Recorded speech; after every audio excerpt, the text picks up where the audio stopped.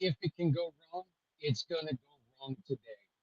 Um, my internet all of a sudden has decided that I don't want to work, so we're gonna start me with my large, whatever blurry head uh, is going on here, and with my iPhone, and it looks like we may have just got my iPad up and running. So bear with me as I try to do all of this funky stuff, okay? I'm going to try to switch over to my iPad and get a little bit better picture while the internet is doing whatever the hell the internet is doing. So, but anyway, welcome to the Community Pay It Forward 24 or 22 hours of community mission to save our veterans.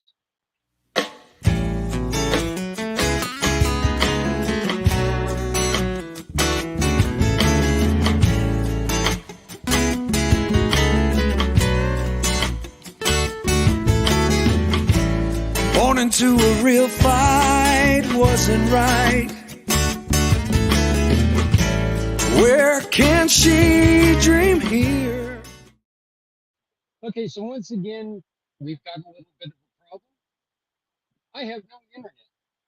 I don't know if it's going through an update. I don't know what it's doing, but we're going to get started on my iPhone, blurry head and all, because I don't understand iPhones. I really don't. My wonderful son Justice loves these things. Um, me, not so much, but that is fine. So, um, I want to get started by letting you know there are so many people that I need to thank. This year, we are starting out in a position where, guess what? This is where I wanted to be in, 26 or uh, even later. And we're doing some great things. You have a chance to win a trip for two to Cancun or a trip for four if you have two children under the age of 12. All you have to do is right now tag four of your friends and one nonprofit. And every time you do that, you get an entry to drawing when I draw at 50 or at 10 minutes till at the top of the or 10 minutes till the top of the hour, the last hour of the show. I'm sorry, this whole no internet thing has really got me screwed up. I had it. I mean, you should have seen it. It was the perfect start, the perfect beginning, and now all of a sudden it's no longer perfect. No, I'm not going to say it was perfect. It was better than this, though. So I am still trying to move over to my iPad. So bear with me again. I am so sorry about this. Comcast, you are not my favorite people in the world. That's for darn sure. So, but once again, tag four of your friends, and the way you do that is you put your little at symbol, and then you start typing out their name. When you see their icon pop up, press on their name. Tag four of your friends and one nonprofit that you love to support. The reason why we're doing this is very simple. Our friends at Sharing the Credit, Mr. Will Black, has donated this trip for two. And we want to make sure that, first off, we get as many eyes on our mission as we possibly can. Our goal, of course, is to reach out to the people who need a suggestion, who need a little bit of comfort in this time, and maybe are looking for a specific time of healing, type of healing that they haven't heard of before. And that's where our wonderful guests pop in today. We have so many guests lined up. I mean, it is, again, I'm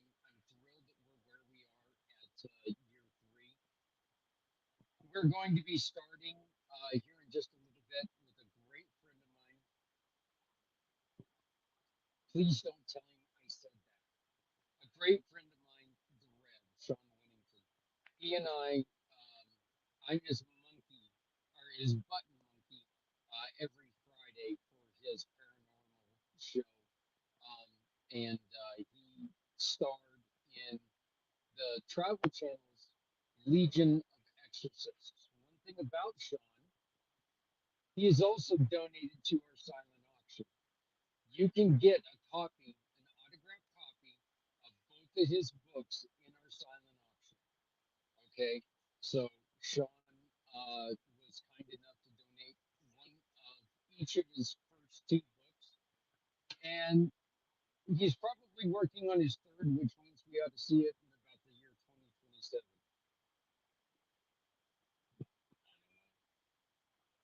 Maybe 28. I'll give him a little bit of time to get it done. But Sean is is on his way to becoming a uh, Catholic priest. Um, so he just passed all the courses, and we'll get into that when he comes on because I don't know the exact names of everything and what's happened, but I know that he is well on his way to living, and I love this. He's well on his way to living his mother's vision for him. But yeah, Sean and I on his show, he talks to so many guests about so many different things. One of his guests is the lovely Dr. Joy Pugh, who has also donated two books, Beast Mark, End of Days, that you can get at the uh, at the at the Give Butter auction, which is going on live right now. So please bid on these books and help us out. Every bid goes directly to the nine organizations that we are working with. We have nine non not all of them are nonprofits, but we've got nine organizations that deal with veterans in many different aspects. Uh, when it comes to mental health and mental difficulties. Look, here is one of the reasons why we're doing this, and I want to make this very clear. In the 1940s, our soldiers, our heroes, when they came home, a lot of them struggled with was what was called shell shock. This happened through Korea. This happened through Vietnam. Well, we've got a name for it now. It's called PTSD. We do realize the medical field does realize that this is a clinical problem. You hear all the time that we've taken these giant steps in healing, yet our suicide numbers are through the roof. They're ridiculous. And one of my biggest fears has always been that we will talk about a form of treatment for certain heroes that are going to work for certain heroes, but it's not going to work for everyone. So our mission is very simple. We want to come up and talk about every possible solution there is. Sean is a perfect person to get started with when he comes on here in about 20 minutes or so. Sean's a perfect person to get started when it comes to the healing of religion. Um, Caroline Williams, who with For My Card, another great sponsor, is going to be talking with us here in a little bit about the importance of religion in people's lives.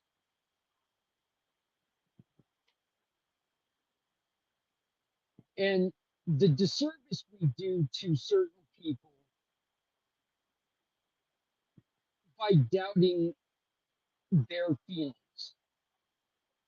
by naysaying what they believe.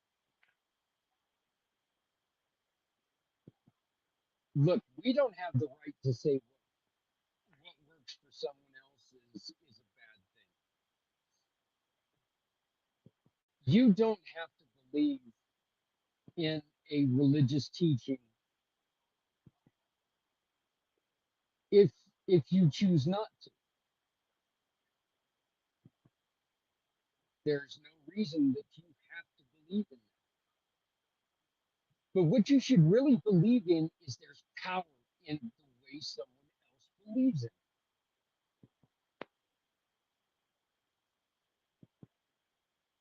There are other people out there who do believe wholeheartedly, and where religion may be a perfect thing for you, it may not be for me. That's not a bad thing, folks. It's not a bad thing at all. Let's make this deal with each other. Let's make this deal with our heroes out there. Let's make this deal with your neighbor. You find the way that you heal best, and I will find the way. Oh no, that's terrible to hear. I may have to switch microphones as yeah, having problems with the internet again. So I'm going to try to do something and change the microphone. So again, please bear with me. Okay, hopefully the audio is going to be a little bit better. I did just change again, trying to work this through my iPhone. So Sean, thank you very much for that. And Sean, you know what? I'm going to do this now. I'm going to go on ahead and bring you on now because I would really like you to help me with this question. How are you doing this morning, brother? I'm doing good, man. How are you? And you've got this angelic glow coming off the top of your head. I don't know if that's a special effect. You know, it is, and I don't know how to get rid of it, Sean. I really Oh, don't. I don't I know. kind of like it. Yeah, We'll well, we'll just mark it off as, you know what's funny? We'll mark it off as a special effect. And it yeah, kind of goes with the two, like day before yesterday and yesterday I promoted your show tonight a little bit. And I already got two fan letters, two fan questions to bring up, and that kind of fits in. The whole special effect thing kind of fits in with with the audio, and the special effect thing kind of fits in with one of the questions. So we can, whenever you want to get to fan questions, we can do that too. yeah. That we might as well here in just a minute. But let me ask this. Please explain to everyone what you just went through, the training you just went through, and what is going to be happening here in the next couple days.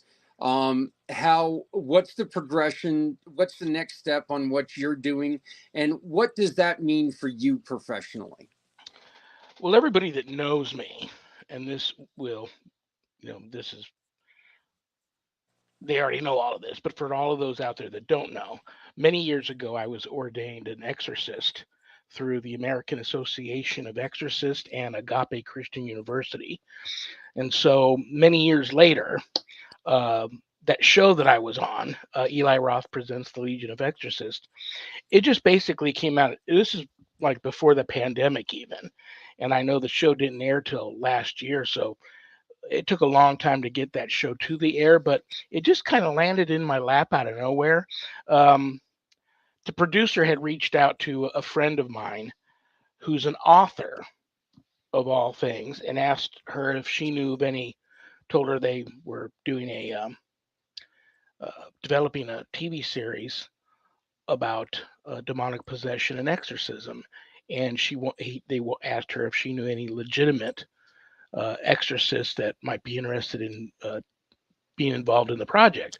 She said the only name she could think of was mine, so she passed that on. And so the rest is all history. It basically landed in my lap, and I wondered why. There's so many. I know so many people, mentors of mine, for one, and so many other people that have been in this field for, 10 times longer than I have, that, their body of work in this field of deliverance ministry is far, more impressive than my body of work is. So I wondered and struggled with why did this get landed in my lap?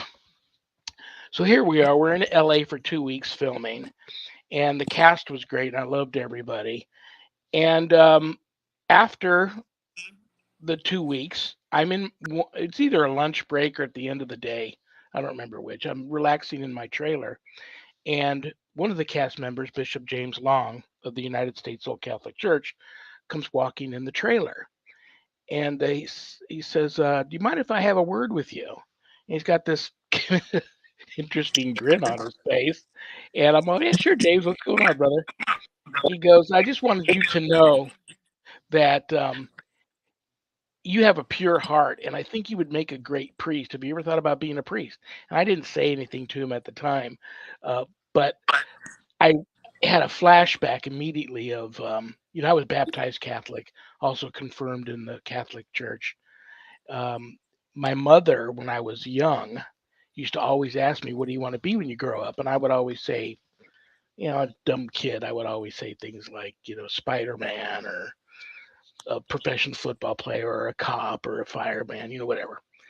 And she said, I think you should be a priest. And I always thought my whole life, and that wasn't the first time that she said that to me. And I thought that was the funniest thing. But here he starts telling me, if you're interested, you don't have to answer me now. Get home, think it over, talk to your wife about it. And if you're interested in joining the seminary and becoming an ordained priest in the United States Old Catholic Church, I'll try to make that happen for you. I can get you in front of the Council of Bishops for an interview, and yada yada yada. I didn't tell him that at the time. I waited a little while before I told him that. But it was just me and him in the trailer. As he was telling me this is a great story. I saw my mother's face on his face, and it was her voice coming out of his mouth. And I knew right then that was why I got that gig. And, I didn't tell him at the time, but it was a no-brainer. I already knew the answer was going to be yes. And when I told my wife what had happened, she said, oh, absolutely. So then I reached out to him, and the rest is history. So I entered the seminary. Who enters the seminary in their 60s? I did. It was, I'm not going to sugarcoat it. It's hard.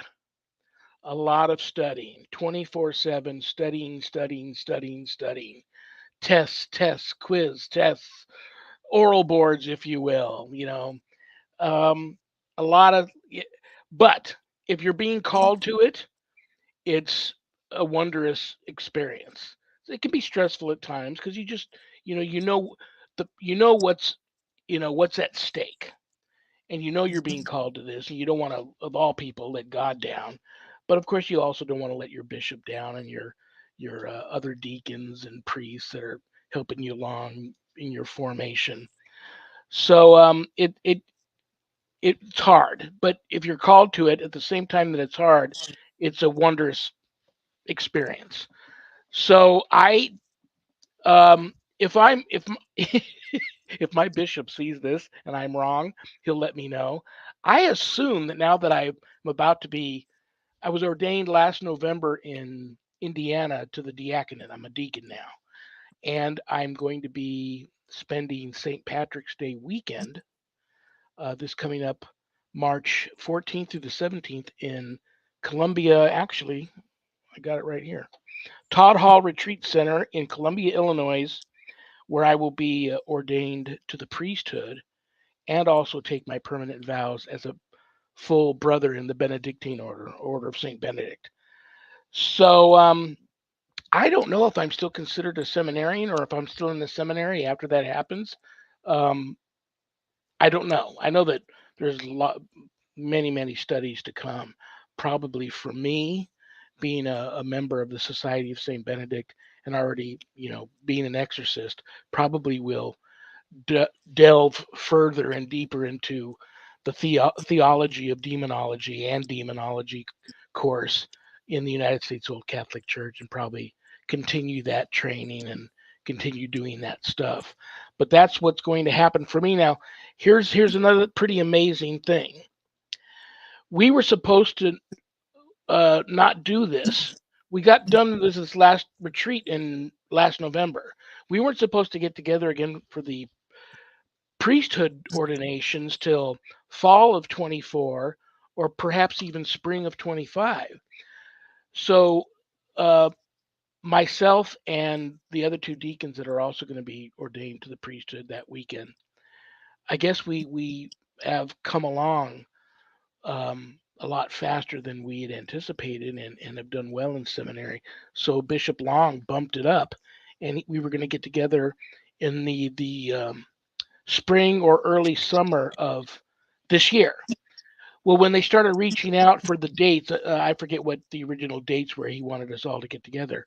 They were all, this retreat center was all booked up. And then they threw some dates at him. If you want to move this up a few weeks, these are some other dates we have for you. And nobody knows this about me.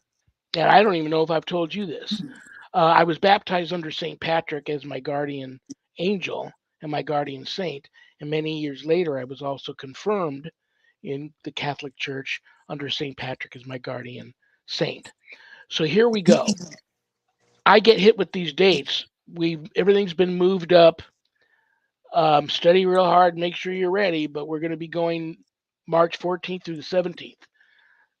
It was like, fireworks went off in my office because that date, March 17th, St. Patrick's Day, I've got that,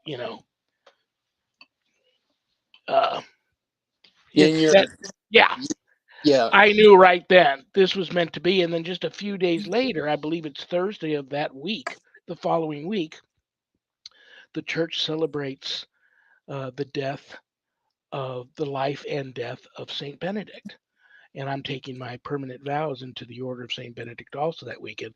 So it just, there's things, there's forces and powers somewhere orchestrating this whole thing. It's not even me or them. It's all being orchestrated. And then I came back and told them all about that, and they were pretty much all like this. So it's just a pretty amazing thing. So that's what's happening to me, and it's an exciting time right now. I don't know what I will get my holy orders, and I don't know what those will be until the time I'm given them. I don't know if I'll start a physical parish out here, get a brick and mortar location, and actually start a parish, or if I'll have an online ministry, or I'm not sure what my holy orders will be, and I'll have to cross that bridge when I get to them. So that's what's going to be. And now, having said that, I'm just a hardworking blue collar guy. I say I survive from paycheck to paycheck, but it's not my paycheck. My wife's the only one that works. Right. I'm retired. But it's been quite a financial burden to get to this retreat. So if anybody would like to try and help a seminarian get to the priesthood, you can go to my website and donate there. And anybody that donates to try and help me get there and help me out with that and support me, I send them a really nice thank you gift for that. And you can just go to www.ghost-b-gone.biz, and there's the donate button there, and you can say that it is a donation. You're not buying one of the books or enrolling in my course or anything, or making an appointment to speak with me. You're just donating, and that will come on the receipt to me, and I'll know that that's what that is for. But anything else you might want to purchase on the website, my books, or my course that I offer, my online course, or make an appointment to speak with me about your spiritual issues, part of the proceeds of everything that is purchased on that website goes to support stjude.org, St. Jude's Children's Research Hospital, Nevada, and the ASPCA. So you get to help some of the neediest children on the planet and the animals too. And I think that's about it. That's about my story. I'm still You getting know, ham. Go ahead. I'm sorry, brother. oh yeah, they've got an interesting documentary coming out, and I was wondering if you knew anything about it on CNN this Sunday about Sin City, so about the life and history of Las Vegas. I'll have I'm to really check kind that of out. yeah, it's actually a really huge about the entertainment part of Las Vegas. So yeah, I'm really intrigued about how this is going to go. Hey, I want to tell everybody who's just joining us, I'm sorry, my internet is out, and No way. yeah, as yeah, go Comcast. And as Sean will tell you, I am beyond a doubt captain of technical difficulties. So, you know, but being the button Oh no. monkey, that's How are you gonna do a 22-hour podcast without internet? well, you know what? They better get off their butt and get the internet fixed. That's all I've got to say. So, Now I even feel bad about bringing up this one fan question. no, no. Why don't you go on ahead and let's ask these questions? Well, the first one was, "Hey Rev, I watch your show a lot. I've also seen Zach's show a lot. Why does it always seem that Zach never has any technical difficulties and your show does?" So that Uh, because obviously they don't listen to my show that much. There's that all that kinds. jinxed us. That Yeah, question jinxed us. yeah, and you know what's actually kind of funny is that I got this really bad habit of taking and trying to play recordings and doing it without the sound. So, The um, next question was, Zach. Hey Zach, where is the pet store located that you broadcast your show from? it's a good question. That is a good Somebody question. must have seen the dog a lot and seen the fish. The dog, the fish. You know, if we were up in Adrian's room, you would see the bird. If I was in the next room, you'd see the 27-year-old tarantula. You know, Well, and my cat, I have 5 outdoor cats. Our main one that we is really special. He just showed up on our doorstep one day. We don't know where he came from. He was tiny enough to fit in the palm of your hand, all white with just a black tail, a green eye and a blue eye. And he acts like a dog. He follows me everywhere, me to pick him up constantly and just carry him everywhere. Really friendly, loves people. But our neighbor who loves him also tried to cut some mats off his stomach and accidentally cut his stomach open. ooh, It was an accident, but thank God my wife's an office manager at an animal hospital and she's been there 20 years and I was a veterinary technician at the same animal hospital for oh my gosh, 15 years I think. I We rushed him to the hospital and he was there for 3 weeks. While this incision site after they cleaned it up and sewed it up and put him on antibiotics and all this. They needed, since he's an outdoor cat, they had to put a cone on him and keep him in this cage for 3 weeks while that healed. Because if we brought him home too early and just let him out, people all my friends are like, Sean, it's about time you made that cat an indoor cat. I love him, but I'm not ready for that. You know, I'm a dog guy, really. And yeah. I just recently lost my since I met my wife, we have owned 5 mastiffs, and the very last mastiff we just went to heaven just a few months back. So not only am I not totally over that yet, but I think I'm done. I don't mind having the 5 outdoor cats out there. They all have, each one of them has their own carrier with beds and blankets in it and covered with a tarp, and they're all under the eave of the house. They've got 5 bowls of food and 5 bowls of water out there, which I change every day. They have the life, but I don't really want to bring a cat in here just on the weird outside chance we do get another dog. But I'm not recovered yet over that, and so I my wife and I have been thinking about now's a good time if I need to do any traveling or we need to do any traveling, now we can kind of do it because we never did it before. With we moved into this house with 3 mastiffs, and when they all went to heaven, we bought 2 more. And we just has never been in this house without animals. So now we're kind of just going to, and every neighbor is so great. They love all our cats. We had them all trapped when they showed up on all of them showed up on our doorstep with the mother. These kittens were all following this mother up to our doorstep. Why they picked us, we don't know. But being animal lovers, we decided to take them all in. It's interesting. Once the mother knew the cats had a home, her babies had a home, and we were going to take care of them, she disappeared. And she shows up like once every couple of months and just kind of sits across the street and watches them from afar, and then just takes off again. It's so interesting. Life, wildlife, animal life, whatever they got going on in their world there. It's very interesting. But my neighbors are all very supportive. We had all the cats trapped and spayed and neutered and given their first set of shots, rabies included. And I know that if we have to travel, my neighbors would take care of the cats for however long my wife and I would be on the road if that ever happened. But um, so that's it. But we just got him back today. She just brought him back today. So it was kind of a big day because I hadn't seen him in 3 weeks. But he looks great, and he just ran off to go play with all his buddies and uh, running up and down the one tree they used to get on the roof, and I could hear them playing cat football on the roof right now. And the other ones were just miserable walking around the front yard, the backyard, up and down the street, looking everywhere for him. They didn't know what happened to him. So he came back, and they were just like, and it's just it's quite the reunion going on there right now. And so life's good. Life's good. Well, that's good, and I've got to put this one up because you said that you think you're done with pets. I agree with Joshua.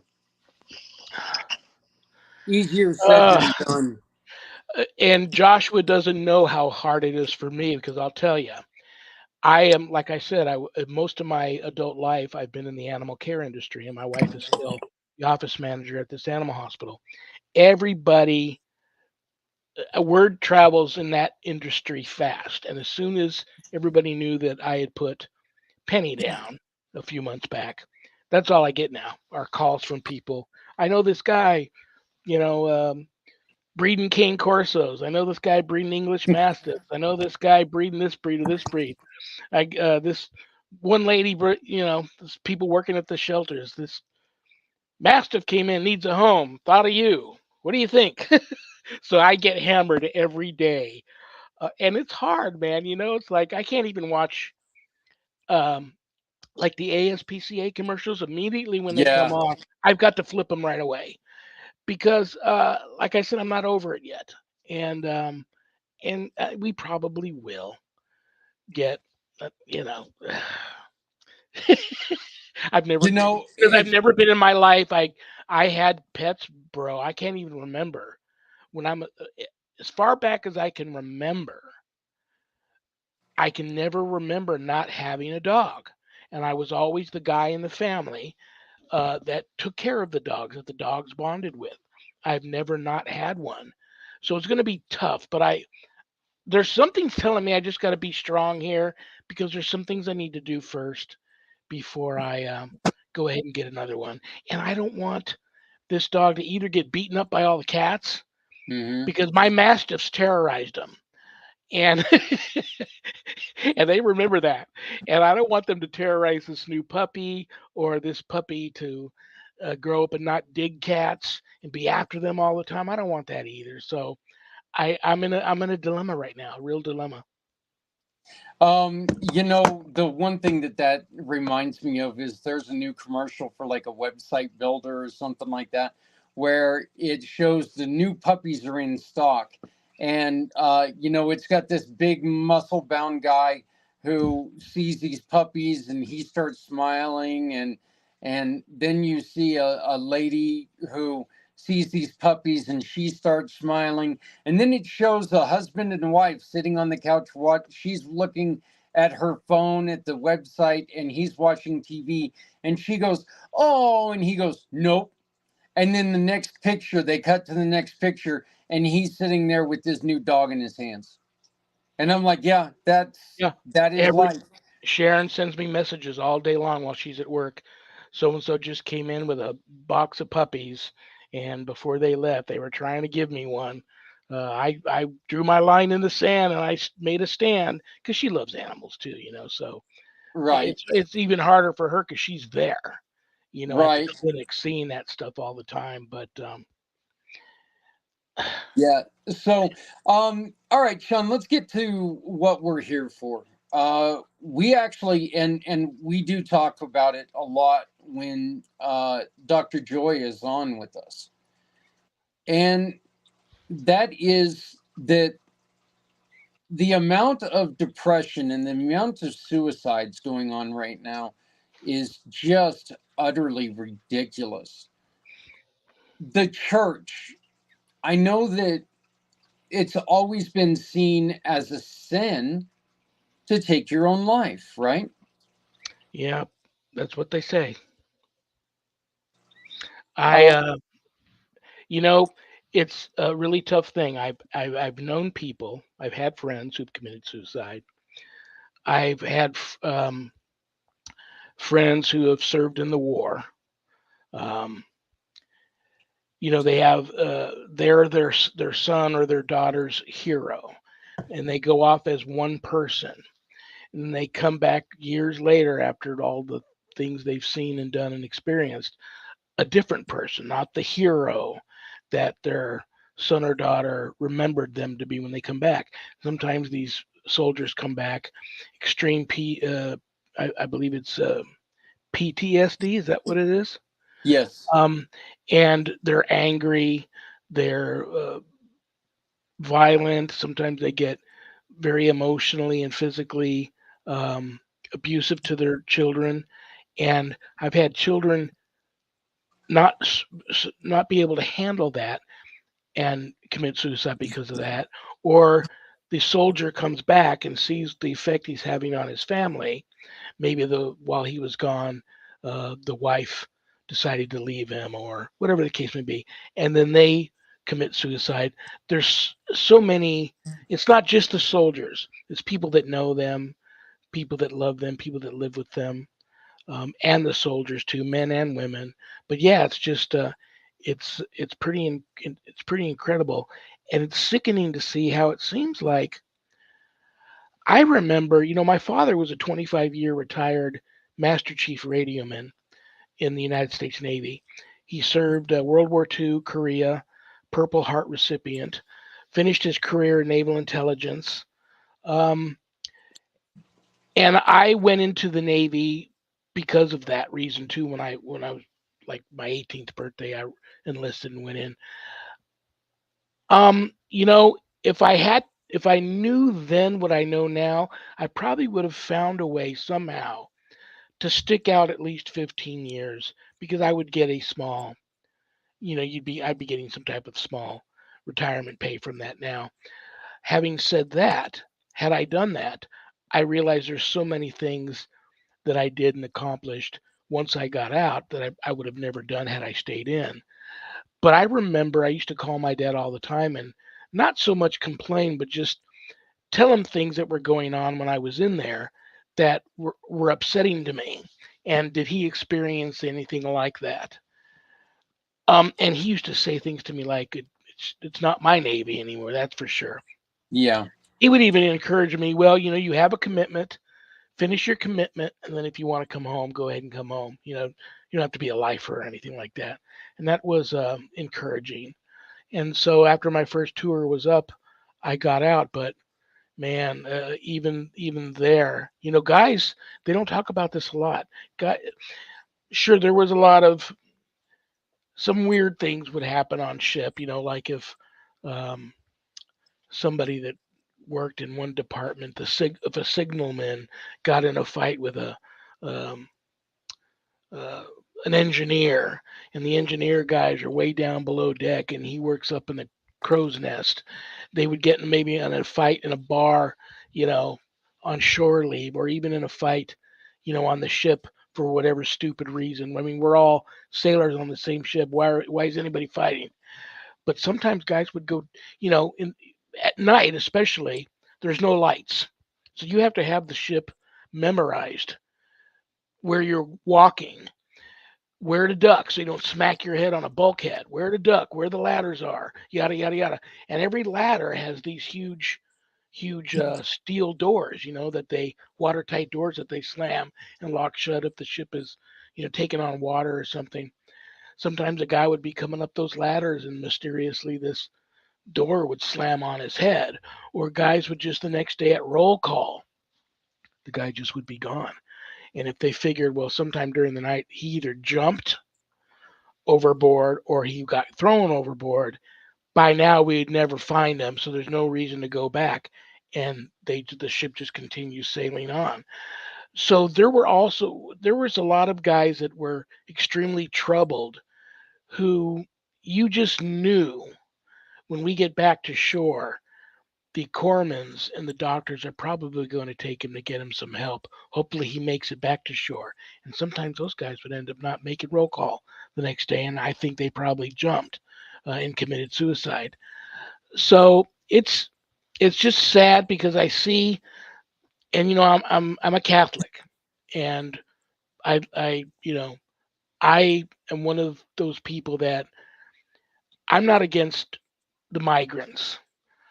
I do believe that they should come here legally. I Oh believe yeah. our southern border and even our northern border is a mess. But having said that, I feel bad for them. My heart bleeds for them because most of them. There's some shady ones, but most of them are fleeing countries and Terrible lives situations. that you and I couldn't even imagine. So I get that.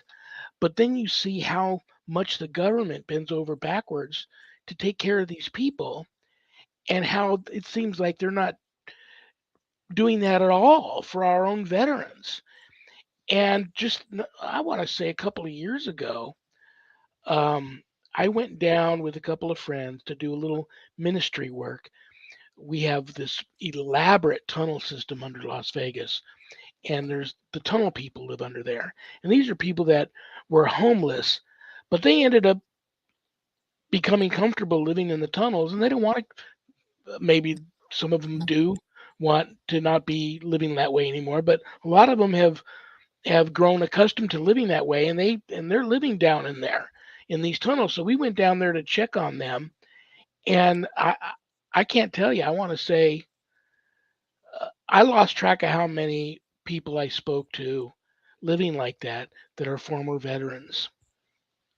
It just blows me away that and then I see these commercials for like the Gary Sinise Society and Tunnels to Tower and the things that they're doing. I'm thinking of adding both those organizations to the list of. I mean, I just mentioned St. Jude's and ASPCA, but I signed up and every month send a little bit of money to probably a dozen charitable organizations. I'm thinking of adding the Gary Sinise and the Tunnels to Tower organizations to my list of things I donate to, because that's a great thing. Because if those types of organizations didn't exist, especially those soldiers that come back missing limbs, they wouldn't stick around. They're what do I have to live for? You know, um, I used to have terrible nightmares about what would I do if I lived like that. I mean, that takes a person a lot stronger than me to decide to continue living like that. It would I don't know. I think my faith would probably allow me to continue on, but it would be tough to go and fight for my country and get in an accident and wake up one morning in a hospital bed with no arms and legs, and then eventually recover and be sent home, and not only have to try to live like that, but feel like my government has abandoned me and forgotten about me, and now I'm basically on my own. That's a living nightmare. So hopefully the government figures all that out. But it's a mess right now, man. Yeah, it look, and I don't know if you saw what I was saying earlier, Sean, about how our, we've given a name to shell shock. We've given a professional sounding name. It's now called PTSD. It is a they say curable, or not curable, but it's very manageable. Yet people are not, it's not showing in the statistics. So I don't know if it's just we're supposed to be better at this. Back when it was just shell shock, it was, there was an issue if you had a problem. Now with PTSD, we're supposed to be understanding, and we're supposed to understand that this person has a problem, and that's okay. If not good, that they're able to express that they've got this problem. Yet our numbers are extremely, extremely high. And that just doesn't make any sense to me. Hey, brother, bear with me real quick. I'm going to play a real quick spot, and then we're going to jump back on. I am going to try my hotspot on my phone and get my glowing head off the screen, because this is really confusing me. So I almost feel like I was drinking last night. And you remember this as an ex-alcoholic yourself, how you wake up in the morning and you look at yourself in a mirror and it's like, oh my God, what did you do to yourself? So, but I've never seen that on your camera before. I honestly thought you had put in some type of special effect for today. I've never seen that on your Well, camera. actually, you know what? One of the things that I've been able to do since you've been on is I went to Comcast, and this was a scheduled maintenance thing, and I'll get internet back in about 45 minutes. And I'm like, oh, really? You had to do this tonight. All the other shows. So, but bear with us. We will be right back after this cute little commercial from my friend Barry. Have you ever wanted to hide? You want to help, but you have to take care of your family first. Maybe this next paycheck I can support causes I love. Tell me, how does this sound? You shop, click a picture of a receipt, and pick someone you support while shopping for your family. Well, check out CommunityPayItForward.us. Hover your mouse here. Click on the Verified Given Partner button and shop with any partner that will satisfy your needs. Grab the receipt, because every time you shop, a Community Pay It Forward mission partner receives anywhere from 80 to 90% of a referral. You can find the mission partners by going right here. Each mission has a QR code so you can upload your receipt. And that's it. Shop, click, and pick. Join the program. You shop with small businesses and support great people. Great people who need a little help, or help to support the great people doing great things. Because with Community Pay It Forward, you don't have to hide anymore. Community Pay It Forward knows every small business is essential. Boy. Ouch. I'm telling you, man. Okay. We should be better now. Boy, those Southern people sure do sound funny, don't they? What'd you do? Now you look great. You look and sound great. What'd you do? I'm no longer on the iPhone. I'm using my mobile hotspot. I'm on my regular computer. Very cool.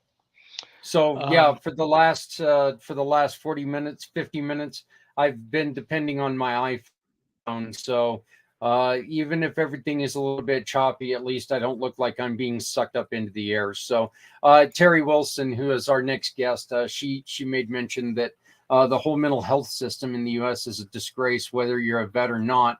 Stunning how far off the middle road has gotten. you know, in the year 2024, it shouldn't be like that. There are so many things that are just dependent on insurance, which makes things even more difficult. You know, yeah, we'd like to do this procedure, which you really need, but we've got to wait for your insurance to cover it. Well, we understand that you need this surgery, but we've got to wait for your insurance to cover it. None of that makes any sense to me, Sean. Look, if someone needs help, someone needs help. That's just all there is to it. They shouldn't, and it's even worse when I hate to interrupt you, brother. You're breaking up terribly, and you're now frozen. I'm wondering if you're up in the mountains. You're frozen, and are you? I know you're up in the mountains. Are you? Is it Wi-Fi or are you hardwired in? Yeah. No, we're actually in the plains. Can you hear me now? Oh, okay. Plain part. Yeah, really, really, really. I'm not hearing you at all, or actually seeing you. You're frozen, and when your voice does come through, it's terrible echoing. Well, I'm going to do till we get him back. I'm going to do something, guys. I know there's going to be earlier today. A lot of people reached out to me wanting to know what Zach's event was about, and when I told them, they're like, "Well, you haven't really taken any training to help people with mental health issues," and they're right. I haven't. I'm not a psychiatrist or a psychologist, but I'm a great listener. And just the very fact that many times people that are in some really, really dark places just need someone to talk to. I realize this isn't the most ideal format. If you wanted to talk to Zach or I right now and you're having some issues, you can't call us. You'd have to type in your issue in the chat room here, and that might be something that you don't want to do. So what I would like to do now, if you are listening to me right now and you do have a piece of paper and a pen, you can either send me a private message to my Facebook profile here. I'm now on Facebook under Lawrence Morais, which is a stage name. But right next to that name, I have Sean Patrick Whittington there, so you know it's me. You can send me a private message and we can hook up and we can talk. Or you can call and leave a message and I can try and get back to you. And my phone number is area code 702-416-6288. And of course, there's the website, ghostbegone.biz. And there you can send me, we have a contact form, a contact us form, and we also have an email there where you can send me a message and we can try to hook up and talk. But I'm a great listener. And so I'm going to hold up something that a friend of mine posted that I love, and this says it all.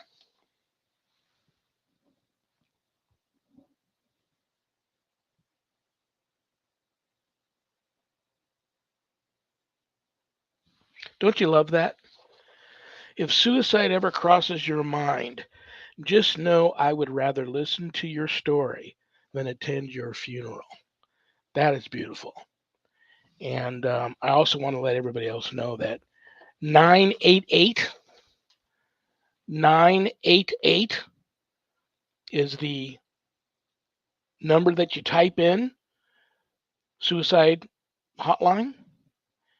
And if you go 988 and then you press 1, that's if you're a veteran. And there's also a number there you can text, 838-255. 838-255. You can text somebody your issues if you want, but that's my like I said, I'm a great listener. Find somebody like me, somebody that you are either close to a family member, a good friend, or pick up the phone and call these people, um, have all received callings of their own, or they wouldn't be working these hotlines. They've gotten the training to do so.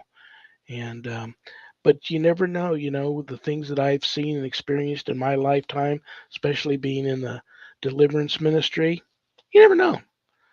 Not only will I listen to you, but I may just have, I may surprise you and surprise myself and come up with a great suggestion for you, or suggestions for you in order to and I mean, there was a time where I Outside could. right now. Oh, there you are. And hopefully you can hear me. We can hear you great, but I you are have a just strange totally feeling you frozen. cannot. I have some terrible news. Until 3:30 Mountain or 5:30 Eastern, we're going to have to hold off on. Oh, go on ahead, Sean. Oh, can you hear me? I can hear you walk.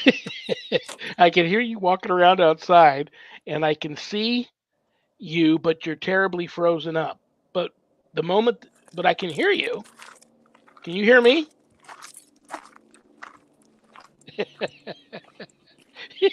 Sounds like I know he's walking, but it sounds like he's eating. And knowing Zach, he could be eating. He'll get it figured out, guys. Let me see. It's almost 2 o'clock here Pacific, so that's 3 Mountain, 3:30, 4:30, 5:30, 6:30. Probably another 30 minutes. If I think he was getting ready to tell us for another 30 minutes until his internet comes up, so we can do our song and dance until then, until he gets set up. But that'll come in handy when it does pop up, because he's got this planned for 22 hours. I noticed that StreamYard is a wonderful thing, but I noticed in order for Zach to put this show together, 22 hours, it's done in segments. And I wonder, creating all those different segments and links, if they kind of fall on top of each other a little bit, if for lack of a better description, and if that also messes with your internet.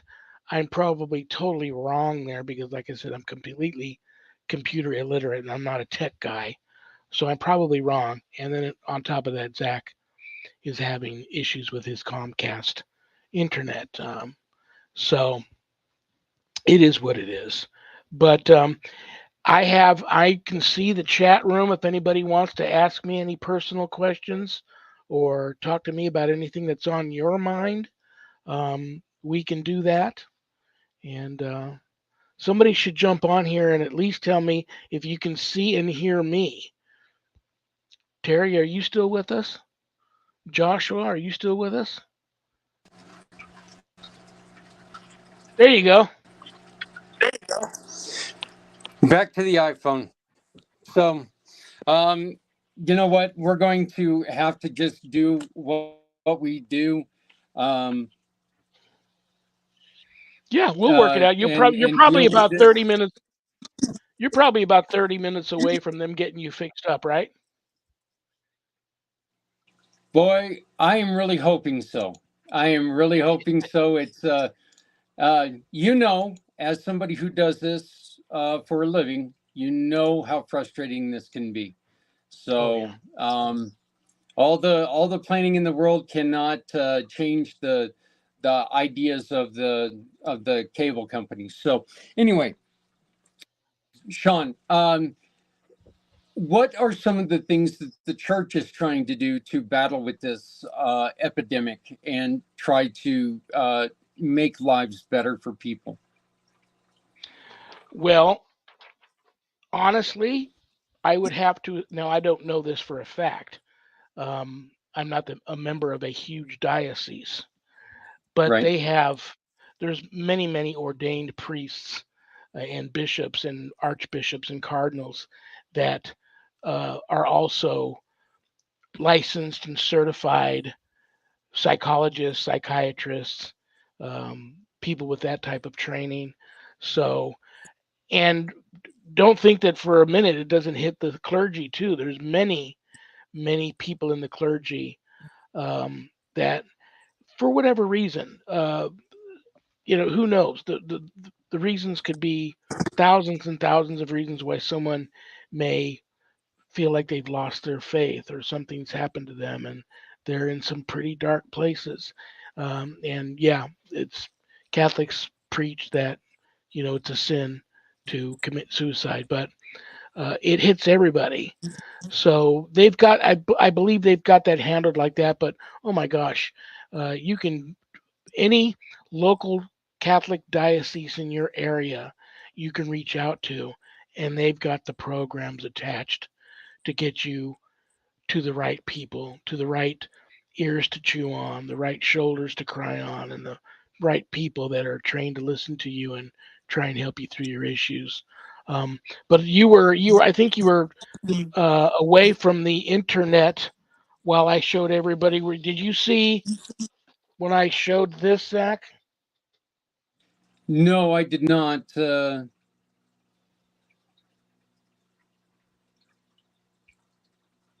Yeah, yeah, that's And at the bottom of yeah. that, I told everybody that 988, if they're listening to this show and they're in a dark place, 988, well, that's all you got to dial, and you'll be talking to someone trained to try and help you with your issues. If you're a vet, you can go 988 and then press 1, and that's for the vets. And then there's a text, 838-255. 838-255. Text that. And, if you just aren't quite ready to talk to somebody, but you'd like to maybe get some correspondence going and open the lines of communication. It's all about communicating. And like I said, even the people with the training, and I have none, we know it's all about being a great listener. And like I said, I always tap into, my faith never lets me down. And I always tap into my discernment and I listen to people's problems all the time. And my main goal is to not make anything worse. So if I don't have an answer for them right then, I pray on it and I eventually get back to them. And together we figure things out, but definitely. And here's another thing. I don't know one person, whether it's a friend or a family member or a sibling, um, whether it's the child has lost a mother or father, or the parent has lost a child to suicide. I don't know any of the people left behind that aren't suffering from that. So I don't like to say, sometimes I hear these people, these doctors, coming down a little hard on some of these people that are having some issues and saying, uh, you know, don't do anything, suicide's the most selfish thing you can do.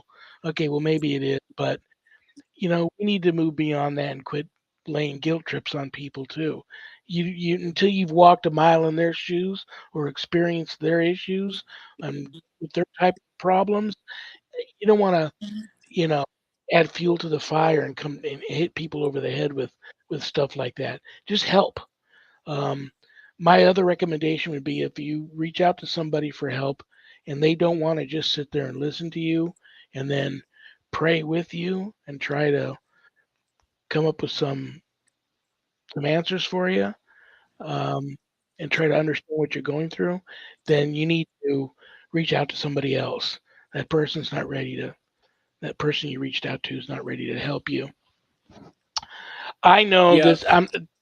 I'll tell you guys, I'm not the kind of guy you're going to see on the street corner standing on a box with a sign on my chest that says, "Repent now, the end is near," carrying a big Bible, hitting people over the head with religion.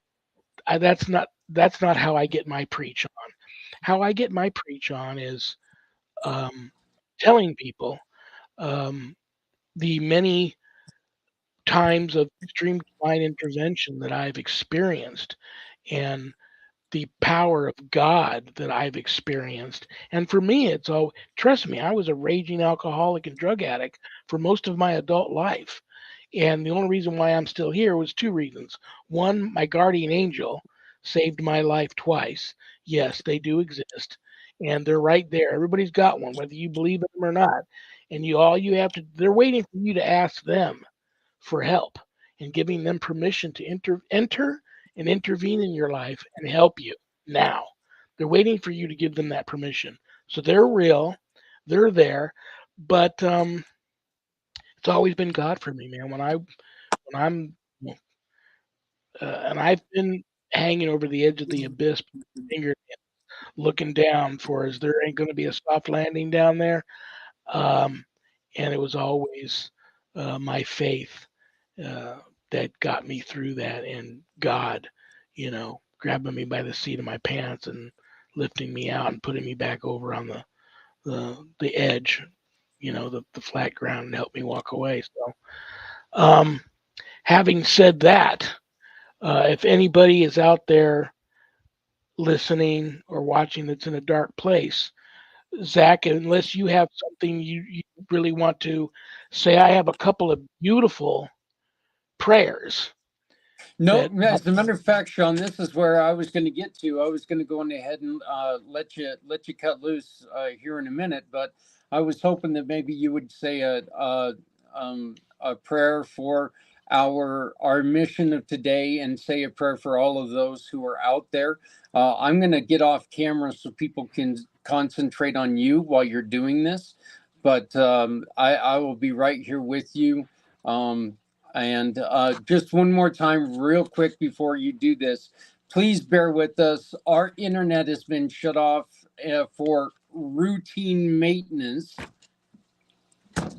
on the day that we're planning this, of course, for about another 25 minutes. So please bear with me and my cell phone. But yes, Sean, please do me a favor and take us out of this first hour with a couple prayers for the people in the community who need our help. absolutely. I will start, brothers and sisters, by lighting a candle for each and every person that's listening to the show, whether you are in a dark place or not, or you know someone in a dark place. I'm going to light this candle, and this candle will continue to burn until it's done burning. And when the show's over, or I'm done with my segment here, and I leave to go wake my wife up and make her breakfast and help her get ready for work today, this candle will burn until it's done burning. And I offer this candle up to be the endless flame and the light at the end of that dark tunnel that many people are looking for. And I'm asking that God hear my request and my petition, and Jesus to enter and intervene in the lives of everybody out there watching who are in a dark place or know someone that's in a dark place, and to please help them find the light. Amen. Like I said, brothers and sisters, I'm not trying to convert anybody or beat you over the head with religion, but I've been in some dark places myself, and it's always been God who's helped me through. And I find I've got two beautiful prayers here, one for stress and anxiety, and another one from the St. Benedict's prayer book, which is called Searching for God. So I will offer both these prayers up to everyone watching the show, regardless of who you are, what you do, what color skin you have, male, female, child, adult, whoever you are, whether you're in a dark place Good internet, or know bad someone in a internet. dark place. Here we go. In the name of the Father, and of the Son, and the Holy Spirit, amen.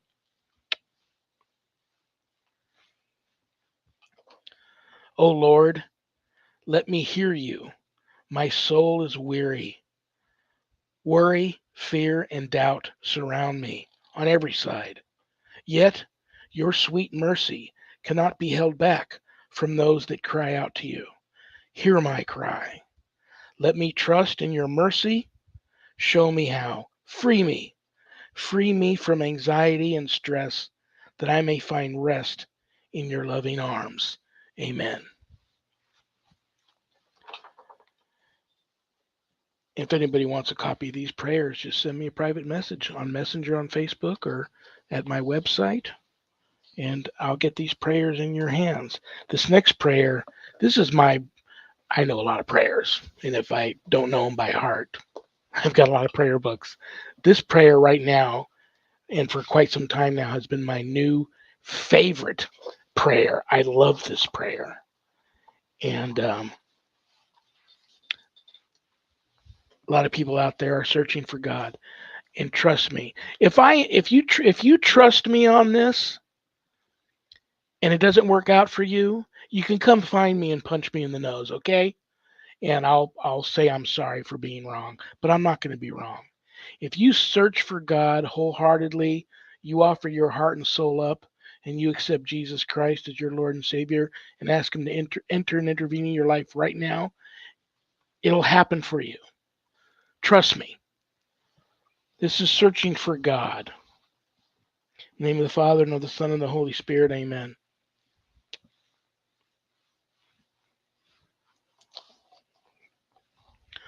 O Lord, my God, teach my heart this day where and how to see me and see you, where and how to find you. You have made me and remade me, and you have bestowed on me all the good things I possess, and still I do not know you. I have not yet done that for which I was made. Teach me to seek you, for I cannot seek you unless you teach me, or find you unless you show yourself to me. Let me seek you in my desire. Let me desire you in my seeking. Let me find you by loving you. Let me love you when I find you. Amen. Well, my friend, thank you. Those those were beautiful. Um, I appreciate you kicking us off for the beginning of all 3 years now, and I wish you the best of luck. Once again, Sean, where can they go to help you get to Illinois to become ordained? The best place would be the website, www.ghost-b-gone.biz. And right at the top of the homepage, you see a little donate button. Click on that, and that will give you options on what you're donating to. Like I said, you can purchase books there. Both my books are there. God, Ghosts, and the Paranormal Ministry, and God, Ghosts, and the Paranormal Ministry 2. And there's a online course I offer, Introduction to Spiritual Warfare, that you can enroll in if you feel a calling to want to take that course. There's also a place where you can make an appointment to speak with me about your spiritual issues, not paranormal, but your spiritual issues. And part of it, like I said, any money that goes to that website, part of the proceeds of that go to stjude.org, St. Jude's Children's Research Hospital, Nevada, and the ASPCA. Plus, I'm here to tell you probably a dozen more. And I'm getting ready to add the Gary Sinise Fund and the Tunnels to Towers Fund to that for the vets. And there you have it. You can send me a donation to help me get to Todd Hall Retreat Center, 320 Todd Center Drive, Columbia, Illinois. I'll be there from Thursday, March 14th through Sunday, March 17th, St. Patrick's Day, where I will be ordained to the priesthood. So next time you see me, you'll be calling me Father Sean. And I'll also be taking my permanent vows as a full brother in the Order of St. Benedict. I'll be a full brother Benedictine. So that's going to be just a great weekend. And like I said, I'm just a hardworking blue collar guy that survives from my wife's paycheck to paycheck. So it's been hard getting the funds together to get there. So if you want to support me and help me get there, it would be appreciated from the bottom of my heart. And like I said, everybody that has reached out and supported me, and there's been a lot of you, I will send you a very special gift that you can only get from yours truly. Otherwise than that, you can find me on Facebook under Lawrence Morais.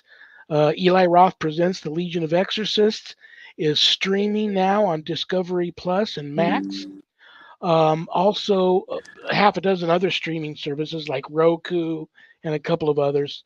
But you can also buy the complete season 1 on Amazon Prime, and it hasn't been canceled yet. It just hasn't been greenlit for a season 2. So if you've seen the show and you like it, you can go to the Travel Channel website, and there's a place you can put a comment in and request a season 2 for the show.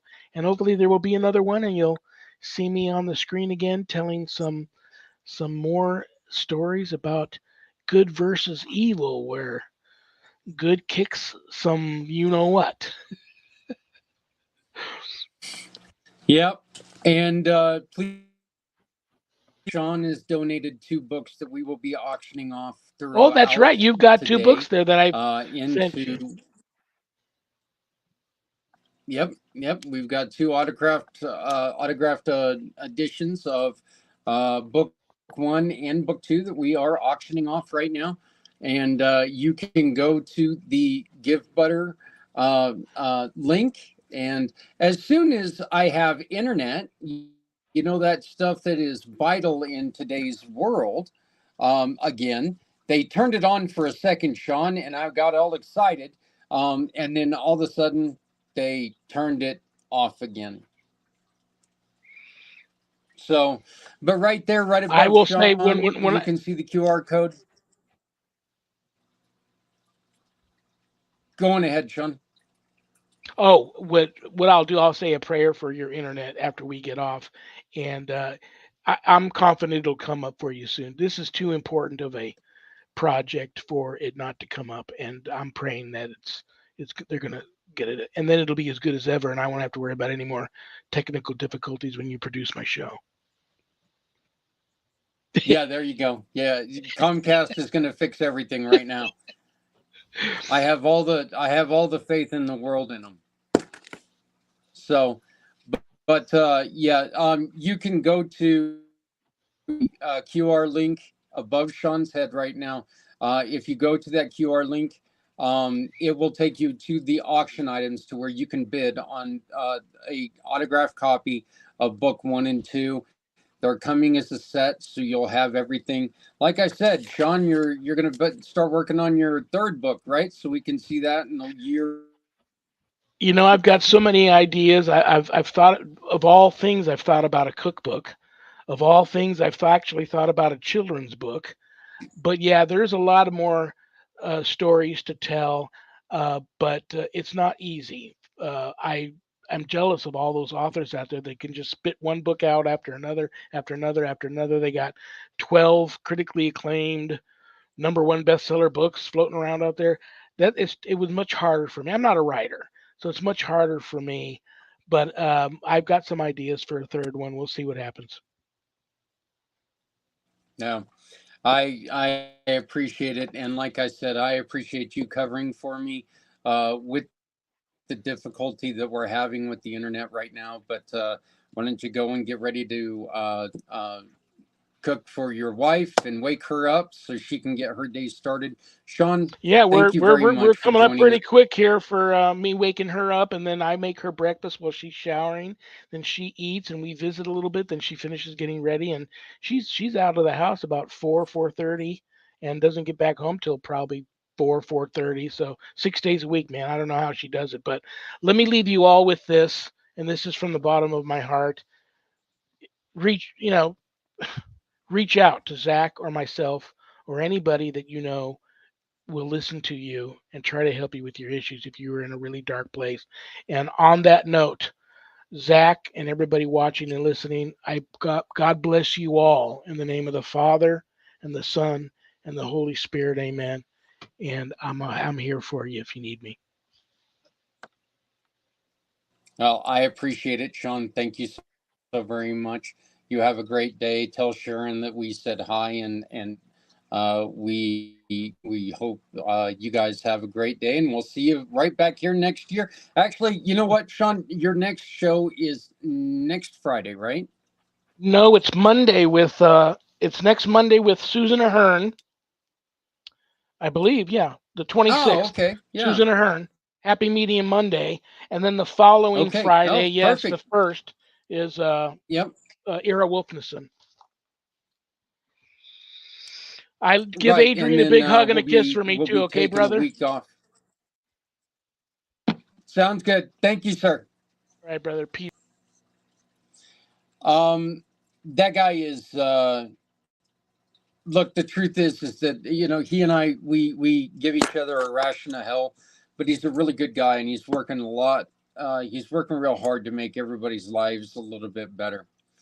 I do want to make one more time, make sure people do understand that I apologize dearly for the very poor quality of this show. I was notified, well, we were actually in the show by the time I was notified that Comcast decided to go on ahead and do an update right as the show was beginning.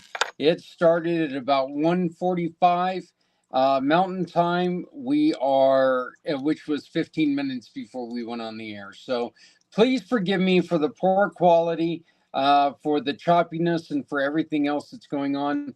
Please stick with us. Comcast has told in their note, they said that they would be done approximately in about 9 minutes.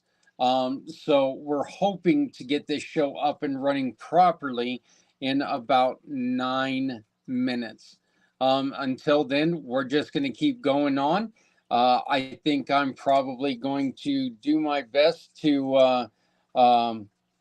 Oh, there you go. Thank you, Kyle. I greatly, greatly appreciate that. So you will be hearing from Kyle here very shortly. We're going to be talking about, he and I recorded an interview yesterday, and we would probably be playing that interview right now if I had internet. So, you know, look, last night we ended up having a little bit of problem where we had two Buffalo Wild Wings drop off right at the very end due to unforeseen issues in Fort Collins and Greeley. But we ended up having Bart come out from Veterans Honoring Veterans, and our good friend Steve Solis came out. So hopefully we're going to get to play that interview. Got to talk to them quite a bit. I ended up interviewing one of the members of Veterans Honoring Veterans, Bob. Got insight on what it's like for important organizations like Veterans Honoring Veterans from a veteran's view. Bob didn't know anything about Veterans Honoring Veterans until he went to one of the Pan Am breakfasts, and he was honored by Veterans Honoring Veterans. So it is a, you know, these smaller nonprofits that we're working with, they are so important to so many people. And I think that the main importance is that they're out there and they don't depend on the huge budgets of a lot of these other places. They need money to run, don't get me wrong. But where an organization that is government run, they're going to tell you that it's going to take, you know, $300 million to get the doors open. People like Kyle, who you'll be talking to, he asks for donations just to make it, just to help him keep up and running. Veterans Honoring Veterans just allow them to continue to do what they do, honoring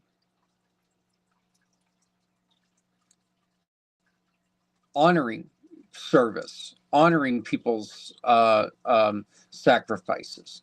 People like Healing Warriors with Janet, you know, I mean, that's a medical clinic pop-up. they need stuff for supplies. They need money for supplies and everything. I think if they would get a donation for $100 million, I think they would just, be out of their mind, because they wouldn't know. It would be unbelievable how many people they could help. But they're not asking for $100 million. Again, they wouldn't turn it down. They wouldn't say, "Nah, you keep that." They would gladly accept that. So, and they would, as they usually do, they would roll with the punches. My next guest is a really, really good friend with my wife, and she has offered a very unique gift for our silent auction that you can find once again by going to the QR code right up in the corner. And hopefully, by the time that this little segment gets done, we have internet. I'd like to introduce to you our friend Terry Wilson. How are you doing, Terry? I'm good, Zach. How are you? Well, it's great to meet you face to face. I hear your voice all the time, but I've never been able to put a face to it. I'm doing, all things aside, all things considered, doing really good. We're past our first hour, so we've only got 21 to go. Hey, but we've I got want to, 21 hours. I want to thank you really quick, Zach, for doing what you're doing.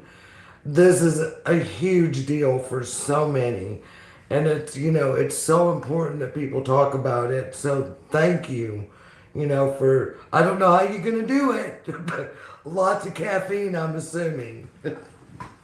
Yeah, well, lots of caffeine and hopefully working internet. Right. Don't want to harp on the situation, but Zach, for me, if you hear my shows, it is always a thing for me. I have to run on cell because I don't have any kind of internet here, so it is what it is. Yeah, well, as we did last night, ironically, when we were in Buffalo Wild Wings, their internet wasn't working.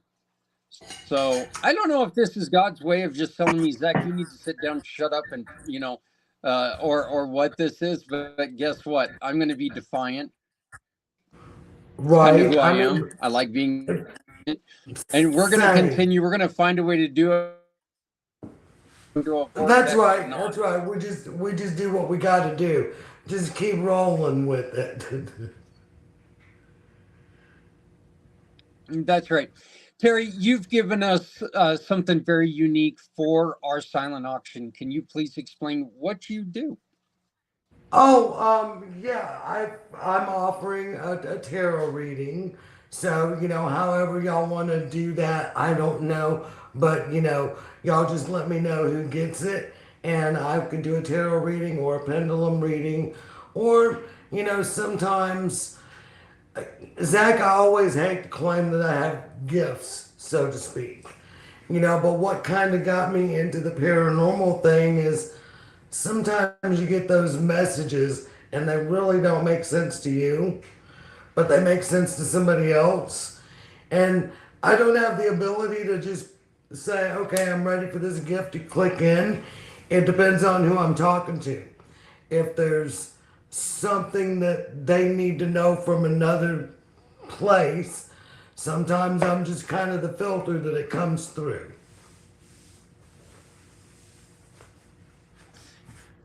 When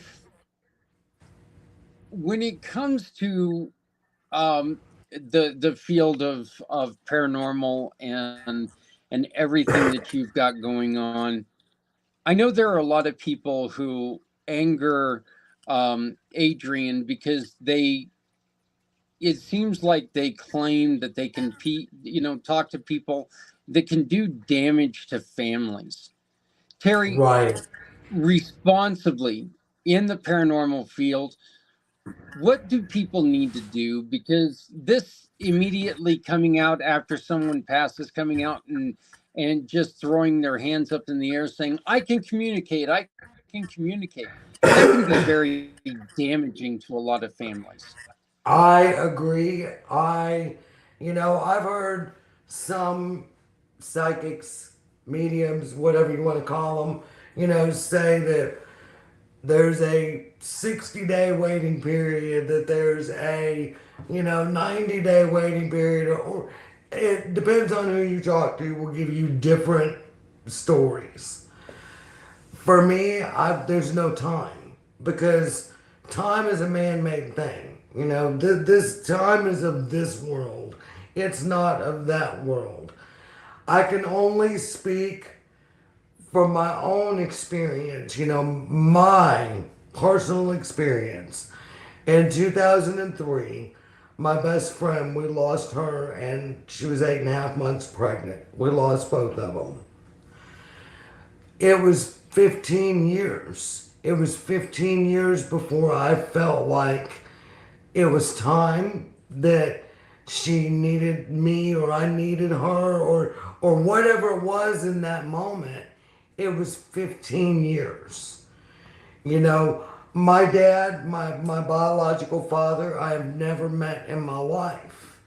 But I think I was about 15, 16 years old when I had an experience with him, but he had been dead about 10 years at that time.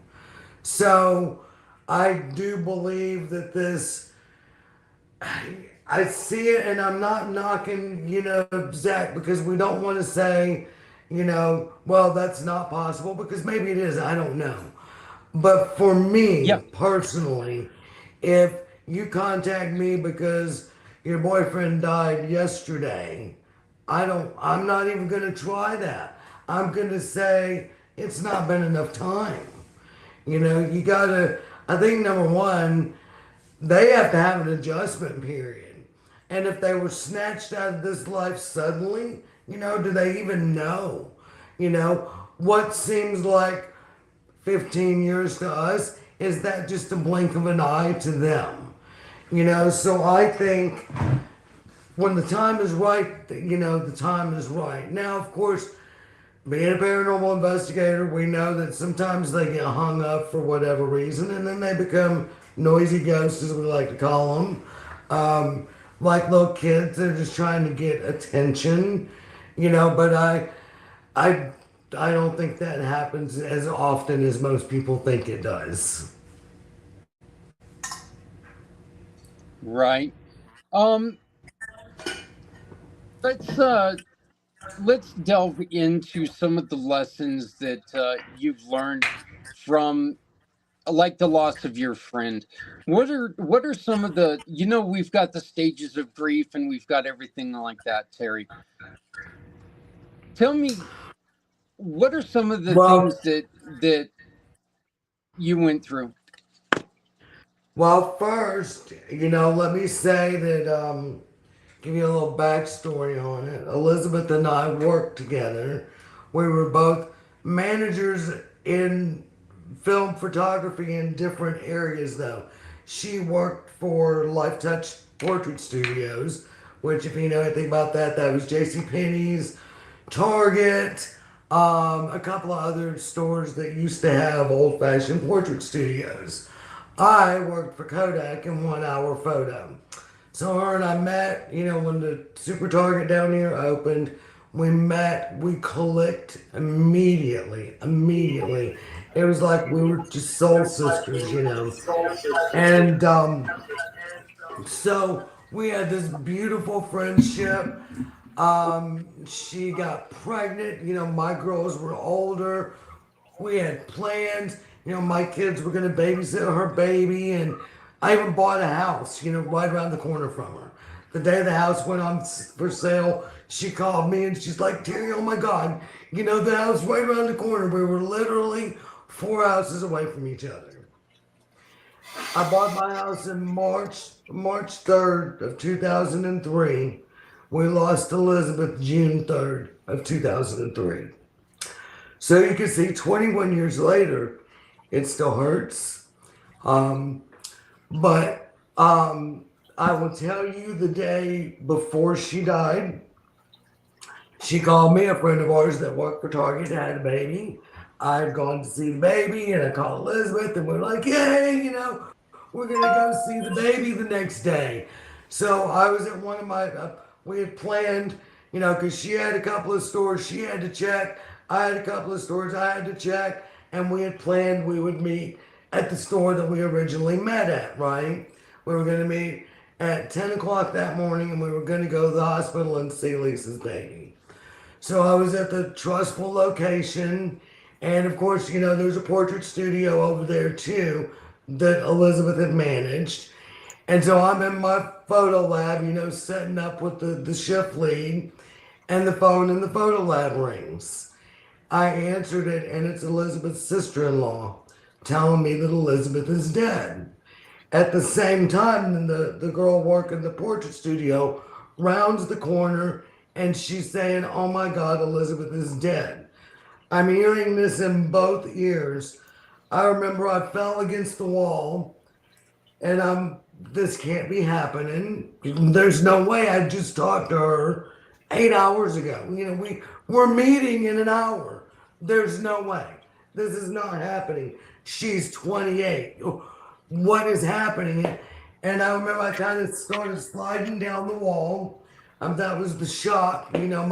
My everything left me. My ability to hold myself up, to breathe. The life was kicked out of me for a minute. The girl working in my photo lab, kind of grabbed me and, "Terry, you okay?" and assisted me back up. And Marlena was still on the phone, and she's, telling me what had happened, that we lost baby and Elizabeth. And I hung up the phone from her, and I went outside in my truck for a few minutes and turned on the radio. The most beautiful song came on. This flock of yellow butterflies came up, and it was just in that moment I knew that something really, more than her dying. I think in that moment she was letting me know it was okay. It was okay. It was tragic. It was horrible. It was okay. For the next 3 months, I woke up every day crying my eyes out. I didn't know how to do this life without her, even though we hadn't been friends for, ever. Like I said, the connection we made was immediate. She gave my oldest daughter her first job, and so this affected my family, just in waves. Now, Elizabeth did not commit suicide. It was a tragic. She had a heart condition, and the doctors fought it. She called the night before, told them her heart was bothering her. They told her to take a pill that she hadn't taken the whole time she was pregnant, and she died of cardiac arrest at 3-something in the morning. So what is it? Go ahead. Please go ahead. Sorry, no, go on ahead. I was just going to say, so for me, the grief process was, initially shock. The life is knocked out of you. Then when you kind of get your bearings about you again, the sadness, the overwhelming sadness. I see a lot of times people talk about anger. I don't know that I can't remember ever feeling, angry at God or angry at Elizabeth. Angry that my friend was gone, but now her husband, I picked him up out of my front yard, wailing, screaming, so mad at God. And this, went on for several weeks after she died.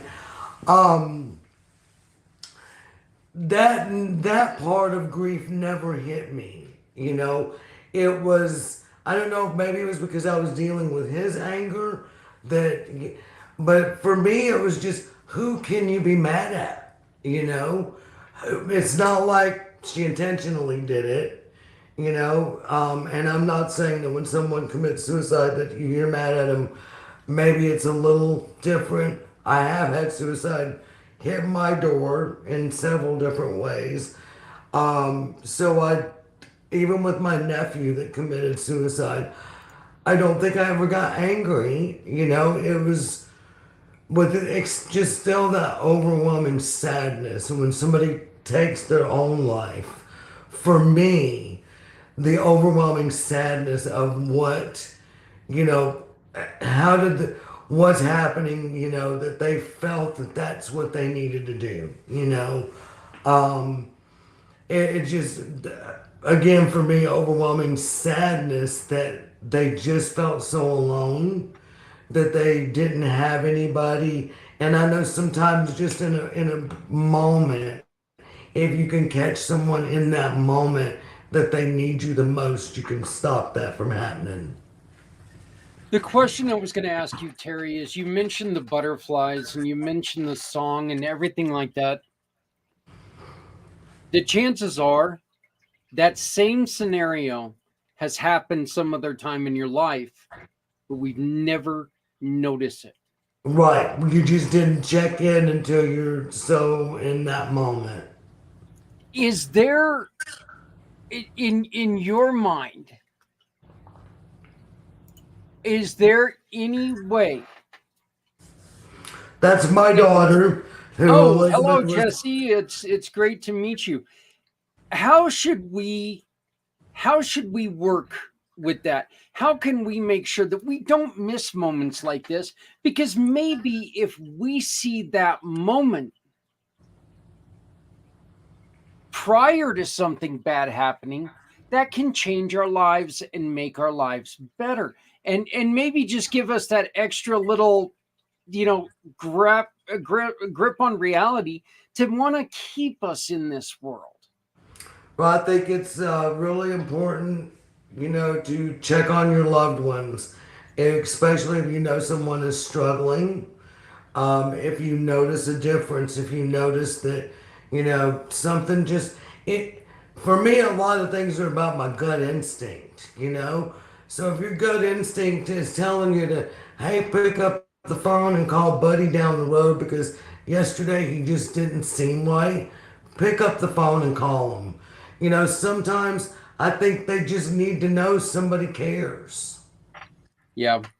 And I just want to bring this up for your daughter, for everyone, including you, Terry. When you're done, make sure that you take and tag 4 of your friends in the comments and 1 nonprofit for a chance to win a trip for 2 to Cancun, thanks to our great friends at Sharing the Credit. So we are going to be giving out a trip for 2 tonight here in the Mountain Time. Yeah, tonight here in the Mountain Time zone. Tomorrow morning for you, but in Central Time. But we're going to be giving out a trip for 2 to someone who has tagged 4 friends and 1 nonprofit. Somebody who's watching this show is going to win a trip to Cancun. So please make sure let's share the messages here. That's exciting. Yeah, I've been telling everybody. I plugged on my show yesterday. I couldn't remember where the trip was, but I was like, y'all just watch it, check it out. Yeah. He's giving away a trip to somewhere. I think I said, it's Puerto Rico or something like that. So I was close. Yeah. It's not El Salvador, so that's a good thing. But tell us a little bit about your Spirit Paranormal Network. Well, we are. Spirit Alabama is what it's called. Yeah, but we just put the paranormal on the network there for the page, the show, or the team page. We are a team in Alabama, obviously, and our network is just to give people, like the Rev who was on before me, a place to stream. Just to let folks out there know that we're here if you need us. With the paranormal thing, you get all those that people don't necessarily, want to let people know that, hey, I may have a problem. So, we got the page out there just in case, you're not picking up the phone calling 411 asking for paranormal investigators. So we try to share, work with things and other paranormal teams because obviously we're not the only ones. They're all over the United States, all over the world. So we just like to network everybody so that, hey, if someone is out in Colorado but they see my page, they know that they can go Things of Colorado if they need help. Yeah, I mean the truth is that and I've learned this very well. I didn't know anything about paranormal except for I'd watched Ghost Hunters a couple times before I met Adrian. Reconnected with Adrian, not met her, but Right. I didn't know anything about the whole paranormal world, and now look at this. I've got paranormal guests, and just to let everyone know, Things Network is going to take over the show because they have just look, they are so good with us on this day every year. They allow Things us. is amazing. They're Yeah, they're well, good every day. They're yep, good every day. yep. And so tonight at 10 o'clock Eastern, Jeremy, my wife, Adrian, and the Things crew are going to be taking over the show for a couple hours. That way I can eat and you guys don't have to watch me filling my mouth. Right. I'm Well, yeah, I mean, you got to get away from the camera for a little bit, get yourself a break, and your eyes will be watered and stuff if you stare at the screen that long, Zach. Yeah, well, you know what? I cry every time I look at myself anyway. So yeah, my eyes are watering quite a bit. Well, anyway. that's why I had to get in the shower this morning before because I've got my 3-year-old grandson. I've had him 5 or 6 days now, and honey, I looked like I'd fed my grandson. Yeah, well, yeah, and can you one more time explain to people what your package that you are offering people, and remember, all proceeds of the silent auction are going to the 9 organizations that we are working with. And we're going to be talking about the 9 organizations here in just a minute. We're going to be introducing a lot of them. You're going to hear from them throughout the day. But can you tell us one more time what you're offering? Yeah, I'm offering either a tarot reading or pendulum reading or, energy reading, just quote unquote, a reading. We'll just call it a reading because until I'm with that person, I don't know. Well, I mean, if they prefer a pendulum reading versus tarot reading, then I'm going to do that. Pendulums, people that don't know, basically, you're going to get yes or no questions. Tarot's going to dive you a little bit deeper into something, maybe. And then, like I said earlier, sometimes, and I do not have the ability, I'm not going to sit here and say, I can channel your grandma, but sometimes in these readings, if grandma wants you to know something, somehow she knocks me over the head and makes me spit it out of my mouth. I greatly appreciate your donation. And Terry, it was great to meet you for, like I said, we have actually heard each other talk before, but we've never been never met each other. So it is great to meet you. Now I can put a face behind the person I hear who, I know you and my wife work very, very closely together. So, yeah, but I want to thank you so very so much. Lovely. I just love her dearly. All of Things. I mean, every one of Things is just amazing. And I've been so blessed and honored, to meet them and be a part of them.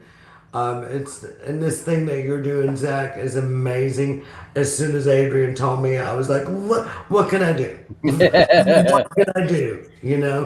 So if you have an empty spot, you need me to get back in later, just let me know. I do have, suicide has hit, our house directly, so I can talk a little bit about how that hits home. So you just whatever y'all need, I'm here to help y'all out, Zach.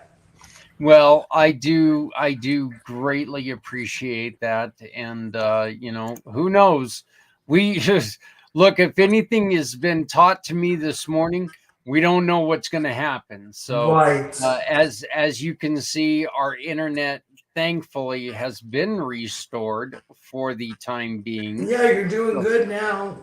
Yeah, it's actually it looks like it actually almost looks like I wanted it to, but yeah, again, I want to thank you so much for joining us. I want to thank you for your donation to our silent auction, and I Oh, want to you're thank very you for welcome. I mean, everything that and you're doing to help us. that's nothing. I don't feel like that's a donation at all. I mean, but hey, if anybody feels they need a reading, donate some money to a wonderful cause. Again, like Zach said, all these prizes, donations, and stuff, that's not coming to us personally. That's going to the organizations that Zach is working with.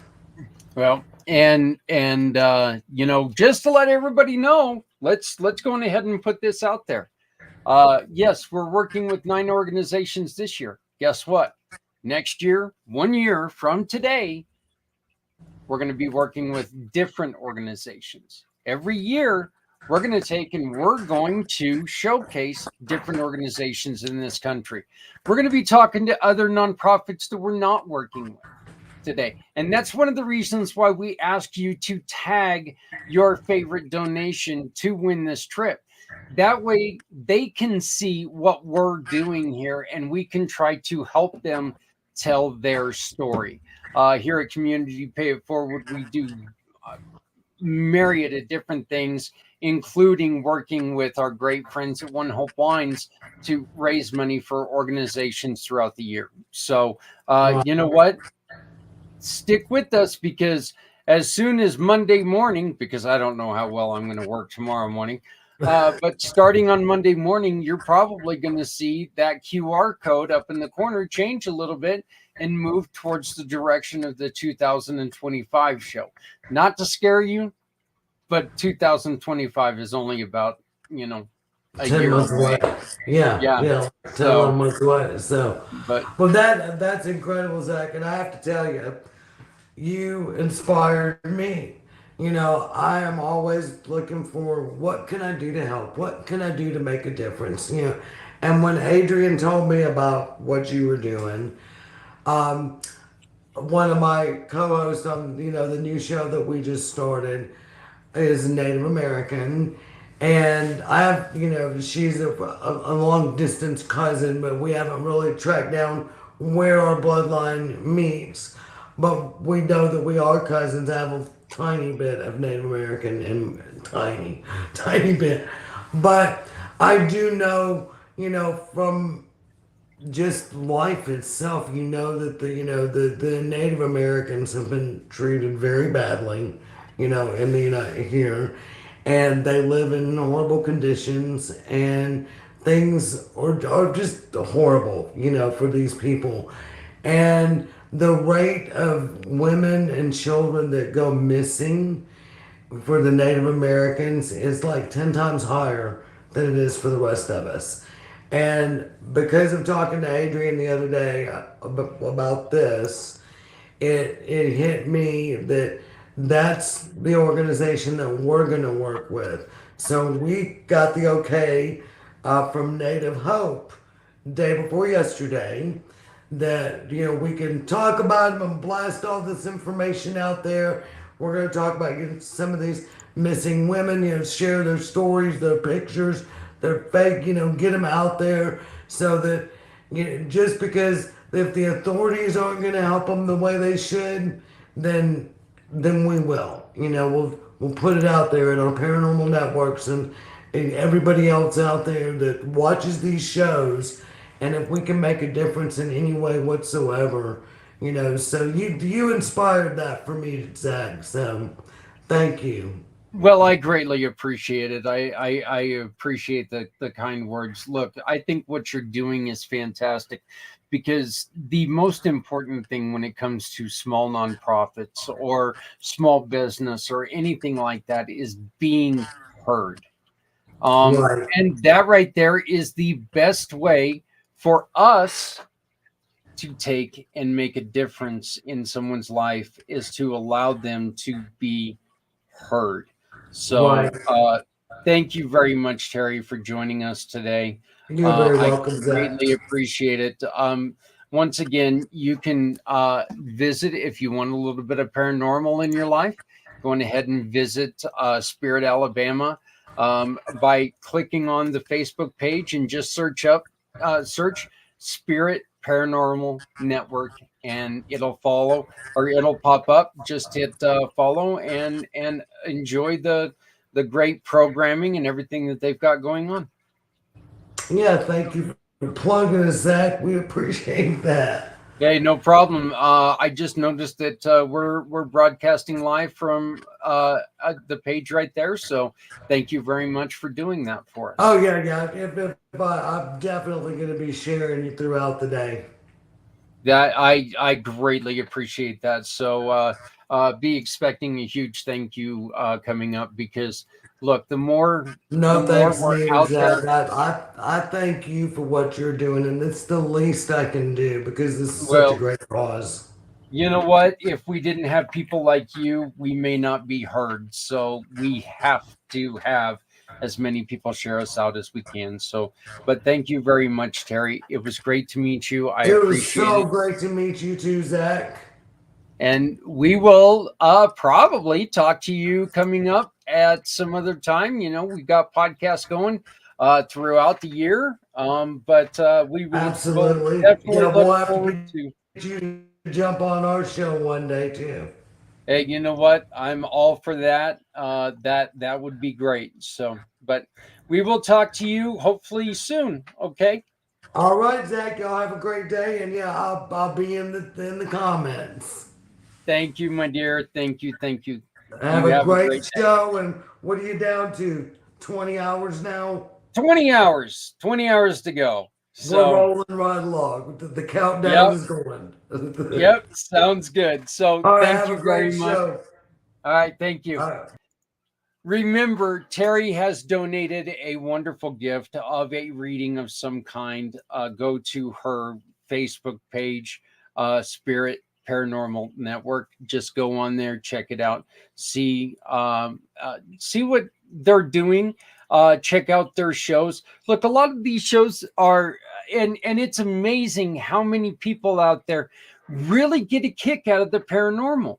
Last night when we were at Buffalo Wild Wings, this Bob that we met, he got into this conversation with Adrian that lasted for forever. And Adrian was so excited about it because she gets to talk about something that she truly loves. And it mixes in with my, with my passion, which is my part doing what we do right here. And it's a great thing to be able to take and mix the two together, and really spread the word and really spread this mission, because it doesn't matter if you believe in the paranormal or not. There's one fact, and that fact is that we're all losing people that we love, and it's got to stop. Along with what Terry's got, you can see behind my giant bulbous head a couple of the other things that you can get on the silent auction. Again, you can find a link to the silent auction right here in my QR code. Just go to the Give Butter link and you can start bidding now. The giant Yeti, well, it's not giant, but it's a beautiful Yeti cooler, was donated by the West 10th Ace Hardware Store here in Greeley. West 10th Greeley Hardware Store.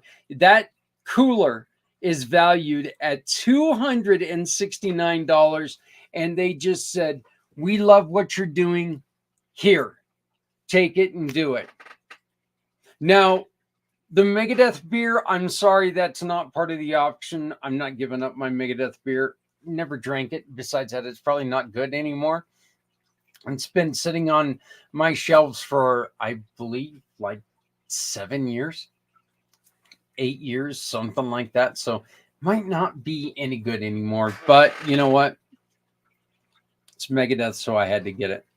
You can also see Beast Mark, End of Days, by Dr. Joy Pugh, a really good friend of mine. Beautiful, beautiful woman.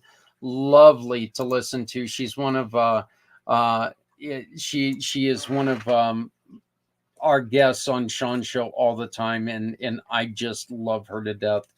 Dr. Joy, I really hope you're feeling better. I know that we were unable to do the last show because you were under the weather. First hour, you got to meet Sean Winnington, and we've got a copy of both of his books. 1 and 2, they both tell different stories. Annette Munich is the publisher. Scariest book she's ever published. That's her words, not mine. We've got a set of 3 cast iron skillets, and those were donated by somebody who just walked up to us and said, you know what? Love what you're doing, guy. I have these brand new skillets. See what you can get for them. John from John's Custom here in Greeley. $100 tattoo gift certificate. You can win that. You can win it. Just bid, and the top bid will get it. The other thing in which we cannot see very well, but I will pull it down here right now. This is from Hikes Ace Hardware. Oh no, my granddaughter just fell. My granddaughters just fell. Girls, behave, huh? This is from Hikes. It is a tool bag. It's a toolbox in a bag. But I mean, this thing is so nice. I know my son Mason wants this, so if you guys don't bid on it, he probably will. This is $120 value. It's got pockets for all of your tools, and it's got a place where if you carry an air hose or something, you can hold the air hose up here up front. Better for, you know, those people who work on top of an area and they need to get up there, and you always forget tools. That's a wonderful gift there. My wife started Clayton's Creations. She does wonderful little projects like this little keepsake tray for my desk. I love this thing. It's always right here, and it's always full of something, pens, notes, whatever it is. She is the great thing about this. You pick the design, you pick the colors, you pick everything. The highest bid, she's going to allow you to. You're very right, Terry. Yes, it would be. It would be perfect. It's got space for cables and everything. So it's a beautiful bag. Like I said, it's kind of one of those. I don't have a lot of tools, but I want the thing. I want the cooler too. The cooler will hold wine bottles and 2-liter bottles. So, but anyway, you win the bid for Clayton Creations, and you get to pick what you want, whether it's a wall clock, whether it's coasters, whether it's a tray, bathroom set, all kinds of different things. Just go on there and you can find out. Stephanie Samos, my dearest friend, one of my dearest friends in the world, who you will be hearing from a little bit later on. She is with One Hope Wines. She has donated a $100 gift card so you can get to know One Hope Wines. Our great friends, and this just came of last night. This is one that you have to be in Northern Colorado to really make a difference. But I'm going to say this. Bid on the item. If you win the item, you don't live in Northern Colorado, we'll find a family or we'll give it to an organization that deals with kids. But tickets for 4 to an upcoming March Colorado Grit game. $100 value. If you win that, you don't live in Northern Colorado, we will find somebody Who needs it? Who needs a break? Who needs to get out? Maybe a kids organization, or we can donate it to a school or something. Or you can give it to a host who just happens to love hockey. Just saying. Just saying, you know. I mean, I'll take the bullet. I'll take the game if you can't go. You just bid on it, and I'll go if you need me to. Just saying. Limited Success, one of my dearest friends in the world, Sabrina Morris. This is one of her efforts, and so she's given us some books that we're going to be giving away. Folks, I could not do this without the help of so many people. And I want to thank these people in more ways than one, but this is the way I'm going to start.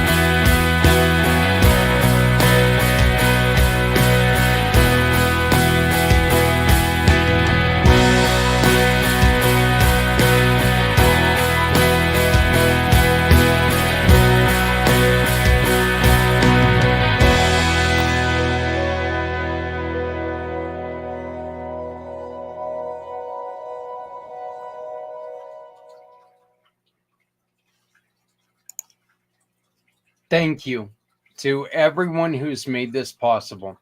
Thank you for everyone who is watching right now. Thank you for everyone who is participating. By the way, we have our very first entry, and it is our dear friend who was just joining us, Terry Wilson. Here are her here are her tags: Gail Trusty, Steve Nix, Tiffany Goulet, Lynn Wilson, Jennifer Rhodes, Amanda Michelle Miller. Wow, thank you, Terry, for adding even more.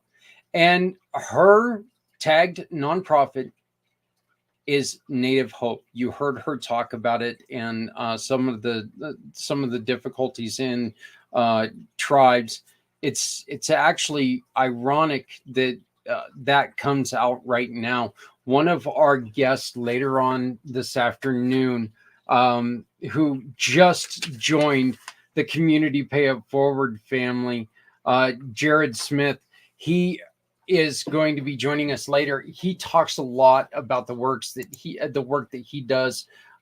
He's a 13-year vet, and he talks a lot about the work that he does with Native tribes. So I'm really looking forward to kind of tying that in with Native Hope and with the work that Terry's doing. Again, one of the other things that we've got, thanks to our great friends from around the country that work with us. And Terry, he's going to be on at 9 a.m. your time. Yeah, 9 a.m. your time. So, but yeah, Jared Smith will be on right at 9 a.m. I talked to him yesterday. He did just join the family, which means that every time that you make a purchase from him, that can result in a donation to somebody in the community who needs help.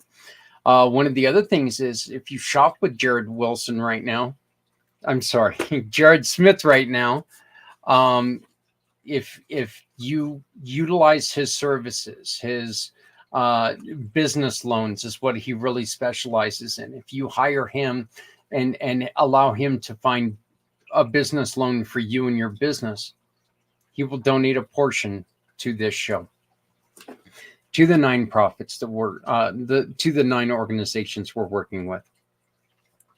Every organization that we're working with today, an in-kind donation goes to them. Every time that we get $10, you know, that gets split 9 ways. And just our way of saying, we support you. We hear you, you're out there, and we hear all of the great work that you're doing. One of these businesses that we are working with, who is giving us a donation of a full year of service, is our great friends and great family partner of For My Card. I got to talk to the co-founder and the president of For My Card yesterday, and she's another dear friend, Carolyn Williams. So here is our interview with Karen Williams from yesterday. So this is such a wonderful product, and I absolutely love it. I never thought that, Carolyn, I would really get a kick out of a virtual card. I didn't realize how useful they can actually be. And now that I'm working with someone else, I've got it on my wrist at all times. I'd like to introduce everyone to Carolyn Williams, great friend of mine. We've known each other now for about 3 years. Can you believe that? It's been about 3 years. So, and she is one of our Community Pay It Forward giving partners. They're also auctioning off 6 months service of a For My Card on our auction, and I want to thank you very much for that. But Carolyn, tell us a little bit about For My Card. Well, let's go ahead and make it a year. So let's get 12 months out of that. There we go. You heard it here. And that it's a digital business card that is constantly current. It is only $69.99. So we still have a printing company. So we purposely keep the price less than a box of business cards so it can be accessible to all, whether it's a large organization, corporation with, that the lockers full of money, or versus someone starting out, with a dream and a truck and a good work ethic kind of thing. So You keep the price less than a box of business cards, and it's the only one that stays brand compliant. So it looks like the actual business card, which is really important for people. If you don't stay brand compliant, someone can take your logo, your colors, So that would be a drag. Yeah, there's yours, and Yeah, that's what it looks like on a like a bigger screen versus a phone, because most people are using them on a mobile device. Yeah, but it's great because all you have to do is take and open up your own For My Card, and you can share this with the QR code with somebody. They can scan it, and the first thing it asks you, would you like to add them to your contacts? Very That's right. convenient. Very convenient. So they can just put it right there. But this is better than just, okay, well, I got his phone number and maybe his email address. This allows you to put your website, schedule a chat. I love that.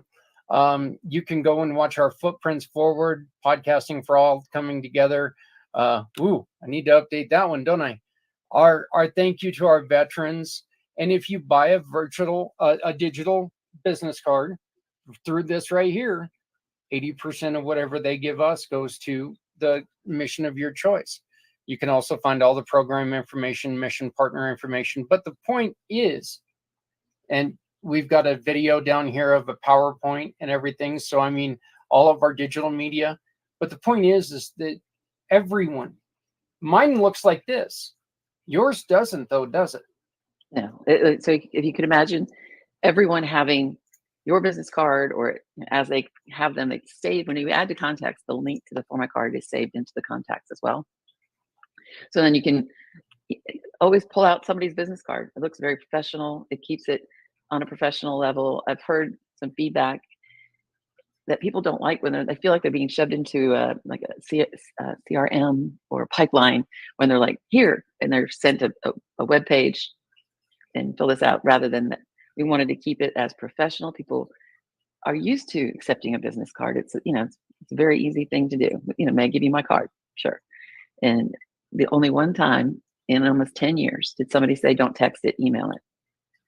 But they still accepted my card. And then on the platform, there's other added value. You can make groups. There is a downloadable email signature block For My Card. So we're constantly trying to think, how can we add value and not raise the price? And those are some of the ideas. And we learn a lot from people as they're using it. It initially didn't do all of these things. Initially, just touch to call, touch to email, and looked like the business card.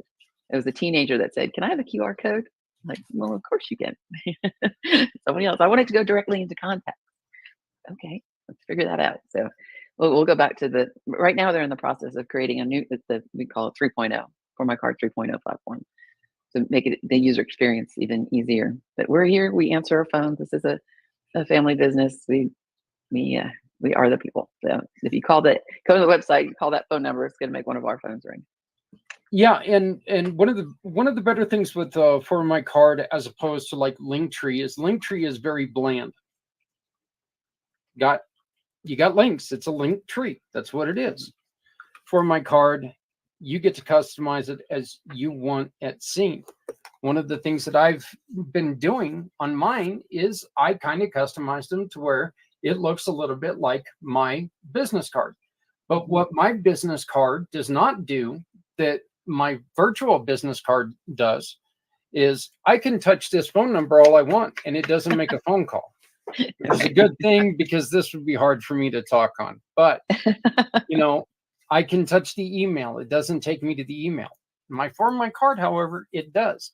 One of the funny things, and I think you'll get a kick out of this, on my business card is my digital business card. So you can learn more about me by For My Card. So, everything that you need to know.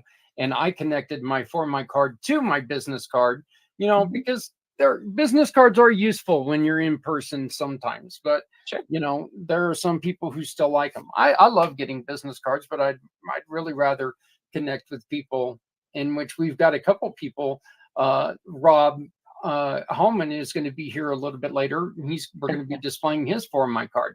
You're going to see a lot more of these coming through with a lot of the people that we work with. But Carolyn, tell me the story behind For My Card. I like this story. Okay. And thank you for mentioning putting it on print collateral, because we are still printers. It's not like we are anti. And so the QR code is a downloadable art file. It can go any which Right. way. I was an incoming president for a networking group, um, um, probably 11 or so years ago. And I wanted to be a really good president. I was on my way to go to a craft store to buy a little hole punch and keychain. So I would get everybody's business card and be able to hand them to visitors and guests, make sure they got out the door, and the people that were in part of this chapter could, grow their business. That's the whole point of these networking groups. My husband's like, could you just wait? Just give me a day or two. I was like, okay. About 2 hours later, look at your phone, and there was a hyperlink. And when I touched it, the front and back of my business card were sitting on my phone. I was like, what? And I could touch it and would make a phone call and touch it and it would email. And I was like, because what do you think of that? I was like, that's pretty cool. And then he showed me another link where he had created that for everyone in our chapter. And we were all on one page. So we could just text that page to all our visitors and guests. And on top of that, then that phone number was given to the membership committee, who could then follow up. Our chapter grew to be the #1 chapter in the #1 region. And a lot had to do with that. We were able to communicate and do proper follow-up. And then it started to eclipse people asking me more about digital business cards than printing. And it's about 2 years in of providing that as a service from our print company, which is Artistic Images. Get you a little plug there. It's that we just made it its own company to keep it a little neater, cleaner, streamlined, does one thing at one price. We thought it was important not to confuse people. I like things to be rather simple. And it's not like if you get this and this for this price, you get everything for the one price. And it's fun. So let's be like McDonald's, let's serve 1 billion people and also get the affiliate link for you and do all the good work that you do through. Yeah, I'm thinking of some of the stories I've heard you tell over the years, and they just get you right in your feelings. So. Yeah, it just, I think one, what you just discussed is people spend all these monies on expensive CRMs and all this other stuff, and with what you guys are doing, that can be eliminated. Maybe not eliminated, but really easily controlled, because you don't have to go and put all this stuff in. You get people within your circle that have my business for my card, and all you got to do is take and put it in your communications, and that's it. So, I mean, it's such a simplistic idea that is such a great idea. Right. So was the printed card, right? Or was it? Yeah, and. I mean, and the one thing about printed cards, how many times have you got home and all of a sudden you're like going, oh no, that card was in my wallet. Or how about your pocket? And now it's in the dryer. Yep. Card was in the pocket. Now it's in the dryer. Yep. Wife yelling at, what did you leave in your pockets now? Not that I've ever heard that before. It's like back in the days when I was a smoker, every time you would start the dryer, you'd hear something tumbling around in there. It was my lighter. Every time I washed more lighters than I think I've bought. So, but what are some of the things that people can attach to this, or what are some of the things that people are attaching to these that you are seeing an increase in their business that's helping them increase their business? Anything that you can see on a For My card can be turned on or off. So there's you can create contact form and fill in. You make the information in the contact form mandatory or not mandatory. Have as much or as little content as you prefer, and then it goes in email. So realtors and so forth, they're using that to understand where their potential client is in the buying cycle. Like, are they 6 months out? Are they moving at the summer when the kids are out of school? That sort of, so they can customize those questions there. Or they might already have one like that. They can connect that from their website to the For My card. There was this kind of makes me laugh because I've known this person since I was maybe 6 years old. So it's no secret what I do, and he knew it all its time, right? Since we started For My card. But last year, he got a For My Card on a Friday afternoon, and he does mortgages. Saturday afternoon, he went by an open house because he knew the realtor that was there. He attached his mortgage application to his For My Card and called us that afternoon, that Saturday afternoon, to say, I got 4 applications by popping into an open house, passed out my For My Card to a few people. They filled out the mortgage application right there from his phone or their phone. So those, I love when people let us know these stories, and that's kind of cool how we get on board with people to make it more simplified. And we can imagine if you had someone that popped on a screen like this and said that was really there, not AI, just really interacting with you to walk you through any of the new things anytime you opened a new account anywhere. I'm trying to get my driver's license renewed, and they told me I've got to download this app and then do this information. Oh, I'm stuck. I hit a wall. I can't get past this. They keep telling me I need another authentication. I would love for someone to pop up and say, hey, let me help you with that. But then we build, this huge network of people that we are able to refer business. Some people do some really unique things, right? It's the only one I know that does, particular things. And then I can make referrals. And then because we got to know each other like this, hasn't the world opened up? I mean, 2020, people are like, the world shut down. But doggone it, I feel like it opened up. I have friends all over the planet now that I otherwise wouldn't have known. While I would never want to go back to 2020 with all the horrors that we that we lived in 2020, there were some great things that happened because of COVID. I got to meet people like you who I probably would have never met. Networking really opened up, and it really made a huge difference in business and just friendships. Even, I enjoy having conversations with you. You and I have had conversations outside of work, and that's something that I really, really like. That's right. You do offer a For My Card networking program. Yes, we host networking twice a month, and it's the second and fourth Monday. So the second Monday at 1:30 p.m. Eastern, and on the fourth at 7:30 p.m. Eastern, to accommodate those friends and relationships that have been built at different time zones, and then bringing people together that way. And we also have hosted some in person. Got one Friday, and it's that just kind of just sort of happened. We've got this. It's not easy for me to say. Is it fourth Friday of every month? So it's yes, it's been really wonderful, and having people that have had similar experiences or able to help, whether it's in business or your personal life, that you can really connect with. They don't necessarily have to be in the same state. They can be in another country. Yep. And that was one of the questions I was going to ask. This can work for people outside of the United States, yes? Absolutely. That was kind of exciting, seeing it take off in different pockets in different areas in the UK and Finland. And the one that really surprised me, though, was Japan. I never thought, because they have a whole custom, many customs in their culture, but one of them is passing a business card. And I thought, well, they're not going to go for this at all. So that was kind of fun. There's a meeting in Japan, and once a month they speak English. So they welcome English speakers to there, which is amazing. The old joke: if you're bilingual, you speak 2 languages. If you're trilingual, you speak 3. If you speak 1 language, you're American. Yeah. Hey, I like that. And if you speak none, you're a podcast host. So that's that kind of works for me. I think the work that you do is so fantastic. What are some of the things that you have noticed in which you've got what are some of the things that you've experienced, you've had to deal with people with PTSD in your recent past?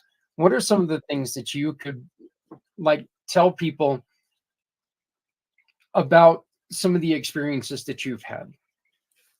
Yeah, some of the people that I've gone away and come back and completely rocked, they didn't know where to go. Mm-hmm. And once I could get a friend of mine to go, I said, just please come with me to the American Legion. Talk to some of these older gentlemen that they have experience, and somehow they've gotten past some things to manage. We don't get over these things. We get on with these things. They become part of who you are. but how you can manage it, and it's living's hard. This is not for rookies. It's not for the faint of heart. But yeah, definitely get people around you. Say it to somebody, because I think and I've not been in a war torn zone type thing, No. but I've gotten into these mental states where I can't tell anybody. But once I did tell somebody, you know what? Yeah, hey, how are you? And I go, been kind of a struggle lately. And usually it's fine. Everybody's fine. It's fine. It's all fine. But sometimes, having that vulnerability and being real human, that can be the first step. We're in it together. Don't feel alone. Carolyn, one of the things that you and I did discuss is that as somebody who is trying to be a caregiver and trying to take care of a loved one or a friend who's dealing with PTSD, you yourself need someone to, talk to, scream at, whatever it is.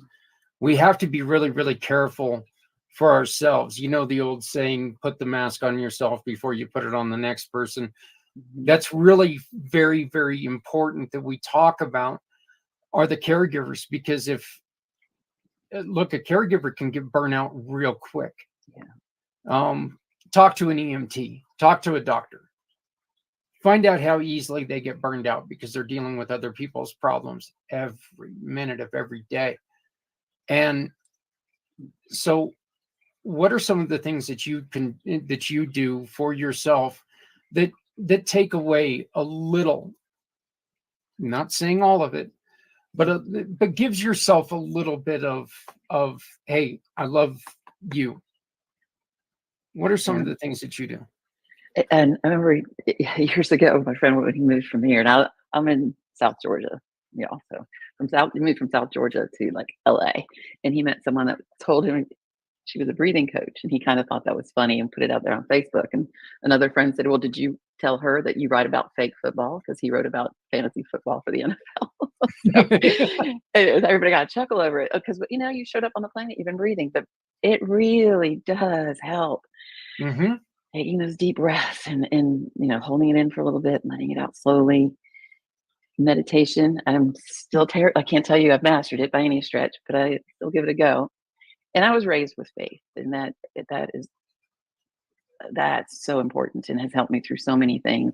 Not just having my own belief, but being in a community with other people of faith. So the great church community, and it feels too weird for you, a little bit at a time, kind of thing. And look at it as a history, the stories in history, and check out the this person, what they did on the planet while they were here, and some people have taken that approach, because they're staunch non-believers, but then by the time they got finished studying it to try to prove their point, they tend to, the most important thing about that is that never discount somebody else's healing path. I don't care if you're an atheist. I don't care if you are a non-believer. Don't sit there and bash on somebody else because they find comfort in this. That's so, it's such a terrible, terrible thing to do. And it's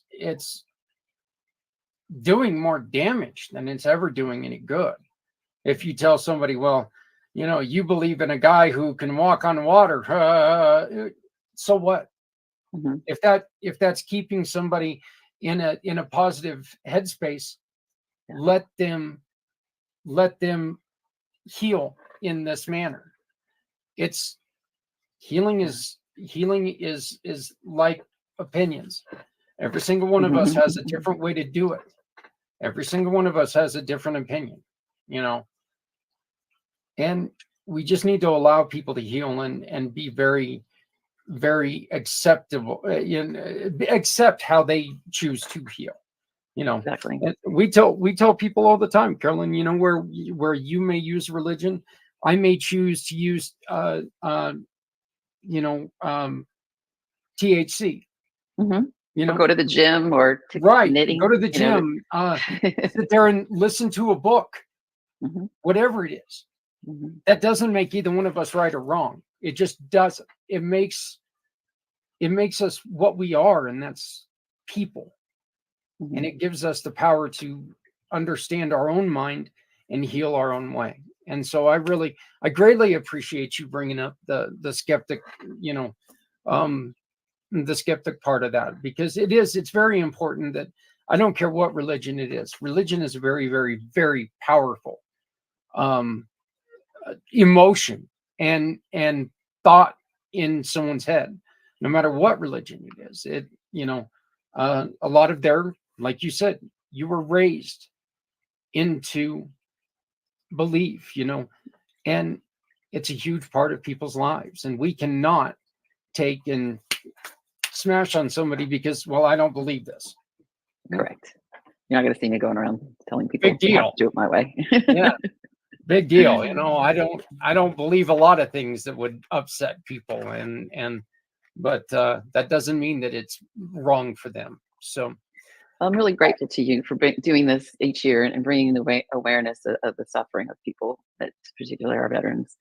We lost one in our community recently, and it was, you know, it was suicide, and it rocks the whole community. And you think, what could I've done? And that's so those of us that are out here on this side of it saying, what could have been done differently, and how could we help? So please tell somebody something. You know, try to get through it. you know, one of the things that we're doing today is we're asking you to share our efforts. Make sure that you tag 4 friends and 1 nonprofit. Okay. Mm-hmm. Tag 4 of your friends and 1 nonprofit, and you will be entered every time you do it, once an hour. Every time you do it, you'll be entered in to win that trip to Cancun, thanks to, you know, our great friends of Sharing the Credit. But share this information, because that one person that was lost in Carolyn's community could have been helped by somebody that's going to be on this program today.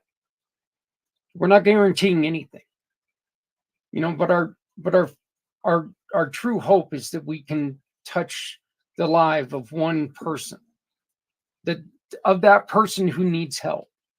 Hearing Carolyn's story, hearing what she's doing, you know, For My Card could actually make somebody's life so much easier that it gives them a little bit of hope. It sounds weird, but it's true.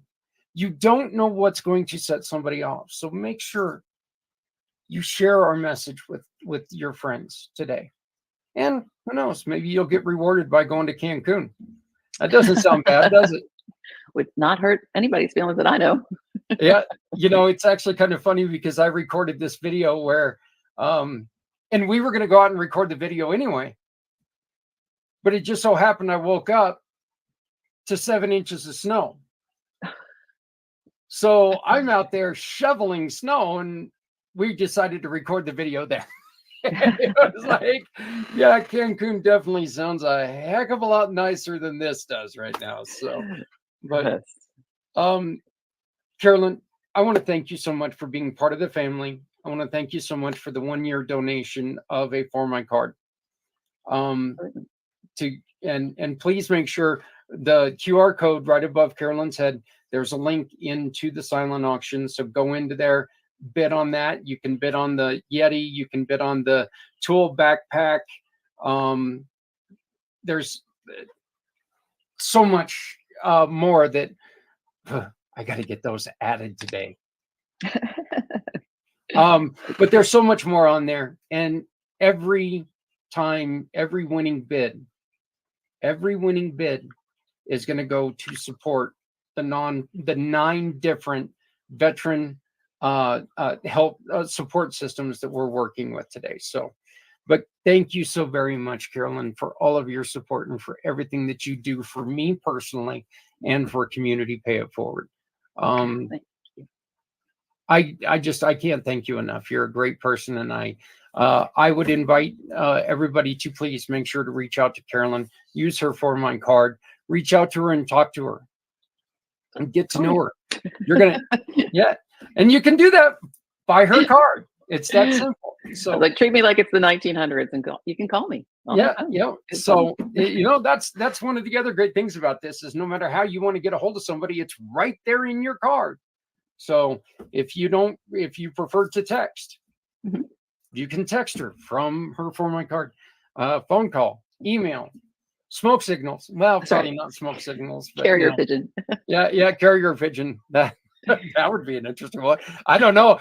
Phones cost so much. I'm not sure I'd want to do that, but we'll see. We'll see. So got to keep working on it, right? So, That's right. but Well, thank you. Thanks for all your good work. Thanks to all the veterans.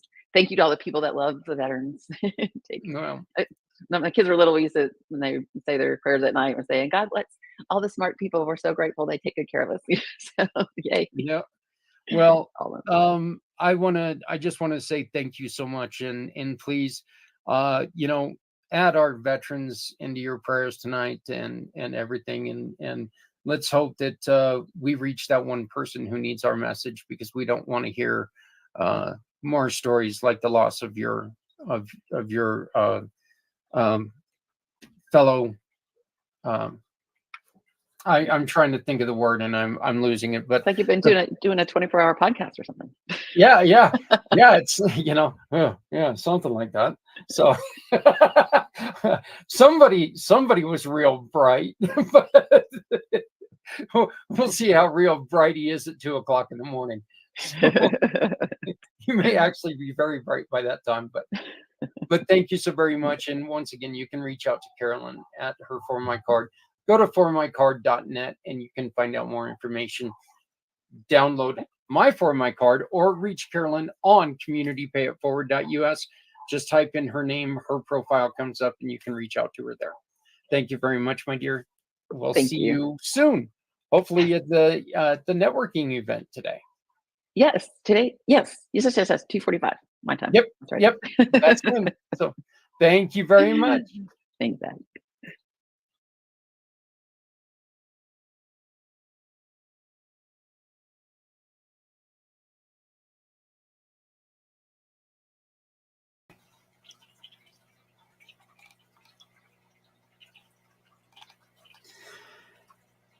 Carolyn Williams with For My Card. That is, look, it's an amazing tool. It really is. I unfortunately couldn't find the QR code right away of my For My Card, but that's okay. All you got to do is just go to my website and you'll find it. It's up there somewhere. I know that. Or you can, you know what? I put my For My Card, I believe, in the chat. So, but it looks something like this. So, but once again, I believe I put that in the chat here. Let me make, yep, I sure did. So you can find it in the chat.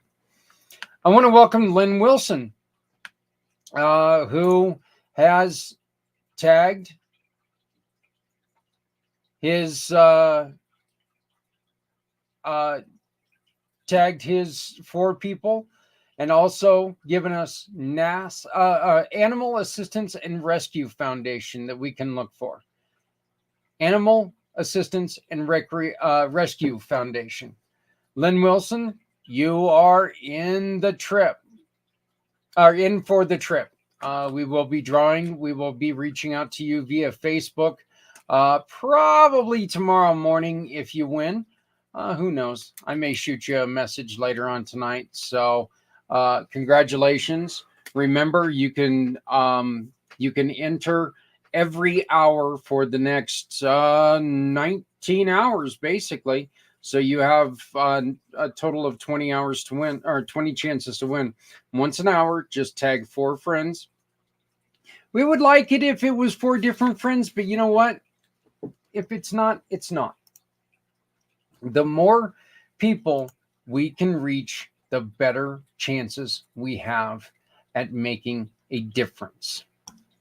That's just, that's right. Every hour you can enter every hour, once an hour. So all you got to do is tag 4 friends and 1 nonprofit every hour. And you look, let's make sure that your chances of winning are even better. So that's kind of the whole mission. That's what this is. And the more people who know about it, the better we can do. I like that. Oh, I've got friends. Yeah. I've got people that I know, and I've got a lot of friends. I got a lot more friends than I used to. I'll tell you that. This event, the one thing that it's done is it has opened gateways that I never thought I would have. This trip is being brought to you by our great friends at Sharing the Credit. Sharing the Credit is a very simple program. What they do is every time that you run your card in your credit card in a business, a huge portion of that goes to a bank. There's always a bank fee included. With Share My Credit, what they do is they allow a nonprofit to get that money instead of a bank. So imagine if you run a store knowing that, hey, I support Animal Assistance and Rescue Foundation, or I support Native Hope. Take it to take it to your local little grocer, or take it to somebody who runs credit cards online, and say, hey, can you talk to these guys at Sharing the Credit? And if they sign up with Sharing the Credit, every time somebody swipes a card, that organization gets a donation because you cared enough to Sharing the Credit with them. Will Black will be joining me this evening at 9 p.m. East, 9 p.m. East, 8 p.m. Central, 7 here in Mountain, and 6 in the Pacific. So 9 p.m. and you can learn more about it with Mr. Will Black. I want to thank the following people for donating to our mission. You can be involved with just the same as they did by scanning this QR code. It gives you a place where you can donate anything. The money that we raise today gets split between 9 organizations that help out veterans and their families through difficult situations. Kyle Goodnight, who you will be hearing from here soon. Brian Arrington. Taki Hicks. Tanya Block Robinson. Rusin, sorry. Rob Homan. Ricky Birkenstock. Ryan Irish. Debbie Hayes. Tommy Bop. Brian Shamp. Jared Smith. Les Simpson. Sarah Kuoko. And David Rocky. Thank you very much for your cash donations, helping us do what we're doing to help so many people.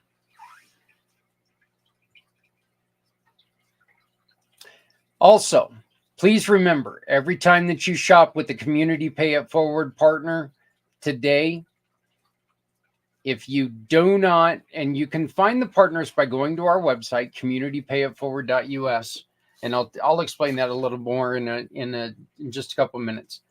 But also, if you shop with these people, Trevor Gibbs, who is ironically one of our partners, so it just works out. So this is a great way to explain it. If you hire Trevor, the web detective, who can help make sure that your website can be seen by people with disabilities, something that is so important and we overlook quite often. First off, now this can get you a fine. If people with disabilities cannot get your cannot understand your computer, you can be fined because you're discriminating against people with disabilities. Look, there are some very unscrupulous, try that word at 4:49 in the morning. unscrupulous people out there who lawyers who just want to make some money, and they are taking people to court. They are taking people to court. That money's not going to help anybody but the lawyer get a new BMW. But you should still make sure that your website can be found by people with disabilities. Why? They shop too. If you leave off a portion of the community, you're losing business. So check out Trevor Gibbs. And for the next 22 days, he will donate $100 to Community Mission to serve our veterans. Or you can pick any of our other mission partners, the people who have asked us for help. Lone Star Valor Funding, brand new group, brand new brother in the Community Pay It Forward mission. This helps you get business funding. Shop with Jared, and he's going to give us a percentage of every sale that can go towards what we're doing today. Brian Muka, the Freedom Sherpa. Wow. The Freedom Sherpa. Yeah. Look, this kid is energizing. He's a fantastic young man. For a while, he let things get in his way of his happiness. His fear getting in the way of his happiness. He found ways to overcome that. So please make sure you reach out to Brian. He will be on today. As ironically, he will be on with Mr. Jared Smith at the 10 o'clock Eastern hour. So Tanya Block-Rusin, Smart Virtual Solutions. She will donate 15% through March. One of the things that Tanya does, as you all know, I love bears, called Polar Bear, thanks to the writing group that I belong to. And Tanya created this sticker for me. It's a beautiful sticker. I just haven't decided where I want to put it because I want to make sure that it stays good forever. So Tanya can also help you right now. All of the organizations that host your emails that are out there right now, all of them are requiring you to do some work. Tanya can help navigate you through that process and get that done. Make sure that your emails are in compliance, or your email blasts will not be going out to people. So Tanya Block-Rusin, 15% through March if you hire her. Another program that can help us continue to help individuals we are working with the 9 organizations that support nonprofits, that support our veterans. Coming up here real quickly, we're going to have, I don't know a lot about this guy's company. You know, we haven't talked in like a week or something. We were going to do the pre-show thing, but we decided, who needs that? We'll wing it. We've got Rescue Resident joining us here real soon. Daniel created this, and I'm going to tease this, okay? Daniel's got a program where they take retired ambulance and turns them into tiny homes. It's a fantastic program. They are one of our beneficiaries for this year. Very, very honored to be able to work with this guy. He served our country for a long time. Now he's serving the people who serve this country. So I want to thank him. Once again, I want to thank everyone who has been part of what we're doing. And I'm going to do this the best way I know how. I'm just going to say thank you.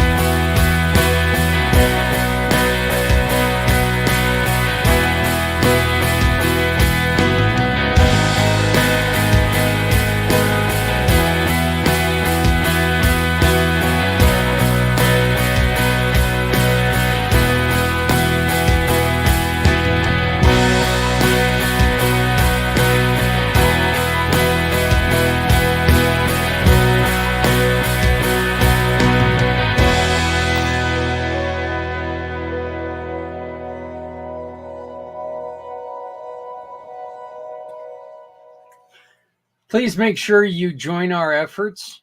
And you can do that by simply scanning the QR code up in the corner. When you scan that QR code up in the corner, you can bid on anything in the silent auction. The Yeti. How about a 1 month personal coach for that's worth $600? Personal professional coach. Do you feel unorganized? Do you feel like you need to get stuff in order? Well, first off, if you don't, you're not human. That's, keeping everything organized in between business and home is very difficult. Joe Futterman, wonderful lady who's going to be joining us, of course, a little bit later on at 11 a.m. this morning, Eastern time. But she's going to talk to us about her program and her process and how that works. Joining us now, and this one's special to me. I met him through our dear friend, the goddess of the grape, Stephanie Samos, on our community Pay It Forward One Hope Wine fundraiser that we do every month. What we do is we bring on nonprofits. And we talk to these nonprofits. We ask them to tell their story, to be who they are, to explain why they do what they do. Daniel's got a very, very wonderful story. One that he's, I believe, still active. But yep, he's still active. So he is still active, yet he's already trying to make a post service difference with Rescue Plus Resident. So I am very, very honored to have him in this 22-hour mission. And actually, I'm really honored to have him as a friend, Mr. Daniel Bello. How are you doing, brother? Good. How are you? Doing good. Thank you so much for joining me this early. I know it's really early for you. Yeah. How's the audio? Audio come through okay? Yeah. You sound wonderful. So I'm pretty regularly up this early anyways. Like you mentioned, still being active duty. So I try to get an hour or two's worth of nonprofit work stuff in beforehand, doing paperwork or doing applications or doing whatever. And then, or even just research, right? And then get a run in and then start the Marine Day. So, well, that's, like I said, I appreciate it. How long have you been serving? I'll retire here in a couple months after 24 years. That's amazing. And you're in the what service? Marine Corps. Marine. You're a Marine. So, you're dependent on the Navy is what you're telling me. We need bus drivers, right? So I love this story that I get to tell it all the time. My youngest son, his uncle, which is actually my cousin, but he's as close as a brother, is a Marine, and every time that he would come over, he just hey, how was your life as a Navy? In the Navy, and Mike would always, and he knew he would do it just to get his goat, but. Mike would take and grab him and put him on the ground and take his foot and stick it inside of his underwear to where he couldn't stand up and walk. But, so I know how much you service people like to rag on each other. We got to witness that a little bit last night at Buffalo Wild Wings. So it's definitely, it's through camaraderie, right? It's definitely, giving each other a hard time, but in good support. Well, the truth is that you all work together for the same cause, and that's the protection and service of our country, of our Constitution. So I greatly appreciate that. And Daniel, your efforts are starting to bear fruit, and this is really exciting. A little bit. Yeah. Yeah. And you have so much on the horizon, and some of the work that you are going to be doing is, fantastic. We were talking about it earlier. This is what all the hard work is going for. And now that it's actually here, are you kind of sitting back going, whoa, am I ready for this? So, do you know what SkillBridge is? Have you heard of SkillBridge? I haven't. So SkillBridge is a program the Office of Secretary of Defense started a few years back, not too long ago, maybe 4 or 5 years at most. And it allows active duty service members to do a period of internship, basically, with a civilian company or with another organization, so that they can spend a few months while still being paid active duty pay to be doing some training, doing some certifications, get them prepared for civilian life. Because we talk about it when I do events and talk to people about stuff, that a big part of why we have clientele who are experiencing homelessness who are veterans is that a lot of the skills we learn, you get trained to do it for that military service. You get trained to do it that service's particular way.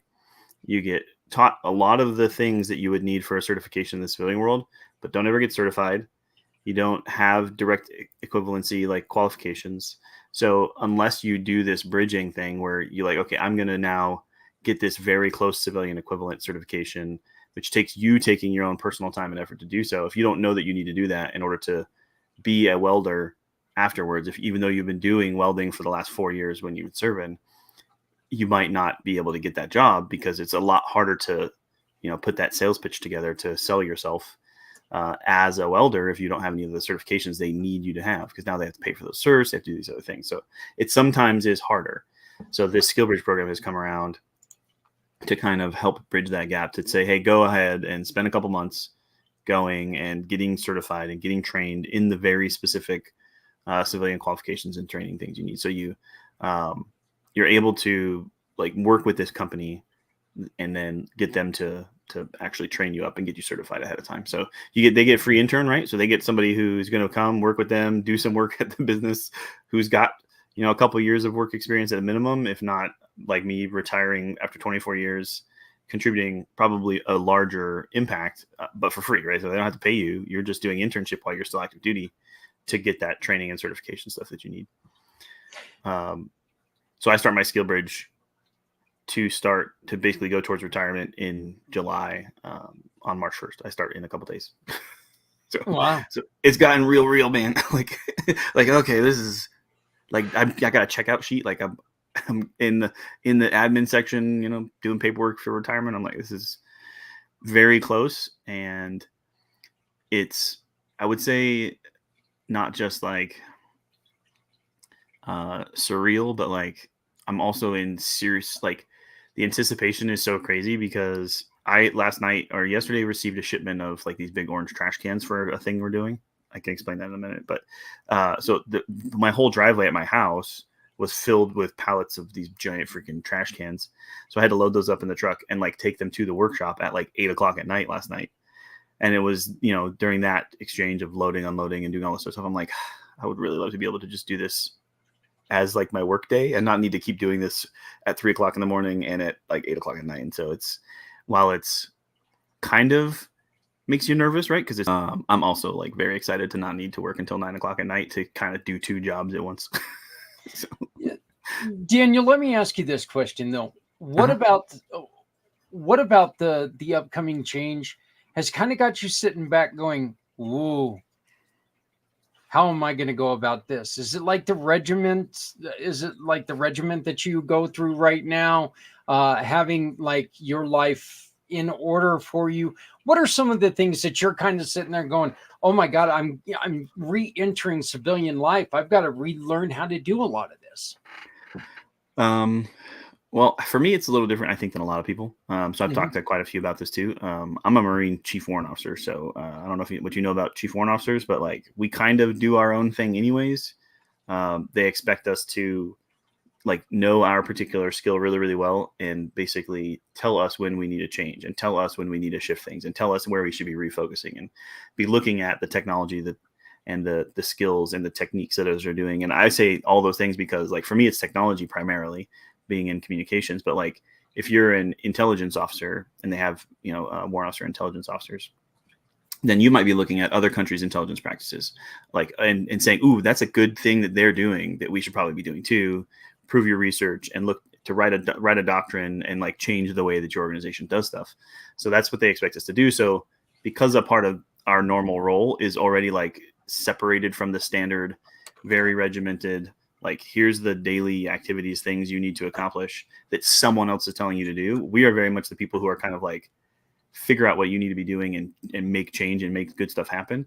I don't think it's going to be as hard for me to shift to leading an organization kind of the way I am with this, where I'm kind of setting our priorities. I'm working with a team, but I'm the one saying like, okay, hey, we probably need to be looking at this and doing this, because I've been doing that for 11 years now, right, as a warrant officer. And even as a staff and CO, senior staff and CO, I was a very technical individual. So I kind of already had started leading sections and leading units and doing things. And so I think depending on your role, it can be more challenging, right? Especially if you're a one contract, was in for 4 or 5 years, and get out after just showing up to the workshop every day, looking at the week schedule and looking at your preventative maintenance checks and be like, I do these checks this week and my shift is done.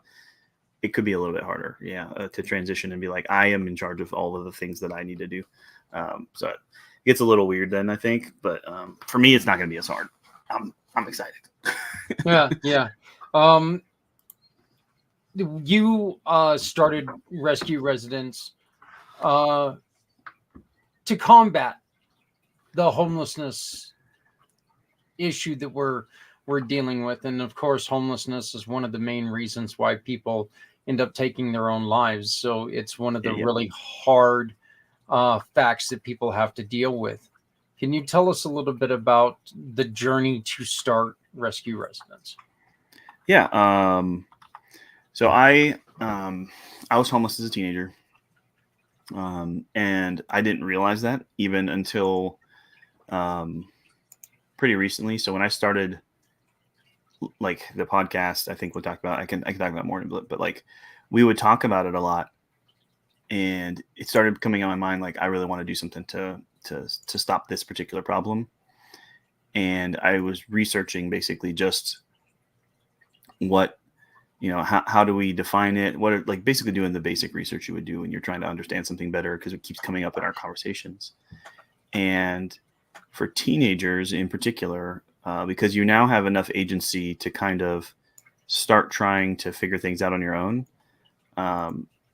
Homelessness isn't as often, what we see in adult homelessness, where you literally just go and like stay in a tent or find someplace out of the rain or in the shade and then, cover up with a blanket or a sleeping bag, and you kind of stay independent. You stay solo.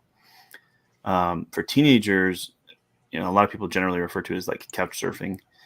So when you don't have a place, but you're still in school and have friends, you kind of start leaning on your friends. You start going to their house. You start eating dinner when they eat dinner, and you start sleeping on their couch, and then you go to a different friend's house. And then so like you do this constant cycle. And sometimes, and I did too, sometimes you do sleep on the street because you feel like you maybe have exhausted all of the goodwill of your friends and don't want to burn that out entirely. So I did that a lot as a teenager, and I didn't realize then at the time, and certainly not even while I was active duty, that at that time frame when I was a teenager, I was experiencing homelessness. And it was crazy to kind of realize it afterwards. I was literally sitting in one of the San Bernardino County like homeless partnership meetings, and someone was talking about working with teenagers right now. Oh, sorry, you get the little pop up there for yeah. Hey, that's okay. It's just good website management, right? Yep. That like someone was describing the work they're doing with teenagers specifically, and I had already kind of started working this, and that was when they explained that. I was like, oh my gosh, I didn't even really realize that's definitely me. That was my story too. And maybe that's why this particular problem and our solution kind of resonates more with me, is that somewhere deep in the back of my mind, was this, you've been through this, you've done this, you understand what some of the like mentality is, needing to transition from like spending so much of your energy and your brain power on just like, when am I going to sleep? Where am I going to sleep? What am I going to get to eat today? How do we make that work? And you spend this energy just trying to figure out basic things. It's hard to start shifting your brain back to like, how do I function in a way where I can look towards, a year from now or 2 years from now. You're worried about tomorrow, Yeah.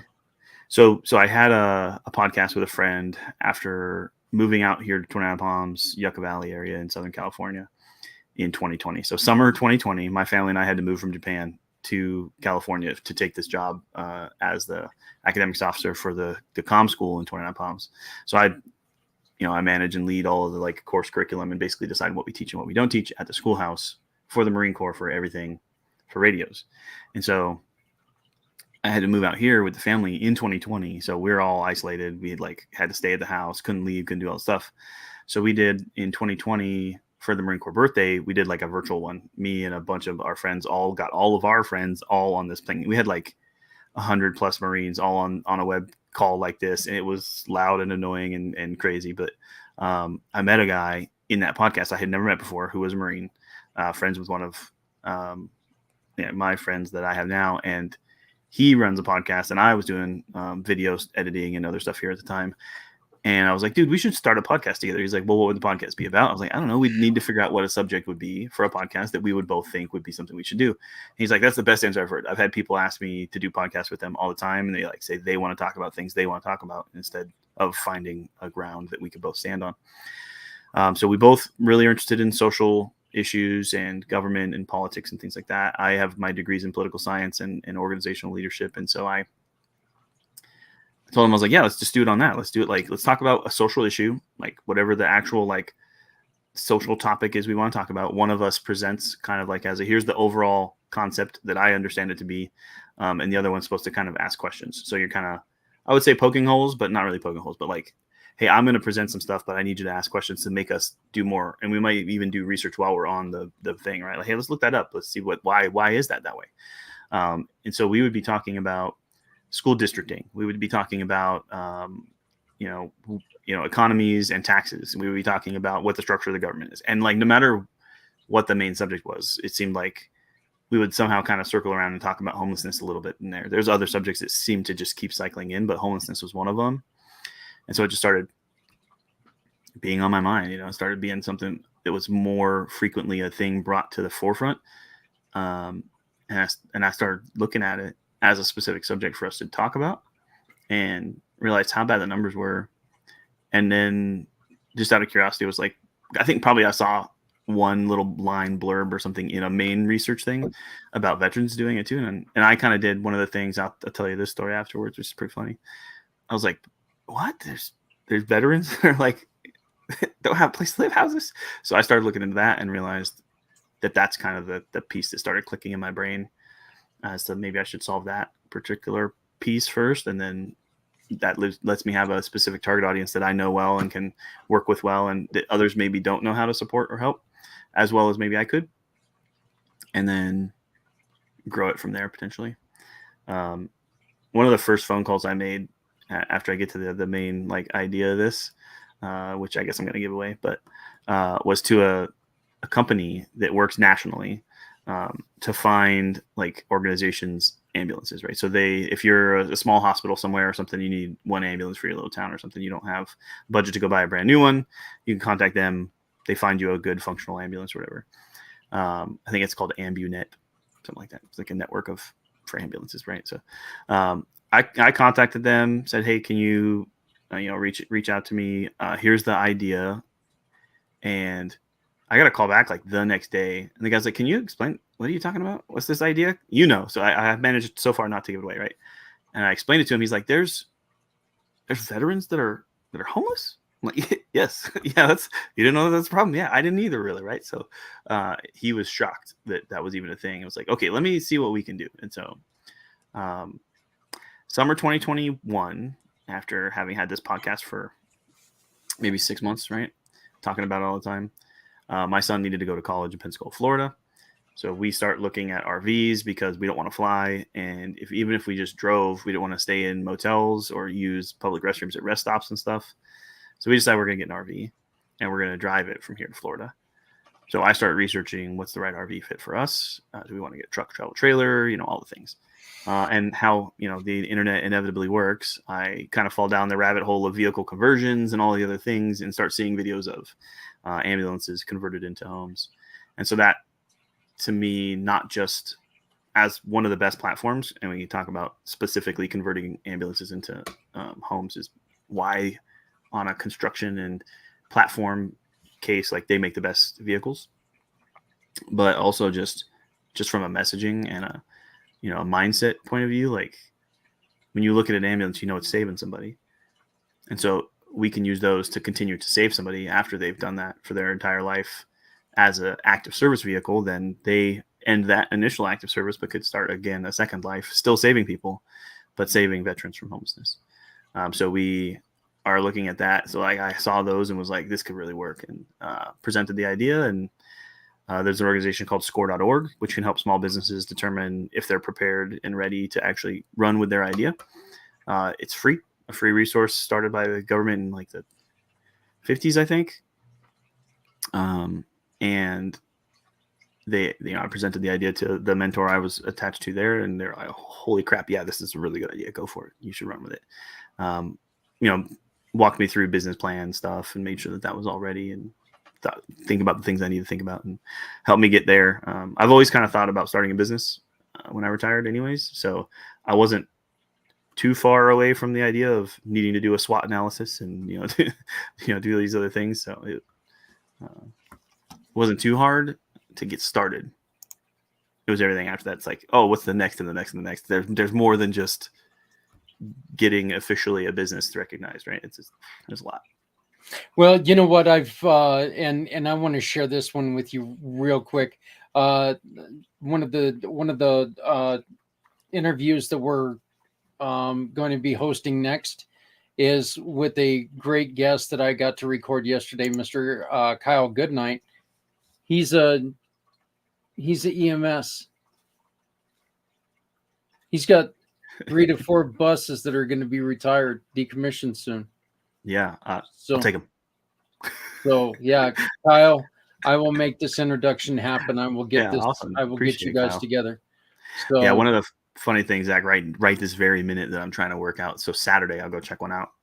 So one of the things we do is outreach, right? So we have to go out, make contact with veterans experiencing homelessness, get their information put into the coordinated entry system, so that they can be paired up with services that they need. So that's like county and HUD and national requirements and things, right? So we want to try to help expedite that system because, like, for an example, and it's one of the worst ones, so I obviously want to use that as the example. Others are not as bad, but it's still a lot.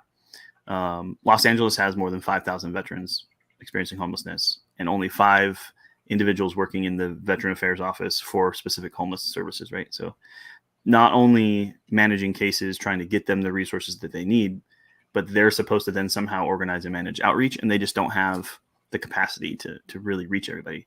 So one of the things we want to provide is some of that outreach support. So we coordinate active duty volunteers, take them out to sites, have them do these collections, put their information into HMIS, CES. So that way, even if it's not our organization, that's a good fit for them, that meet their needs, that they're getting the services they need. So that's one program we're going to run, whether it's our program or not, to get them paired with services and get them hopefully off the streets, back on their feet. But to do that, I need a bus, right? I need to be able to transport people somewhere. I don't have one yet, and we're hitting some snags using other vehicles now. And so that's been the thing. So I don't know what those are. He's mentioned trucks being decommissioned and some stuff, but like one of the things I'm looking at is literally like, as most of this military was, I'm looking for a troop hauler, right? I'm looking for like, I need a transport vehicle, just a personnel transport vehicle. So there's a bus for sale from a church somewhere more towards the coast. So I got to run out there on Saturday, take a look at it, making sure it is what they say it is on the ads, you know, and then might end up with one. But like, if I'm doing this the way I want to do this across every single county here, I'm gonna need more than one bus. But I can start with one and grow from there. well, I'll definitely make this this introduction happen. Appreciate it. We'll I'm get excited. that done here. Yeah, Kyle's a great guy, and he runs a program that is geared at first responders due to everything that he does. He and his wife, as a matter of fact. Let me ask you this, Daniel. You mentioned that the homeless rate was kind of a shock to you. Do you feel like that's almost trying to be, or it's almost purposely hidden from the people in the military? I don't know that it's intentionally hidden from us. I think for me, it was a bit more of a shock. I spent of my 24 years, right? I've spent 12 of those years overseas, 11 of them in Japan. So I think when we traveled to other places most of the time in the world as a family. So like driving back from, like we had to come to the United States and move back here, and driving through Seattle and driving through like these other cities in 2020 even, right? Seeing rows of tents, and like the extent of the homelessness problem in the country in general, was kind of a shock. I don't think, like, I don't really watch news much. I feel like it's media, you know, it's now, instead of being news as the goal, it's, you know, watches and likes as the goal. So you're gonna tell the most sensational story you can rather than report the news. So I do tend to avoid it. I'll watch it or read an article when I can and need to, but generally don't really like watching the news anymore. So I think maybe I just had kind of put blinders on personally, and then had the benefit of being overseas a big part of that time as the problem got worse, to not notice it, I guess. Japan does not have the same problem. You go tour Tokyo, you might see one or two people sleeping in a stoop somewhere, of a business or a building or something, but they might actually not be homeless. They might just literally be taking a nap because it's afternoon nap time. And they just felt like sitting down right where they weren't taking a nap. But yeah, they don't end up with it the same way we do. I think this afternoon nap time you speak of, I think that we need to adopt that. I think I'm going to start here in about 20 minutes. You know, Yeah. It'll be my first exposure in Okinawa in 2004, on Futenma. Like, there's a run path. There were some guys out doing like some of the yard work to keep the path clear, because it runs like literally right through like jungle, right, in Okinawa. So there's yard work contractors, trucks set up, and like, you know, the netting you put up so that it doesn't fly and hit people or whatever. And I went for like a lunchtime run or something, and yeah, dudes just like all crashed out, laid out underneath trees nearby, just taking a nap after working most of the morning. It gets too hot in the midday, so you find somewhere shady, take a little nap for a couple hours, and get back to work once it starts, you know, getting you some shade at a different angle. So it's like, that's crazy. Yeah. You have a couple really good things that have happened to you. Can you explain those in the recent past? Well, so we did have some snaggy snags, but the plan is still approved. It's just gonna probably take longer. So I'm still planning to build slow for now. Mm-hmm. We were approved for a bond to build our big project. So I got asked to put together a, like, what's the dream plan? What would it look like? Kind of presentation. So I wrote together the executive summary, put the whole presentation out there, to get funded to do this project. They just wanted to see what the kind of dream plan would be. And we got selected as not just like a program, but they wanted to kind of make us the kind of cornerstone program, the one that they show. Yeah. Highlight. Yeah. So the idea would be to get minimum of 80 acres. I say minimum, but I'm actually looking at one that's got 60 acres too, but has a lot of the functional things we need in like one building already on the property. So we could probably still make 60 work, but 80 acres was kind of like the initial target. We build out a bunch of housing on it that would be permanent structured housing. We're looking at tiny home builds kind of too, right? So build some small spaces separated from each other, but close enough in little groups to have somebody nearby, but you know, have to kind of walk over. So everybody's got a little bit of their own space rather than being crammed into a shelter. So we have some of the permanent safe housing on site, and then we would also have a training center, a community center for people to come together, do activities, have a gym, you know, some of the normal stuff, just to basically have that all on site right there. And then have our ambulance conversion workshop and an event center, so that we basically could host our own events on site, have people come out, camp with us, learn about the mission, share it on their social media stuff too. We did one of those in December. It was really small, but it was a first starter. We brought some ambulance campers out, had everybody camp on our site, get a chance to learn about the mission, eat some really good barbecue from a friend of mine. It's Fans in 29 Palms. They do a good job. He brings a little trailer out, cooks some barbecue up. That sounds pretty damn good. It was pretty good. And Jack, like my buddy, he started it, and then Art took it over when Jack retired and went to Texas. So Jack drove back out from Texas to cook these burgers for us. So that was pretty cool. Wow. So the bond kind of has slowed down a little bit. There's been some hiccups in it, and I think that's kind of expected. They say, "Oh, take 6 months." I was like, "I don't believe you, but we'll run with what you're telling me." And yeah, it got delayed like I expected it would. So we are still approved. It is still going. It just how it's going to go. Hurry up and wait.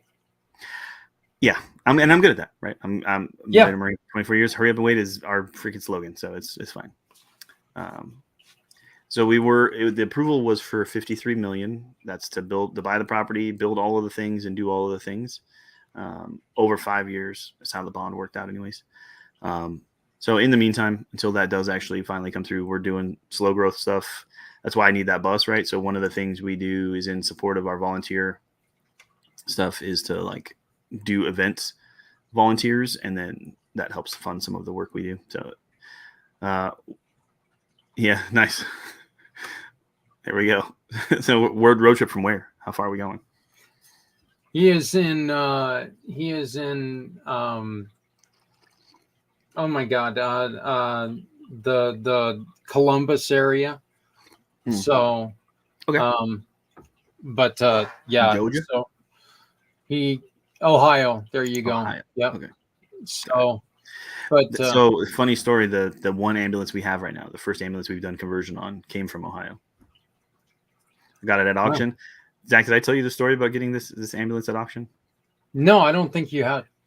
So I started the idea in 2021, right? And then I submitted the paperwork in December of 2021 and only found out maybe like early January that it was done. Like I got it, the paperwork completed and had an EIN and all this other stuff. But I knew that it was going to go through. So I started doing research basically from even before I had finalized and submitted the paperwork on just like, how do I get ambulances? How's this going to work? And I found GovDeals and a couple other kind of like auction sites where governments auction off their stuff when they're done using them. So I was kind of trying to understand for sure how that particular auction website worked, because they're all different, right? If you go to eBay or go to some other one, it's different. And I was doing the research, right? So I'm looking at, okay, this is a 2008, this brand, this size engine with this many miles, and it ended up selling at auction for this much. So I'm kind of creating this database of what I should expect to spend based on features, so that when I come and look at updated lists, hey, here's new ones that were posted this week, I can kind of know what to budget and expect for them to go for. So I start doing this research. And I was like, well, one of the things I'm going to need to do is if I see one that's like about to close out and is like just not ready, or is like not climbing, and I know it's way undervalued, I should bid on it, right? So I wanted to know what happens when I bid. Is it going to connect to an account? How does all this work? What's the messaging look like back and forth? So I found one that was way under what it should go for based on what I found so far. It should have went for about 15 to 20,000 probably, and it was sitting at 5. So I was like, I'll put a $5,000 bid on it, knowing I'm gonna get outbid, but just so I see the outbid process. Make sure it doesn't be like I click bid and it's like, oh, you need to link this account or you need to have this thing registered ahead of time. So I wanted to make sure we were good. So I clicked bid, did have to do some extra paperwork, like application stuff, fill out forms, do these things. Okay, cool. See, I'm glad I knew how much time that would take, and I could get that stuff done on this one. Well, I never got outbid. Like for some reason, that thing just went under the radar. Nobody saw it. Nobody bid on it. There was like 47 questions they kept asking because it had something kind of weird in the description. And so just nobody bid on it. And I ended up like literally only 3 weeks after starting this thing and having a couple of people saying, yeah, sure, I'll sign paperwork with you, but not necessarily like getting super involved, to call them and be like, we need $5,000. Like now I got to figure this out. I got 10 days to get this thing picked up and I don't even have, it's in Ohio. And so, yeah, we ended up accidentally winning an ambulance that's worth way more than it went for, but I did not have the funds to really cover that immediately. It's kind of fun. We've actually we've got another guest who's going to be joining us here real quick, but I've got one more question for you. And Sure. One of the things that, you were talking about this earlier. One of the things that I love to do, and Daniel, you've been on my podcast long enough to know this. One of the things that I love to do is make sure that we're all on, we're working together to ask questions to make sure that we cover every base that we possibly can. And so that's why I'm excited that Patty is going to be joining us in just a second. So she can ask you questions and you can ask her questions and we can really get a better idea of what each other does. But let me ask you this question real quick. Other than ambulances, are there other vehicles that you are working on changing out? Like would smaller school buses or even larger school buses, would items like that, would they be within your realm, or are you sticking just to the? So for rescue residents, we're doing ambulances. There is a local organization that does larger homeless programs, supports everybody in the community with housing and other things. And they've actually approached us recently, like, hey, if we bring you an RV that just needs to be like fixed up, it's still in overall functional good shape, but just needs like a new interior, needs some of the kind of like construction work you're seeing here with these pictures of like, how do we redo it and make it more functional and usable today? Could you do that? I think there's room there. We're approaching that, so that we might do work on other vehicles, but it would be for other organizations. Because one of the reasons, and I kind of hinted at it earlier, one, ambulances are really great platforms. So most buses, most vans all have very curved interior surfaces. And even if you build like cut back all the way to the exterior wall and just supports, you're still dealing with a very curved surface, which is not easy to build in.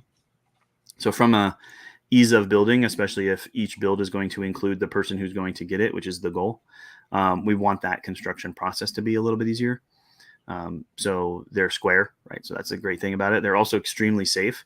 So ambulances are designed for the vehicle to take a double roll, right? So to roll over and then roll over again, and still keep the people in the back safe while, because you're transporting someone who's injured. And so it is, to me, like also a safety thing. So they know that they'll be safe inside that home. It's just structurally sound. A lot of like box trucks people bring up a lot of times too. Like that is a super flimsy wall, right? There is hardly anything to that. So you need to build in your own structure. You need to bring that to it. And it'll still never be as good as probably an ambulance is. But I think for me, the number one reason to stick to specifically ambulances is just the messaging point on it, right? So these are people who maybe aren't asking for it and don't realize it, but that need a rescue, right? They need to be saved from what is going on in their life. And that's what these vehicles have done. That's what they're designed to do. That's what we all look at them and see them as these vehicles that save people. And so when we look at our vehicles, I want us to understand that that's still what this thing is, right? It's still a vehicle that is saving a person. It's just not a medical need. It's a social need, right? It's a personal need. It's some kind of lifestyle change need that this thing is saving them and moving them into this next phase in their life. Number one factor in actually being successful at making a change in your life is a change in environment. There's studies conducted due to heroin use and some other things in Vietnam with veterans specifically. And this idea that if all you do is change the location and change the environment that they're in to a new environment, that thing you wanted to change and stop doing or do more of, you're way more likely to be successful at that change if you change your environment. So that's a core piece of ours, is do the outreach somewhere where they're dealing with a problem, bring them out to a recovery location that's away from that problem, with the requirement that they continue to move further away from that problem in that second stage when they take the vehicle and take that new job somewhere, that they have a real good chance at success because they've moved kind of away from where they encountered that problem to begin with. We're going to bring on our guest here in just a minute, but once again, this show would not be where it is right now without the help of a lot of great people. And I want to say thank you very much to support organizations like Daniel and Rescue Residents.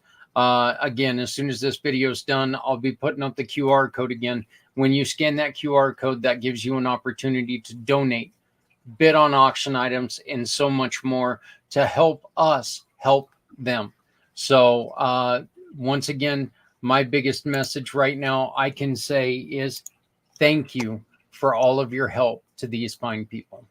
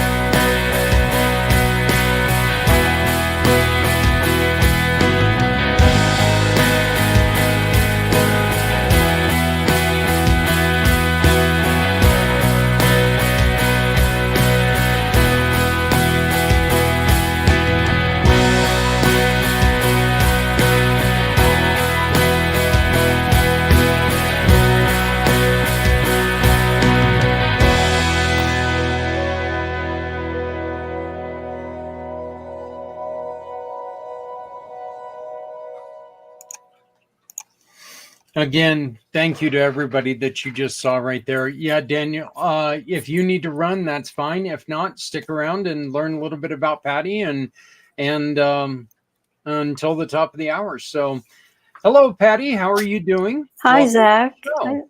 Nice to meet you. Daniel, I watched some of what you were doing. That is amazing. Thank you for all those efforts that you give to helping people have a roof over their head. And it's amazing. There's so many homeless veterans out there. And I really appreciate what you do. We're just getting started, Patty, but I appreciate that. Yeah, definitely working on it. The goal is definitely there. Yep. Well, Patty, you actually reached out to me this morning and you said, "Hey, you know what? I read the post that my sister in giving, Sarah Kuoku, put, and you said that you wanted to come on and join us. You are you in the same field as Sarah is? Or I am. Sarah actually got me started, and then we kind of split off and went our own ways. But I'm also a 20-year Air Force veteran, so a retiree, and so I'm always giving back to veterans. And I belong to the Tri-County Women Veterans Group here in the Villages in Florida. And we do a lot of fundraising and a lot of giving back as well. So whenever I get the chance to give back, it's a step in the right direction for me. Well, I want to thank you first and foremost. Thank you for 20 years of dedication and service to the country. It is seriously people like you who make what we're doing possible. Because unless I'm free to say what I want to say, it kind of makes this a little bit difficult. So thank you very much for your service. Thank you. Patty, you've when you got out of the service, I'm going to ask you kind of the same thing I was asking Daniel. What was the thing that you struggled with getting back into quote unquote civilian life? That's funny. I don't think I ever really had a struggle, except that I didn't have my college degree finished. And I had a hard time getting a job that I wanted to do, even though I had 20 years of experience in federal government contracting. They had just changed the rules that you had to have a 4-year degree to get back into that career field in civil service. So I turned around and I went back to college on weekends and for 1.5 years and got that degree finished while working full time at another job and raising my family. And once I got that degree done, I got back into the same job I did in the Air Force as a civilian with the federal service. Let me, and Patty, we'll start with you, and then Daniel, I'd like to get your opinion on this one as well. Would you, they're requiring a 4-year degree, but wouldn't you rather have somebody who's got like the experience working on these multi-million/billion dollar things? Wouldn't you rather have that person working on it? And, look, I can talk to you about being a veteran, but I don't have any experience in it. So, why would you want to listen to me when you can listen to somebody who's had the experience? Yeah, it was pretty frustrating because I had some friends who had retired and were never in my career field, turned around and got an internship, a 2-year internship doing that particular job, my job. And it was a 9, 10, 11, 12, even ended up retiring as 13s. And there was something definitely wrong with the system for sure. Daniel? I think maybe those of us who have gone through it, like Patty and I, yes, I would much rather have someone with the experience that I know we get, and then make it up to us to figure out how to get them, certifications and other things. So I'll give you my personal prime example that we have going right now where, all these ambulances, we're focusing on trying to get diesel ones. It doesn't have to be, but that's usually the best for hauling this heavy house behind it. So these diesel engines are no different than a diesel engine in a Humvee, right? So Right. I'm focused on, and we have working with us right now in the program, a diesel engine mechanic from the Army, right? So an Army 91 Bravo, I would rather have an Army 91 Bravo or a Marine like diesel engine mechanic than an ASE certified diesel engine mechanic. Like I know that they know how to work under the structure and the concepts that we have, and it also kind of pairs well with our mission. So yeah, I'd rather have someone with military experience doing the work that I know that they need to do. But it does mean, organizations that are not military organizations need to have the knowledge of what those jobs are. So when I say, hey, I'm a 91 Bravo, I don't know what that is. Like, I'm going to need to, those organizations looking to hire people into those roles need to know what those MOS equivalents are. And a lot don't know how to do that. Exactly. That is just one of the things that I think is so frustrating, that we have people out there who have, once again, hands-on experience, and they're being told, you know what, you need to take and go back to school before we can hire you, which means these heroes who have already given up a huge portion of their life have to take and go through the struggle of going back to school, incurring more debt. And it's usually more debt because you don't go to the service to make money. So, you don't come out independently wealthy. So, incurring more debt just to try to get a job that you are probably over trained for, not qualified, but over trained for a lot of times. Well, luckily enough, once you've done your 4 to 6 years, you come out with a GI Bill. If it's still there, I don't know. So many things keep changing. So I did get to go to school under the GI Bill. So that was just one of the benefits. But in between getting out, I did get a job through a temp agency where I worked with Kia Motors of America in New Jersey. And I must say that 5 years I was there was probably the best job I'd ever had. That was when Kia was just really starting out here in the US, and they had a lot of lemon law buybacks at the time. So when I walked in the door, I talked to my boss. I said, okay, what is your game plan with me? Where do you want me to work? He says, that's a good question. And he showed me how to print out this list of all of the customers that had problems with their vehicles that they needed to do lemon law buybacks or repairs on. It was to the tune of $4.8 million. And I had to go put my investigator hat on and go find these vehicles, get them repaired, and get them to auction. So it was a very interesting job. And then I went back into my civil service career. So, because my husband was still active duty, so I had to follow him to his next duty station. Well, you know what? It looks like everything worked out. It did. I really do. I'm hoping that we can get past this and we can get veterans hired right when they come out. I mean, they're already trained more than 4-year degree is going to train somebody. Absolutely. To be honest. I agree. And I find it hard to believe that somebody can take in and argue the opposite side of that and make any sense. So, but Patty, one of the things that Sarah loves to talk about, and I want to get your side of this, is one of the things about mental health that drives mental health is physical health. So tell me about what you guys are doing. So what I've learned in the past 4 years, because 4 years ago I got very sick, my immune system was shutting down. I lost 30 pounds in 6 months, and 3 doctors couldn't figure it out. So I ended up, I had a friend of mine who was doing epigenetic testing. She said, let me test you and see what's going on.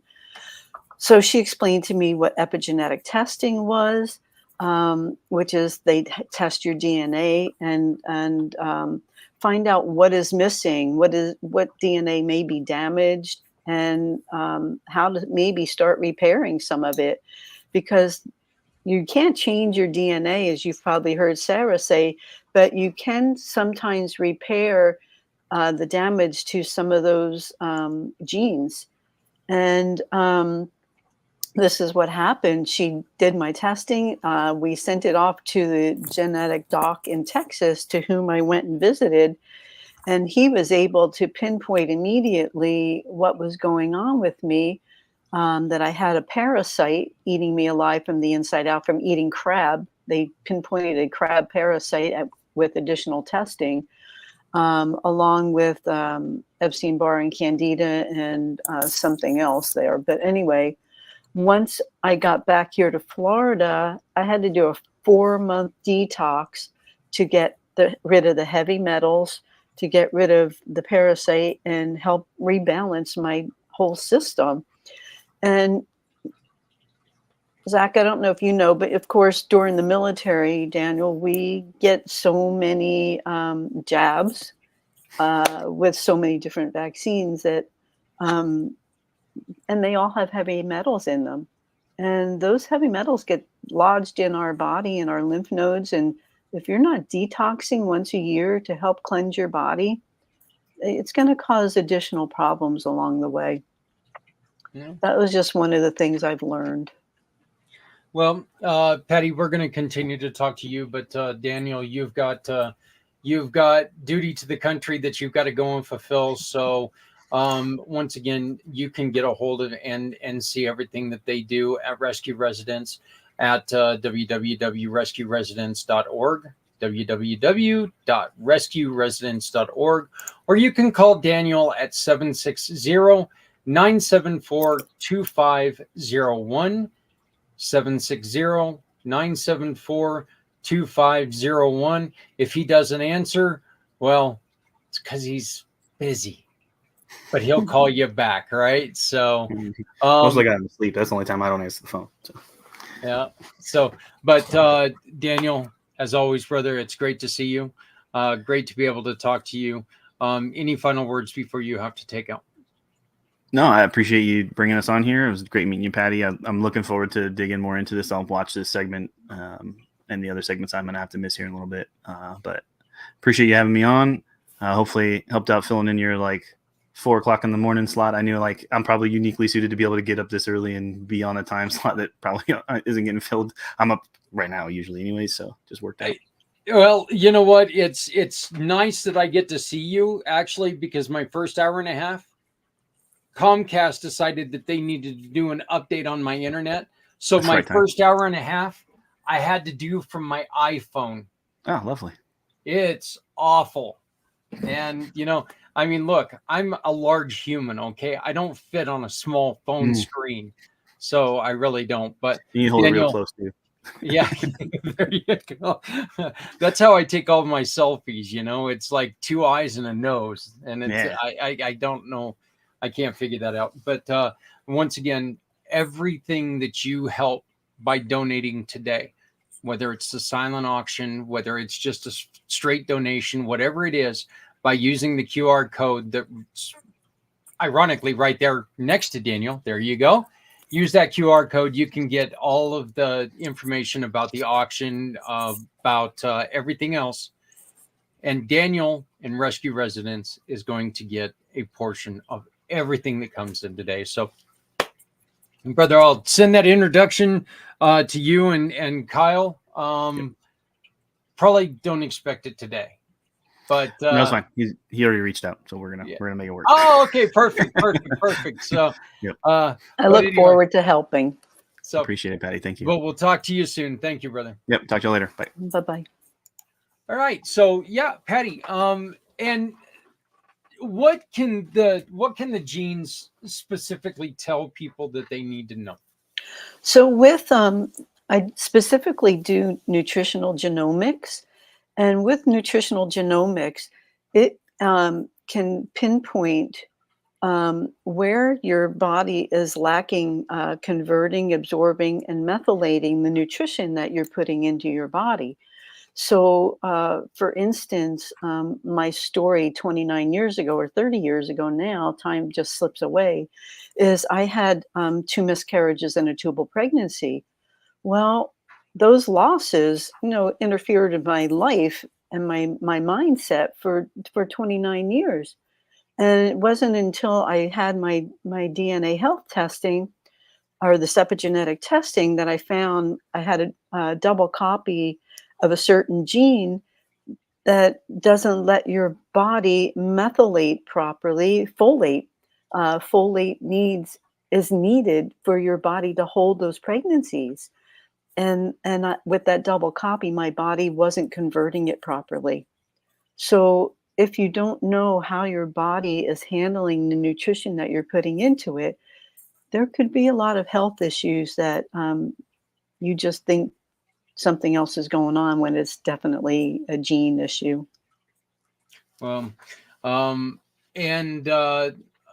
what are doctors able to do when they find a gene issue?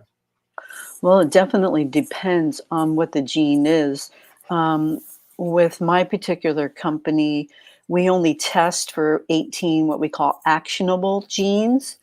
And those actionable genes can be corrected, or when they're fed properly, can help the body recover itself.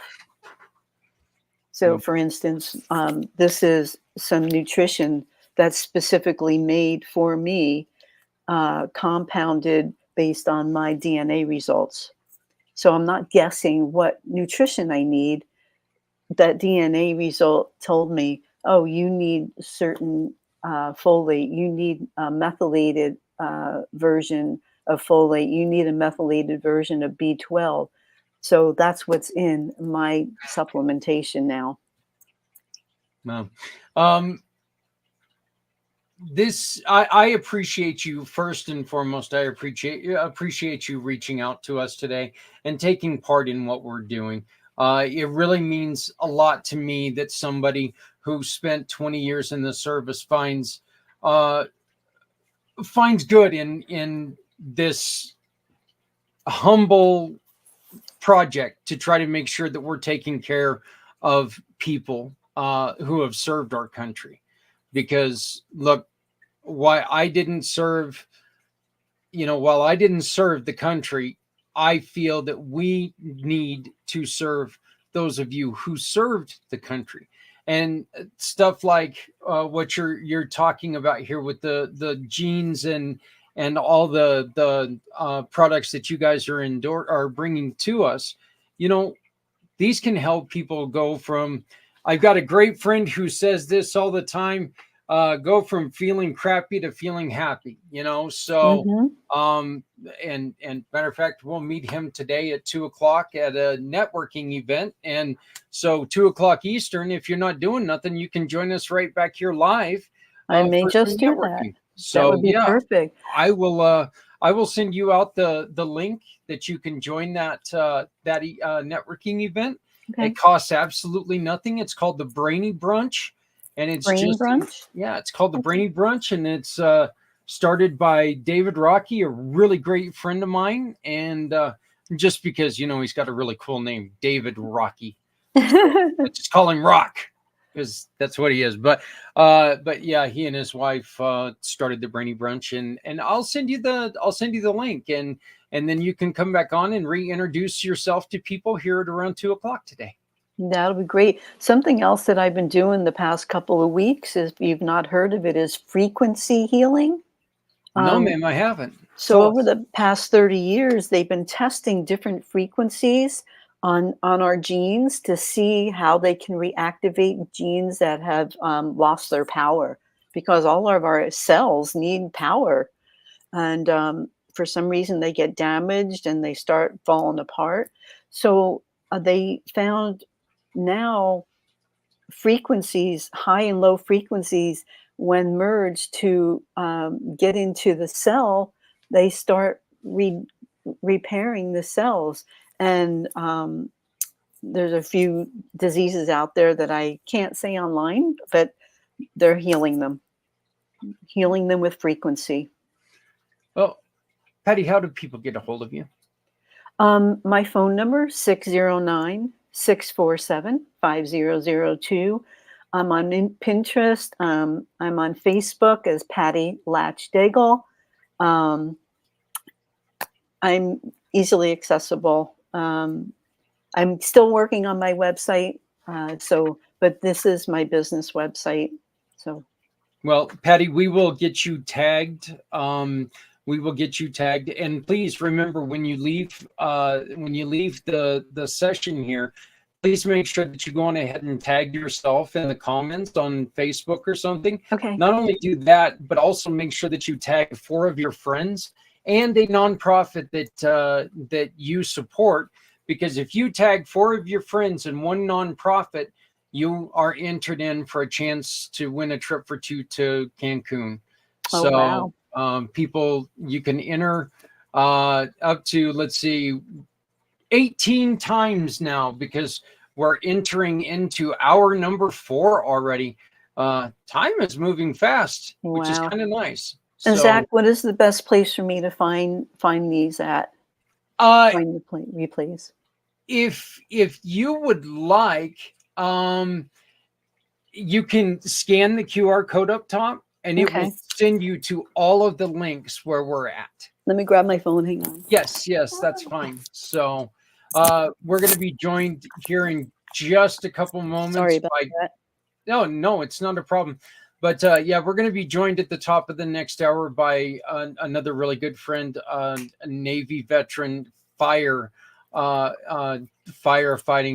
first responder veteran who had a couple struggles and has come up with Okay. a new way to help people through that. But Patty, I Okay. just wanted Well, to thank you. thank you so very much for joining us, and I really hope that that we can get you to keep in contact with us, and let's work together to make lives better for people.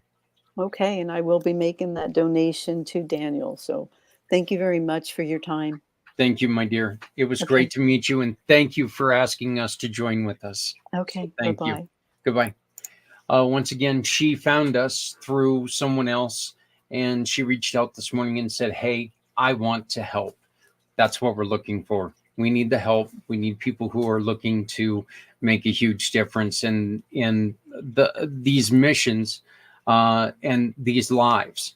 While the 9 missions that we're raising money for today, while they're huge in this fight, it's the people that make the difference, and it's the people that we're working for. So please make sure that you check out Patty and her temporary website, which is right there on the screen, or you can, of course, give her a phone call at 609-647-5002, 609-647-5002. Again, thank you, Patty, for joining us. I greatly appreciate it. It means a lot to me personally.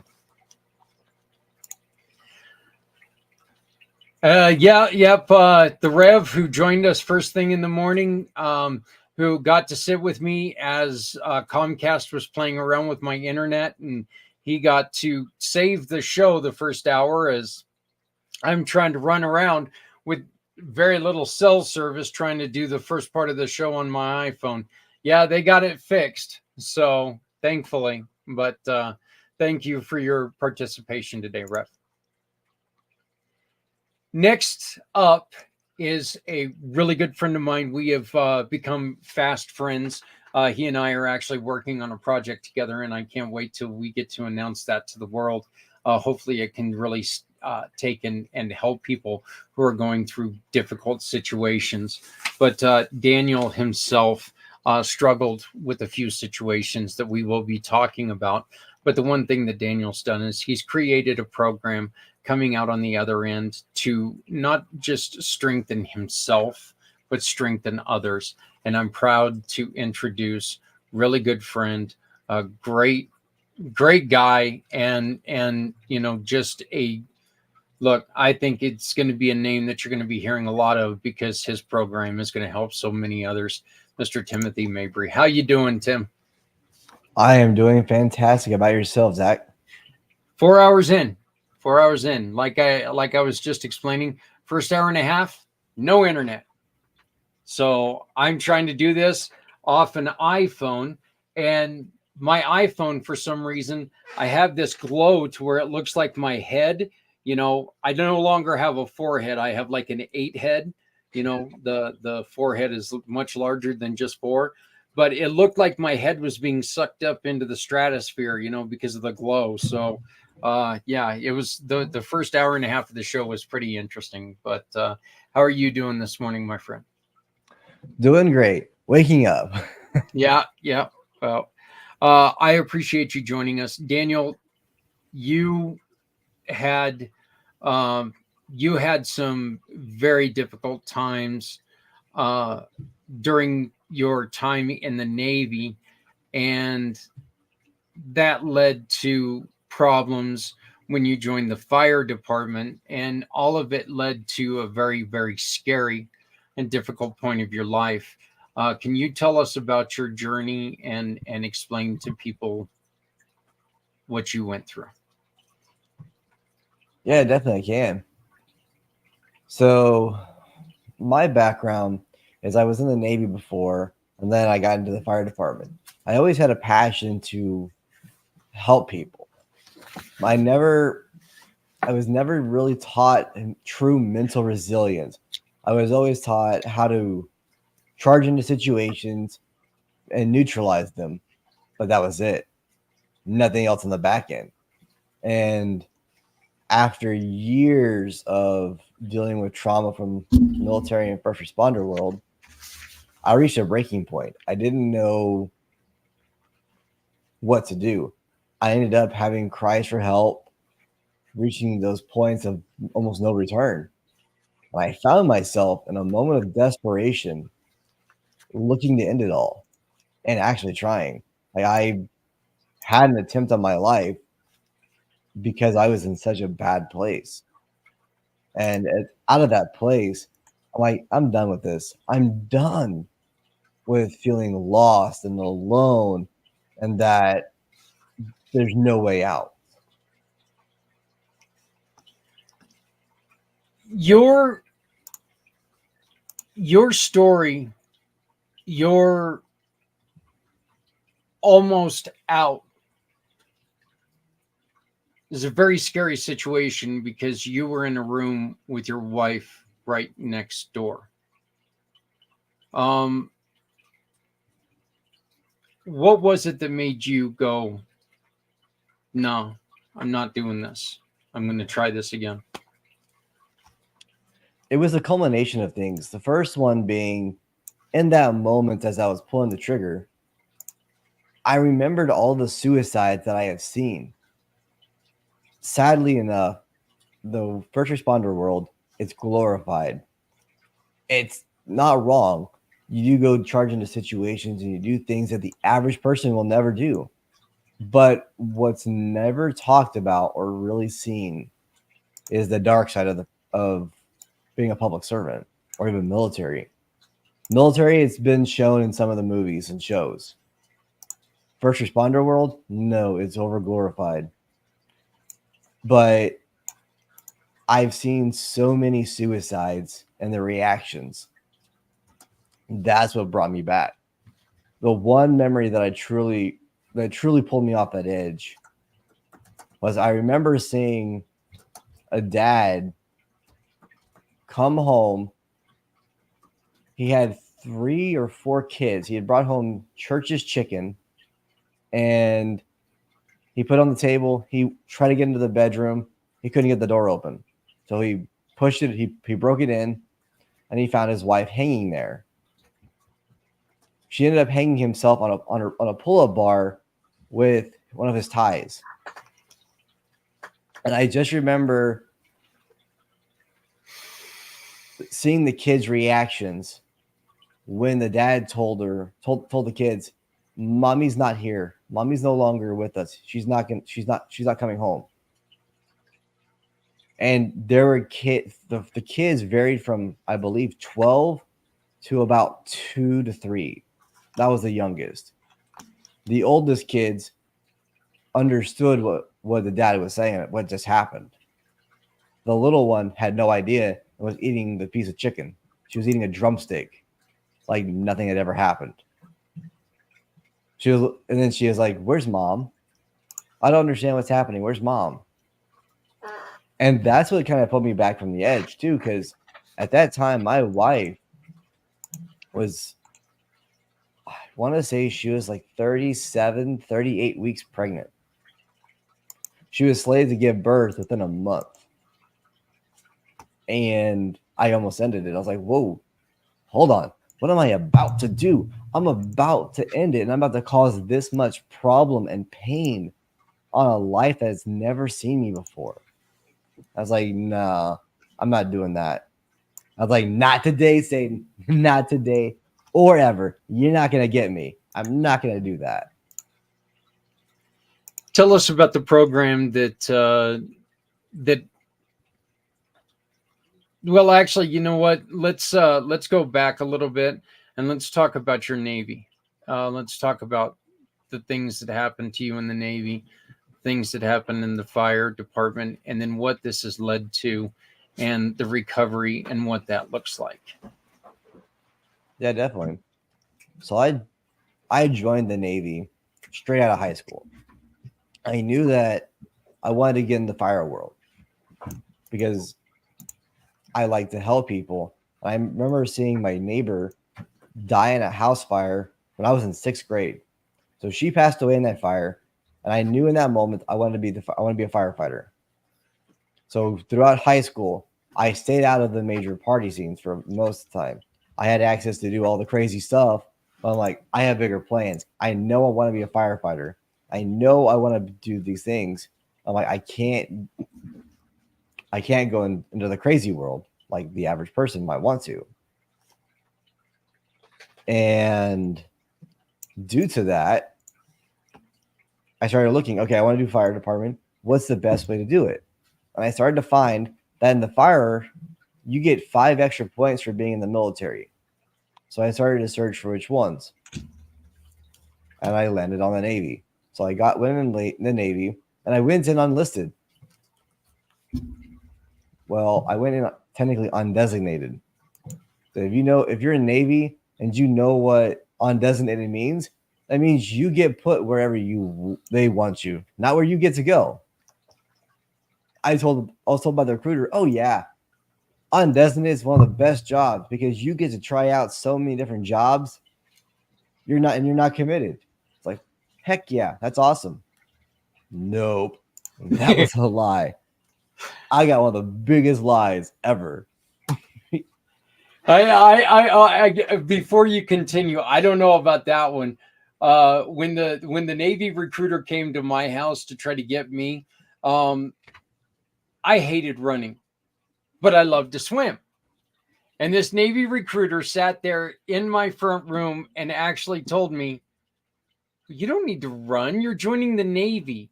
You need to swim. And there was something that just didn't sit right in those words. I'm like, wait a minute. They're not going to just let me swim. They're going to be running involved. I'm not going to like this at all. So, yeah, that was one of the pitches that I got right there. Somebody telling me, yeah, you're in the Navy. You don't run, you swim. It depends on what you do. But, yeah, oddly, in boot camp, you did swimming and you did running. But you did more running than you did swimming, oddly enough. Yeah, well, so I'm sorry about that. Like I said, you were talking about the recruiter and coming up with some BS, and that I had to get that out. Oh no, you're good. Every recruiter or every branch has recruiters who will sell you on a unique lie or their own version of a story. And I found that out. So whenever I got enlisted, or I went in undesignated under the premise of, oh yeah, I'm gonna try out different jobs. The job that I wanted at the time was damage controlman, or DC. Basically, they do, whenever the ship gets attacked, they do the repairs. They also teach and train firefighting tactics to the rest of the ship.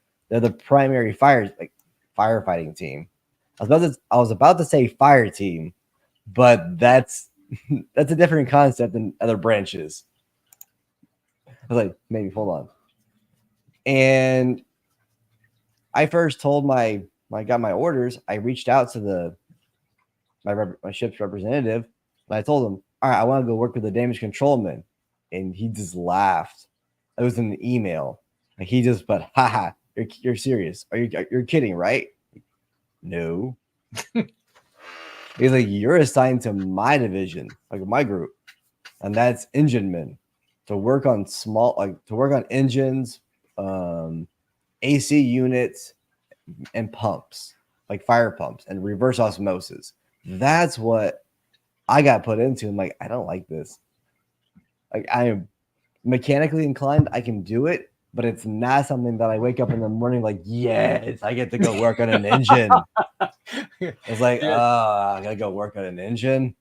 It is kind of funny how that happens to you sometimes. Yes, it gave you some really unique technical skills, but it's not one of those like, I'm excited about doing this. It's like working in a normal job that you have to work, and you're like, oh, alarm goes off, so I really have to do this. Yeah.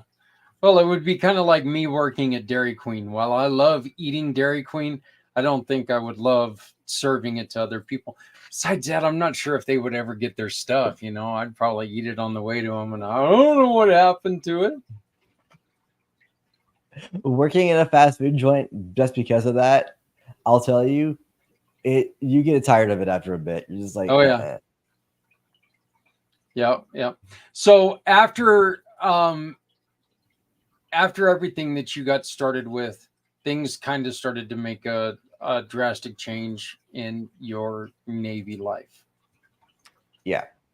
So when I got put to the ship, I was put in a department that was quite horrendous. And I say that because nobody knew really what was going on, in the sense of there wasn't communication. So I was by the two most senior people, the chief and the leading petty officer. He was an E6. So an E7 and an E6 were in charge of that department. And the chief, because I didn't really know tools, he would take me down in the bowels of the ship, like the lower levels, and he would quiz me on ships, like on tools. And if I didn't know what the tool was, I would get beaten with it. I would literally get beaten with wrenches, mostly wrenches and other types of tools. He's like, "What's this?" I don't know. Bam. So yeah, I was getting beaten with those tools. At the same time, the E6 was separating me from my shipmates and then making me do stupid tasks. Now, when he was separating me, it wasn't just we were chilling out and hanging out. No. He got the bright idea to take this real shy, insecure, sheltered kid who didn't know his head from his asshole, and to put him in situations where he could take advantage.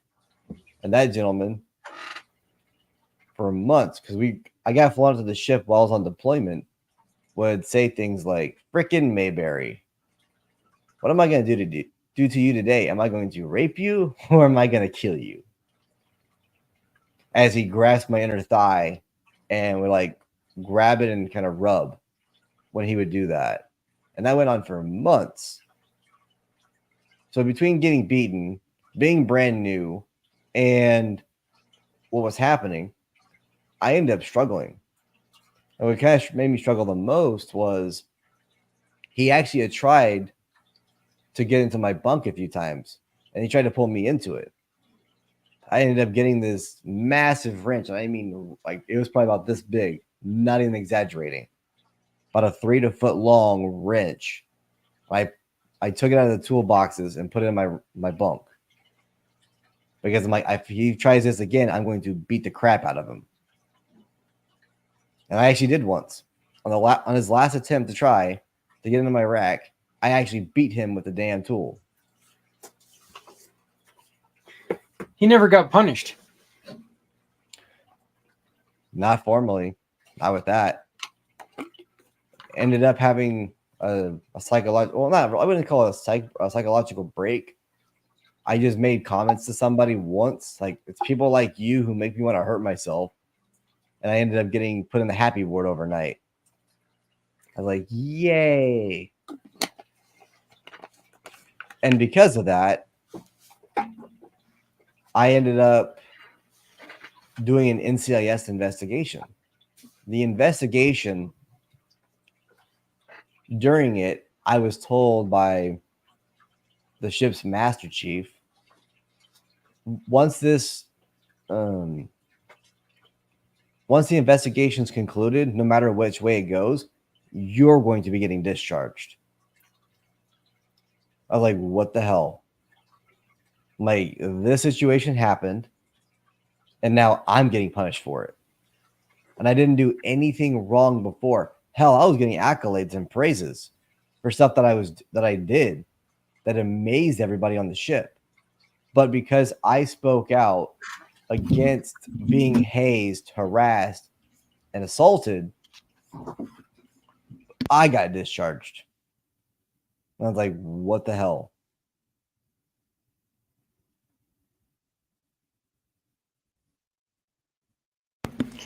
After your unjustified dumping of the Navy, getting booted out of the Navy, you decided to start a career with the fire department. Yeah, right out. So I got discharged on May of 13. Within 3 weeks of getting discharged, I had signed up for a fire academy. And a couple of weeks after that, so within a month of being discharged, I joined a volunteer fire department before I started the academy. So it was back to back. Hey, getting discharged straight into something else. But when I got discharged, I was told it was rapid. I had less than a week to process out. I think the branches call it PCOS.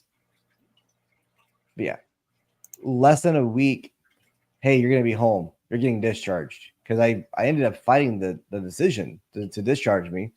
And the appeal, it went up to, I think, a 1 or a 2-star admiral. And it got declined.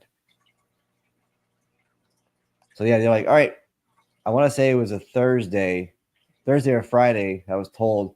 And they're like, by Tuesday, you're going to be home. Like, you will be home by Tuesday. I'm like, what? So I had to do all the entire discharge process within a couple of days. Pack up, send out, everything. It was that quick. And I was just lost. I didn't know what to do. I didn't have much money. I didn't have anywhere to go. If my parents wouldn't have taken me back, I would have ended up on the street or living in my car. That's really what would have happened for me. Your chief said something to you that changed your whole direction and really kind of opened your eyes to a very, very large problem that you've done something with that can go on both sides. Navy veteran, first responder, it can help both of them. Can you explain what's going on there? Yeah, definitely. So in the fire department, whenever I was having a major struggle, my cry out for help, I had actually gotten in some trouble. I was withdrawn. I was extremely depressed, anxious. I just didn't really care as much as I used to. And it became evident. Now, as a part of that problem, when I got written up, my chief and captain asked me, Mabry, are you okay? Because this behavior isn't like you. And I responded, no, not at all. Not okay. My battalion chief couldn't look at me, and he just said, and my captain said, "Oh, okay." Then they continued on with the write-up and suspension. About 8 to 9 months after that situation, I ended up talking with my battalion chief and asked him what happened. In that moment when I had my cry for help, why didn't you help me? And he said, because I couldn't help you because I can't help myself. I don't know how to help myself.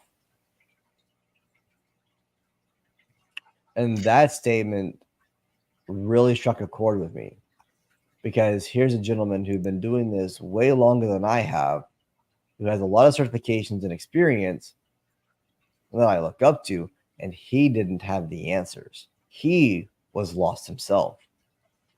And I started to see that problem, not just in the fire service. It goes everywhere.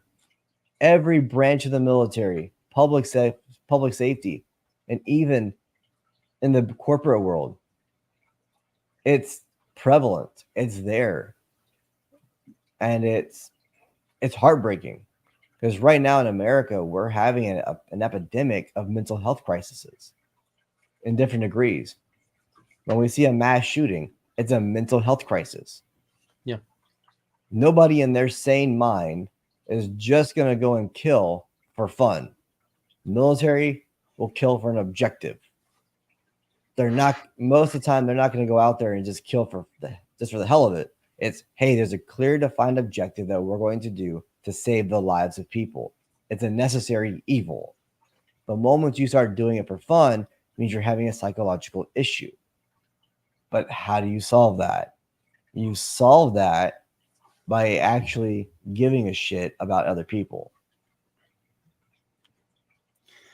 So this led to the creation, Tim, of Lead Through Fire. Tell us about Lead Through Fire. So Lead Through Fire, that was born out of this trauma and situations, because being a fireman and being a fire officer, my job was to teach and train new people on how to go into a fire, and then to do the exact same. We were to do education on, like, with kids.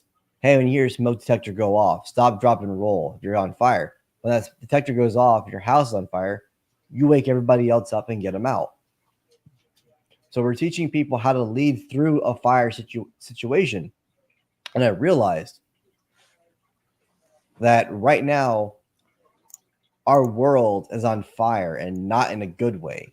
The United States is struggling with so many problems, and it's all in the mind.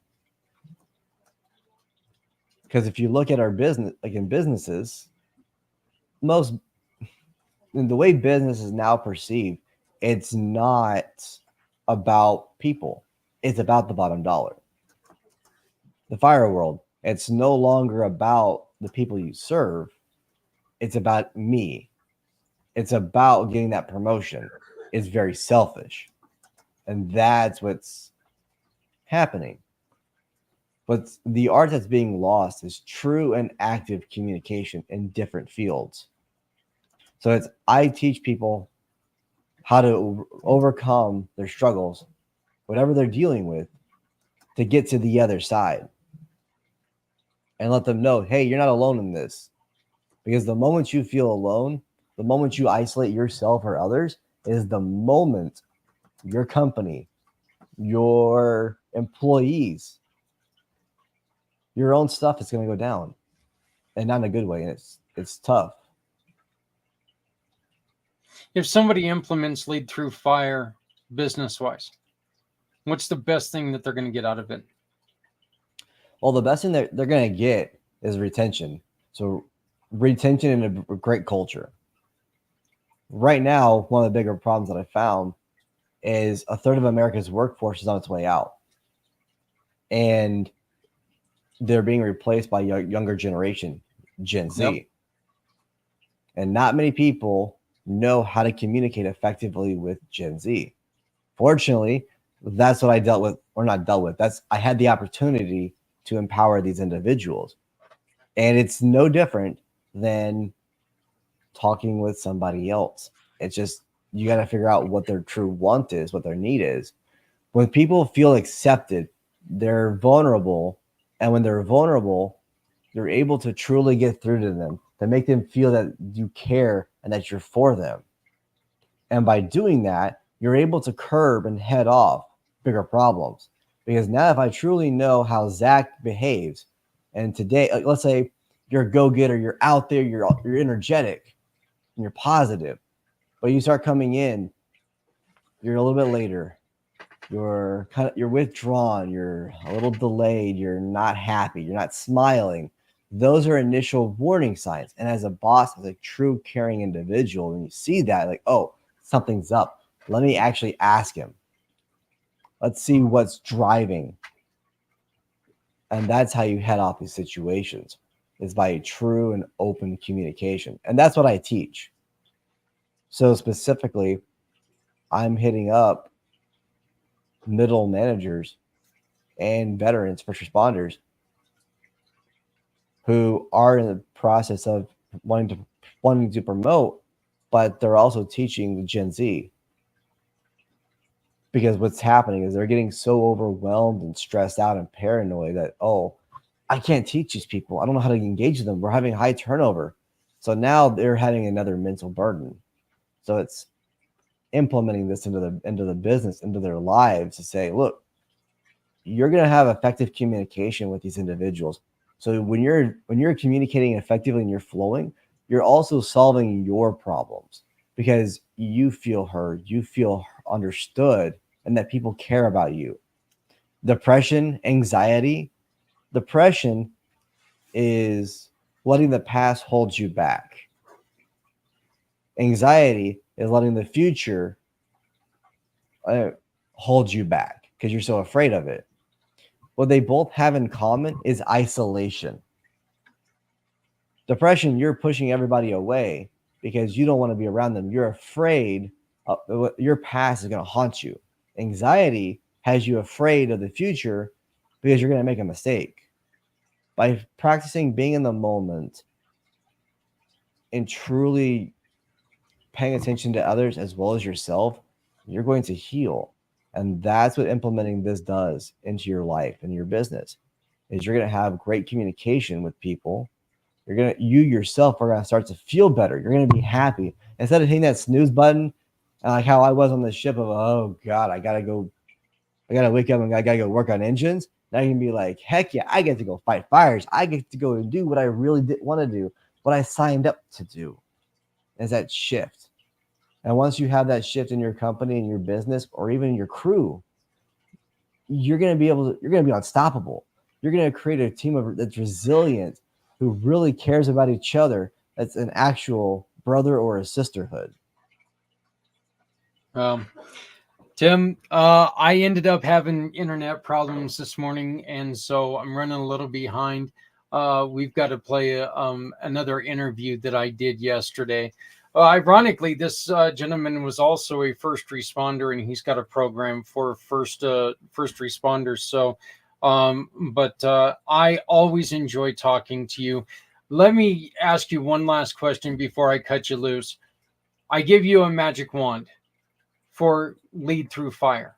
What does that magic wand do to make Lead Through Fire work better? Well, the magic wand would be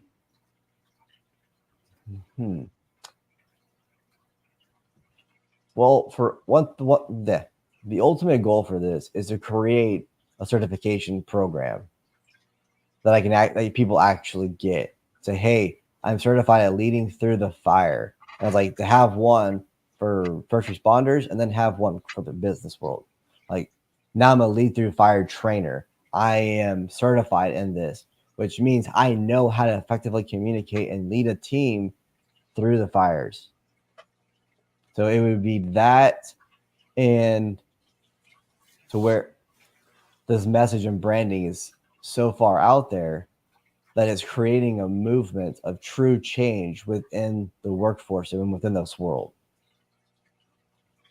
No. Brother, as always, I send my love, I send my respect, and I send my thanks to you and all the hard work that you're doing. Please make sure to reach out to Tim if you want any more information. Timothy at lead-fire.com. Timothy at lead-fire.com. Or you can call him at 210-639-0607. 210-639-0637. Tim, as always, brother, I look forward to finishing up this project that you and I got started now that all this kerfuffle is here, and getting it kind of put away until next year. We can work on this project, and next year maybe the project that we're working on together can coalesce with this or coincide with this, and we can really try to help some people out. But keep up the good work, man. Keep up everything. How your child, let's how old now, and everything healthy, and what's it like for you as a father knowing you damn near gave that up? Oh, it's hard. Like whenever I see her smile, because she'll be 2 in June, and we just had another one 3 weeks ago. Congratulations, brother. I did not know that. Thank you. Yeah.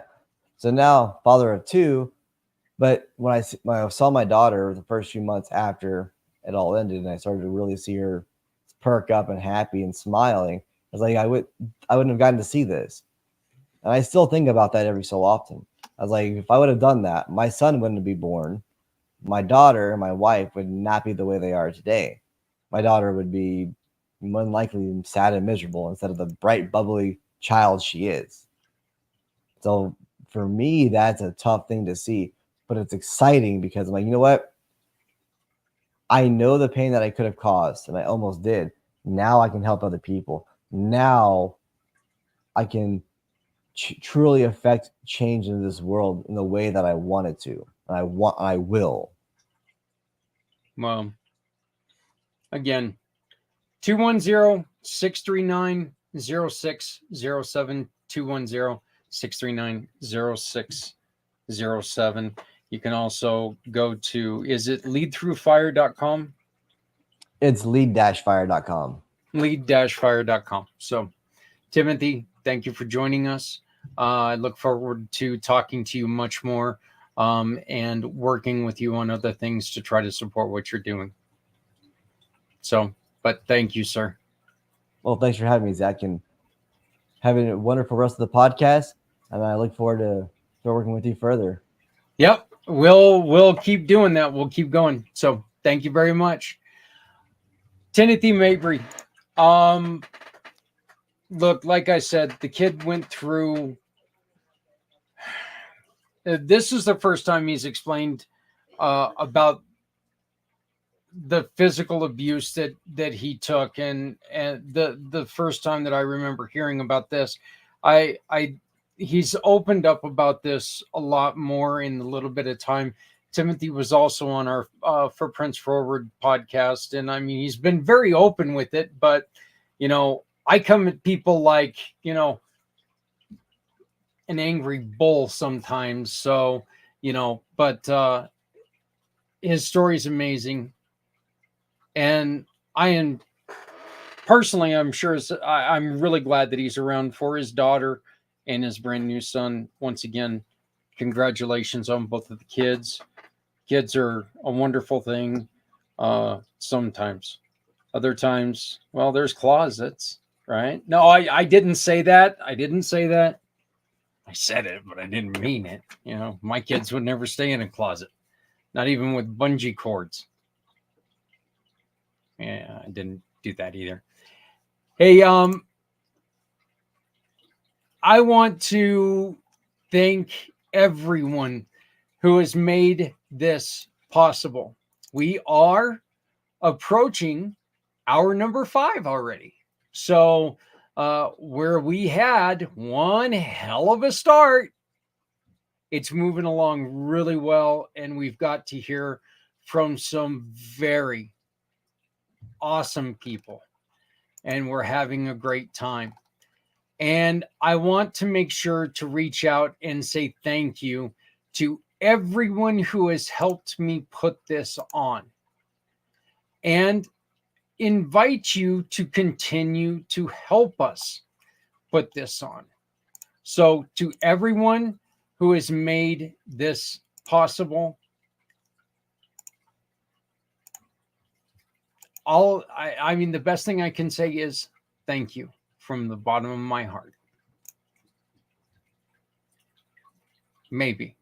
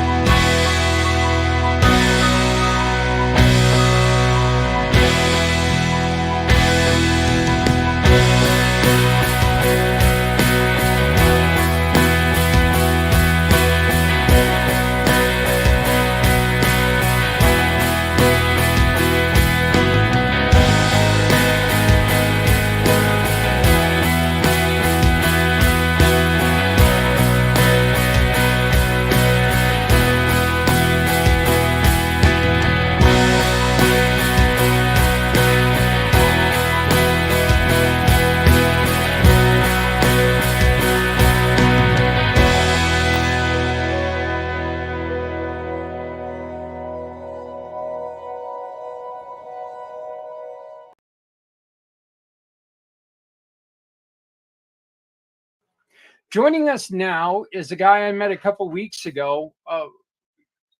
Consider him a really good friend. More importantly, he's a really, really good guy. Lot of hero services, Kyle. Your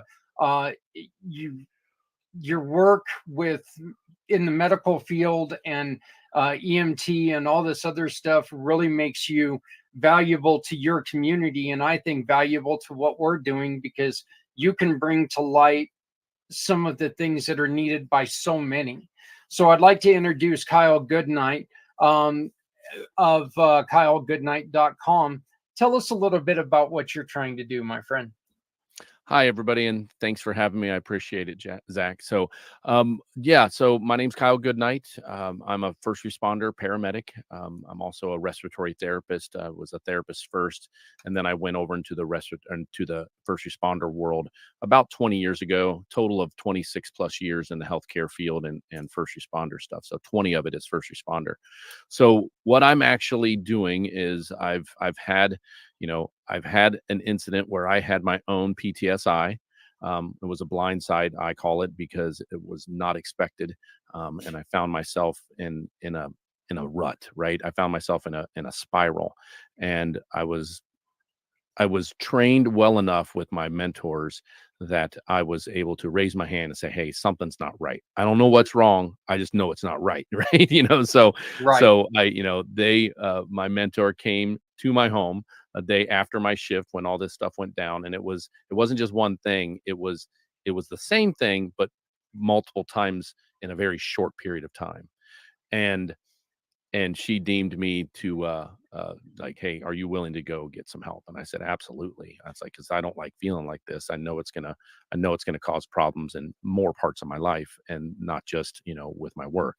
So I went and got some help, and got on the other side of it. And then I'm sitting there in a class one time, a big lecture. It was a seminar about EMS, and it's the same stuff up on stage. It's 12 leads, it's trauma care, it's difficulty breathing, the difficult airway. And I'm like, yeah, those are all great, and we train on that a lot. One thing we've never got training on is how to build and fortify ourselves. From the beginning of my career, and goes back into the schooling. I went to school back in 97, so that ages me.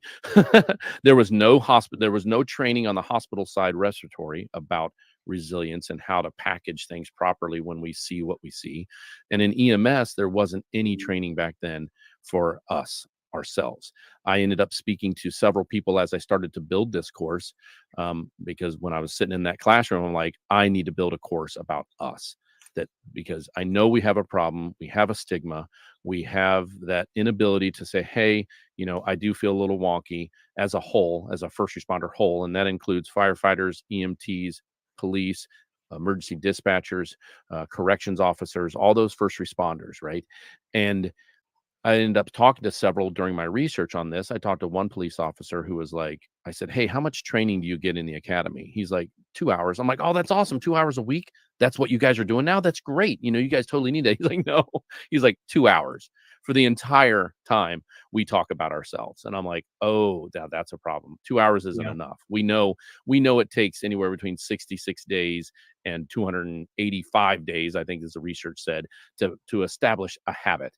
And to establish self-care and to establish resilience, you need to do it over time with someone who's been there and done that and can help you. So basically, that's what I'm doing. I've created a course. I've found some very good tools and knowledge and things that tie a lot together. That things that tied together for me, including before I became a medical professional. So like it goes back that far. And a lot of people don't understand that that's tied together. Our brain health, our communication with our family, whether that's you're married and have a wife and kids, or whether that's your parents when you're a young EMT or a young firefighter or police officer and you don't have a true family yet. You may only have your family as in your mom and dad and brothers and sisters or whatever your dynamic is. That is still important too, because if they don't understand your world, then that's a stressor, right? And of course, it's not all about the stress we see on scene. It's not all about that. It's the stress about your home life. You're away from your family for extended periods of time. And this is why it even goes into like the hospital realm. Hospital realm people, I worked 12-hour shifts at the hospital, sometimes 3 days in a row, sometimes over weekends where everything was going on with the rest of my family because they're not in healthcare, or most of them weren't in healthcare. My wife is. My wife's a nurse. So, I mean, that was a double whammy, right? So it was one of those things where it's not just what we see in what we deal with at the job. It's also what we deal with at home. I mean, the other day it snowed 8 inches in like an hour here where I live. And I wasn't there to help clear it all, and that doesn't feel great. I want to be Yeah. there, like my wife's out there with her broken finger trying to because the dog's broke her finger a couple weeks or a couple months ago and it's still healing. She's out there trying to move 8 inches of snow. That's not fun for her. I don't like that. My garage door, anytime it's ever any problems that happened, and this is Murphy's / first responders law, if you will. If anything goes wrong, it's when you're on duty, right? Car broke down when she was 8 months pregnant. I couldn't get to her. I was in the middle of a shift, garage door bust. She can't get out of the garage to go to work and I can't, I'm not there to help lift it because it's a heavy, once that spring, everybody knows once the spring breaks, it's a very heavy door. But luckily, we have neighbors, thank God. But, that's all part of it. It's not just what we see on scene. It's how we bridge the gap and how we come back home and present ourselves too. If we present ourselves under that same stress that we were just in, then that's not good for our kids, our parents, our wives, our husbands, our significant others, whatever you want to call, who you have at home, who you come home to, your own dogs. If you live by yourself as a first responder and you come home to your dogs, and maybe that's a little caveat because dogs always make me happy no matter what, and unless they've got diarrhea or sick, then I'm really cranky. Yeah. I got one right now that was pushing up my elbow just a second ago. I kind of look like. I'm surprised mine haven't come and showed their faces. I got big dogs. I got 5. I got 5 dogs. So. Real quick question for you. First off, I want to kind of remind people out there that one of the things that you as the EMS has to deal with every day, as just a normal citizen, how aggravating it is when other people are driving. Imagine having to get to a place very quickly, and not because you're running late, because someone's life is in danger, right, with the way that these other people drive. Okay, Yeah. so that would be one thing. Kyle, please explain to me the difference between PTSD and PTSI. So how I understand it, and this is the PTSI is a newer term they're starting to use, and even we unfortunately lost a firefighter out in the California area in the beginning of February. And I say we, I mean first responder world. And they put on the public announcement that he succumbed to his struggles with PTSI. So people are starting to use the I, and the I stands for injury or incident. So D is a disorder. I believe when it comes to the disorder, it's a long-term process that is it is a true known disorder. Read the book, The Body Keeps the Score, and they talk, very, very deeply about, everything that goes into the disorder of, post-traumatic stress. Where the PTSI comes in is an injury, an incident, something that happens that it affects you in a way, just that single incident affects you in a way that you feel the same feelings that eventual PTSD people have, but you feel it more abruptly and more acutely, if you will. So, and then, all PTSIs can go into PTSD. Now, the nice thing is if we know that there's PTSI, okay, I just had an incident that I don't feel right. 2 weeks afterwards, and I'm talking like when it comes to time frame, not the day of. A lot of times we can package things well in the first day or two, and then like a week later, something reminds you, and you get the shake. Have you ever got the shake? Anybody's ever got the shake? You think of something because our mind is very powerful. I chop my fingers off on the top of my finger off on a table saw, and once in a while, I'll think of that moment when my finger hit the blade and I shake, and that's a PTSI, right? Now I can move on. Right? Literally, I'm not worried about it now. I'm not dreading on it now. But it's those PTSIs are those little incidences that give you the shake, that give you that weird feeling. That if you can start to understand that that's what that is, you can package it properly. And I'm not saying like, okay, every incident you need to dive deep into therapy. And in even the word therapy anymore, there's so many new things you can do that doesn't involve the word therapy that people don't understand. And that's another thing that I'm bringing to my course is is it's not about talk therapy all the time, right?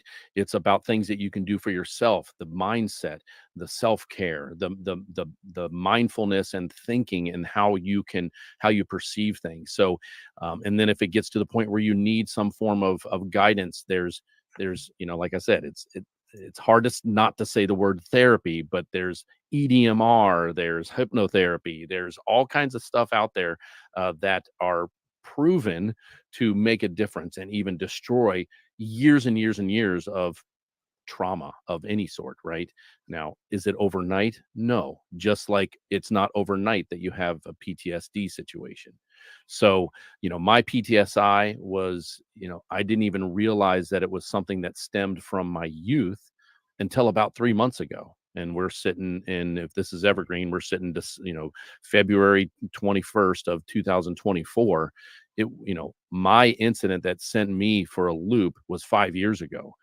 And through the process of dealing with that, I came out on the other side feeling great about things and understanding and packaging it properly. I can go on calls now that are similar to the one that happened with me, multiple ones that happened to me in a row, and it was, and my coworkers know that this type of run, they need to check in with me if we go on that kind of run again, because in EMS we never know where we're going to get. I mean, hell, I delivered my first baby in 25 years a month ago. You just never know what you're going to get, right? So it's one of those things where the communication, the stripping away the stigma. I think if there's one major message, is that stigma that surrounds us as first responders, that we have to be tough and that we train for this. That's the double-edged sword, or that's the conundrum. A lot of people think that we trained for this. We trained to be able to see the hard stuff. We trained to how to fix it or how to deal with it in the moment. We didn't train for the aftermath. We are starting to, as a whole. I did talk to a couple of EMS class people that run paramedic programs, and I asked them straight up, hey, do you do anything about mental health for the person? Like, not mental health runs where we go and we deal with the mental health patient, but for us. And he said, we're starting to sprinkle it in, because COVID kind of helped that, which is great. A couple of good things that came out of COVID and the shutdowns and the mental health strain that COVID caused, it brought a lot of that up to the light, and people are a little bit more open about it. The stigmas aren't completely stripped, but they're peeling away, right?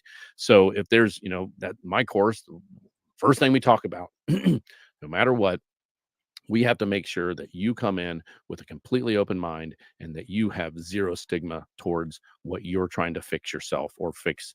If it's a loved one that comes into my course, that they're trying to make sure that they don't have a stigma of their loved one that puts them without being able to communicate, issues. So, one of the things that while you were sitting there talking, one of the things that I remember, one of the that I have with post-traumatic is I slipped on ice, and my foot hit our stone house, and it completely detached my ankle from my leg. And I remember the EMT coming to take me in, and I made a little bit of a sound when I went to go try to move or something like that, and the guy goes, "It's okay if you holler. I mean, that looks like it hurts." And I'm like, "Yeah, but is it really going to do me any good?" And he goes, "It probably make you, probably make you feel a little bit better." And I'm like, "Yeah, I dealt that very seriously, but I love." I knew what it would do is it would just, bring more attention. But Right. that was a fun time. I couldn't imagine what they thought of when they first walked into the yard, though, because it was the middle of winter. Mm. Obviously, there was ice on the ground. You don't get a lot of ice on the ground in the middle There of he summer. is. So, hi, go now, please. My dad came out of the house and threw a cover over me. So these EMS guys come walking up. There's a covered up body on the ground, So I couldn't imagine what they were thinking. It's like, going, wait, I thought we were here for a leg For a injury. broken leg, yeah, exactly. So, Yeah. But let me ask you this: your wife, yourself, working in this, do you two often talk to each other about stressors, or is it better for the relationship and for yourselves to talk to someone else and not, because I could see how, you've got that old saying, leave work at work, leave home at home. And look, that's impossible for anyone. That's just that's the way it is. It's impossible for anyone. But I would imagine it would really be difficult to do that if you two would really need to talk to each other about that, right? To a point. So how do you two manage that? Well, we didn't manage it for a while, and that's why we faced divorce at one point in time in our marriage. About 12 years in, I came home from a shift, and she's like, "Hey, I'm done," and I'm like, "What?" And she's like, "Yeah, I'm moving out," and I'm like, "Wait, whoa, what? Hold on." So it was one of those things where through unpackaging all of that, we spent 2 years unpackaging and reconciling our marriage, which was fine. Out of 24 years so far, 2 years is a drop in the bucket. And I'm totally happy, that my kids got to grow up in because they were younger then. They were probably 9 and 6, 5 and 8, right around there. So they got to grow up in their informative years with, a combined household and not split up. So that was nice. And that was one focus that her and I had. But what we found during that process was that we were in a crazy cycle. And the crazy cycle comes from the book, Love and Respect. And what it is, hey, I'm not showing you love, so therefore you're not going to show me love. Or I'm not showing you respect, so therefore I'm not showing you respect. And that comes with, not talking about our jobs, not communicating. So another big part of what I talk to people about is communication. Communication in general can open up a lot of doors. You don't have to go into detail. You don't, like HIPAA rules. We're really not allowed to go into detail. We can do some generalities. There's plenty of people that I've seen be like, "Hey, I saw your wife the other day." And I'm like, "Oh yeah, where'd you see her? Store?" And like, "No, I was in the doctor's office." "She didn't tell you?" I'm like, "Oh, hell no." She don't tell me she sees anybody we know. Like, that's not allowed. She can get fired for that. Like, I'm like, now that you told me that you go to her practice, I still can't even go back and ask her about what you guys discussed, right? I can just, "Hey, oh, by the way, I heard that blah, blah, blah goes to your practice now." And she goes, "Oh, Hey, that's nice." Lloyd just She told doesn't me even about agree. his warts. What did you see? Right. Right. Yeah, exactly. I'm like, even when I'm like, "Oh, by the way, I bumped," and we're talking about neighbors. I mean, I've got neighbors come up to me years later and be like, "Oh yeah, well, I saw Jen today. She was busybody all around the office." And I'm like, oh, okay. You must go to her practice. "Yeah, you didn't know that?" I'm like, "Yep." And then even when I go back and talk to her, I'm like, "Oh, I found out that, this neighbor goes to your office now." She's like, "Okay, that's nice." And she does it it's like she shuts it down. It's so nice, right? But when it comes to what we see at work and what we deal with at work, because she's a pediatric nurse, and there's parents I'm telling you right now, it's not the pediatrics that's the problem. It's some of the parents, right? Just like typical, like when dogs are a basket case, it's their handler, right? Their handler doesn't know how to control the dog. So, but she has a high stress environment as well. And we are now, the communication has been fixed. We've done it with our kids. We don't sugarcoat anything with our kids, at age appropriately, mind you. You don't come home and talk about the crazy stuff sometimes, but hey, by the way, dad had a pretty rough night last night. We had a pretty important call, and just, if I feel a little off today, just that's what it is. I'm going to do my best to try to get myself in the present to make sure that I'm here for you as well, and I'm not distant. So communication is really the key. And yes, we do share with one another our struggles at work. Now we get to the point where we're trying. I do my best not to try to get, if it's something that is stressful to me and is not, and it got me into a fit of discomfort or anger at work, I try not to get back into that anger at home when I'm telling her what my day was like. And that's the important thing. And we do listen to each other. We do give support to one another.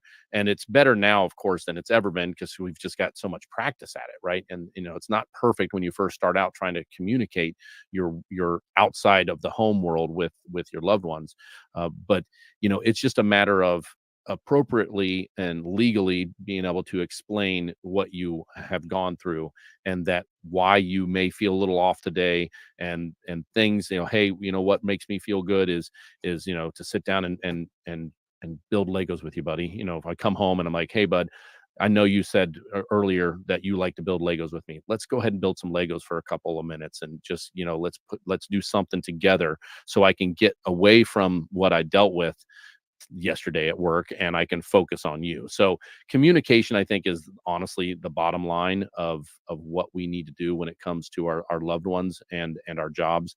And that can be tough. Sometimes people don't want to hear it, and that can be something where a third party person, not a counselor, a moderator of some sort, somebody who is trained to unpackage. That's one thing that when we went through our couples therapy, we were able, our third party person wasn't like a shrink. He was more of a moderator, right? He was a counselor. And what he was able to do was, like, the words that came out of my mouth that she didn't understand, he was able to, like, say, hey, what he really means in guy talk for you to understand is this.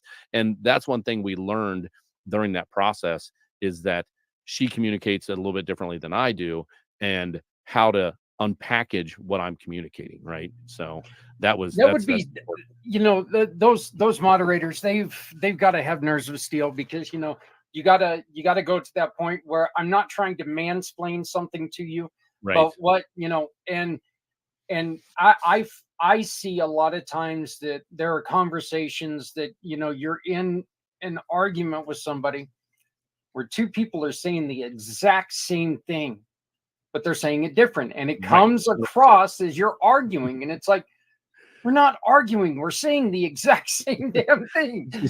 Look, I just say it this way, you say it that way, but it means the same thing.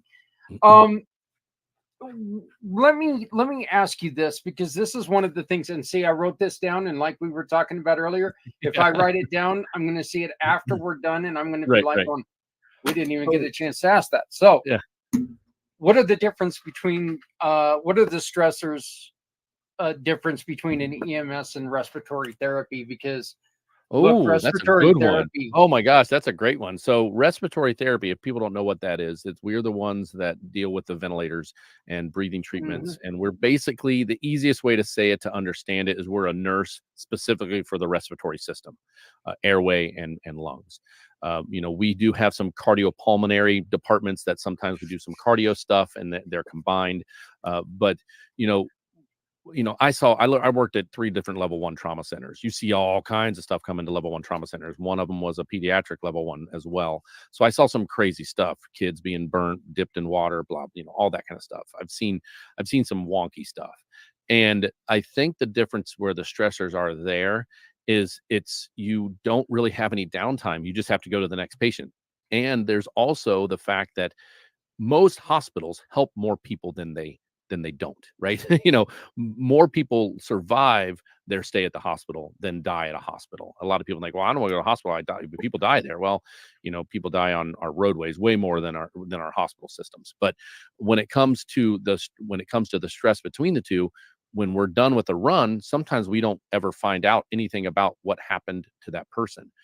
We're lucky enough now, my department now would have a digital format for our charting, and I can click a button that says follow up, and we have a team that follows up. We have different people for each hospital in our local area that have connections to get in HIPAA permitted, to get the information after 2 weeks, 3 weeks, ever long it takes to get the diagnosis from them of what happened with that person. And we get follow up. We get closure, right, with that. And I think that's a big thing, where for a lot of times people that don't have the closure, the wondering if what I did helped, or if it didn't help, what could I have done differently, and then critique my care, right? So respiratory wise, it's high stress, and the fact that I've had 5 ventilators one time in a 12-hour shift that came into the ER, and 3 of those were overdoses that were dropped off on our front porch, right? You're like, whoa, that's a stressful situation. Yeah. That was also for me a very adrenaline rush for me, and it was stressful in the moment, but I knew that I was doing everything in every single moment to help that person survive, and that is helpful, right? So then I see that person walk out of the hospital later on that day, or 2 weeks from then if they get put in the ICU, or traumas that come in and I see them, after surgery up, because with respiratory we kind of float the hospital. We're not always in the ER, or we cover the floors, we cover ICUs, and we rotate. So there's times when you see and you have the ability in the hospital to walk up and see how a patient was doing that you came into the ER. So there's a lot more closure, and a lot more, you see a lot of the things that happen on the backside where they survive or they get better, and that feels good, and you don't have those same stressors that were crazy in the moment. You see things, I mean, I've had a patient where he dove into a pool, broke his neck. Well, I became pretty close to him in the ICU setting because I cared for him for weeks. And after that was all said and done, him and his family, because we got to be so close, they invited me over for a visit at their home to see his home life now that was changed. And he was an ex Big Ten football player, right? And it was one of those things where, I got to see how he, unfortunately, yes, he is paralyzed, but he is living a life and his brain is still intact, and he is still able to have a conversation.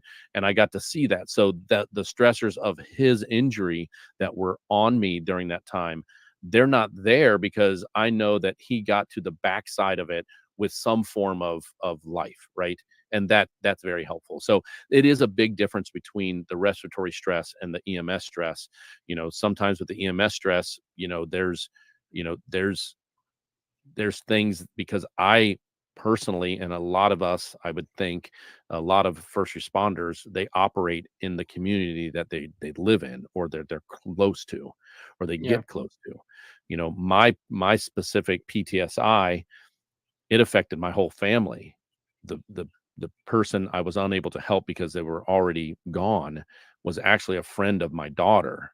And when I came home, she was crying, and I'm like, "What's going on, babe?" And she's like, "My friend just died, and somebody I go to school with." And I'm like, "Oh my God." And she looked on my face and knew that I was on that run, because she put 2 and 2 together, that we live really close to where her friend lives, and that I was at work and then I just came home. And she was like, "Oh my God, you were on that." And I'm like, "Yeah, but babe, I was." And, why couldn't you help her, Dad? I mean, come on. I mean, Yeah. you know, I mean, sorry, but No, that's one of no. those things that, I mean, here's where it kind of creeps up sometimes. It's like I couldn't help her friend. They were already gone. There was nothing I could do, nothing my team could do.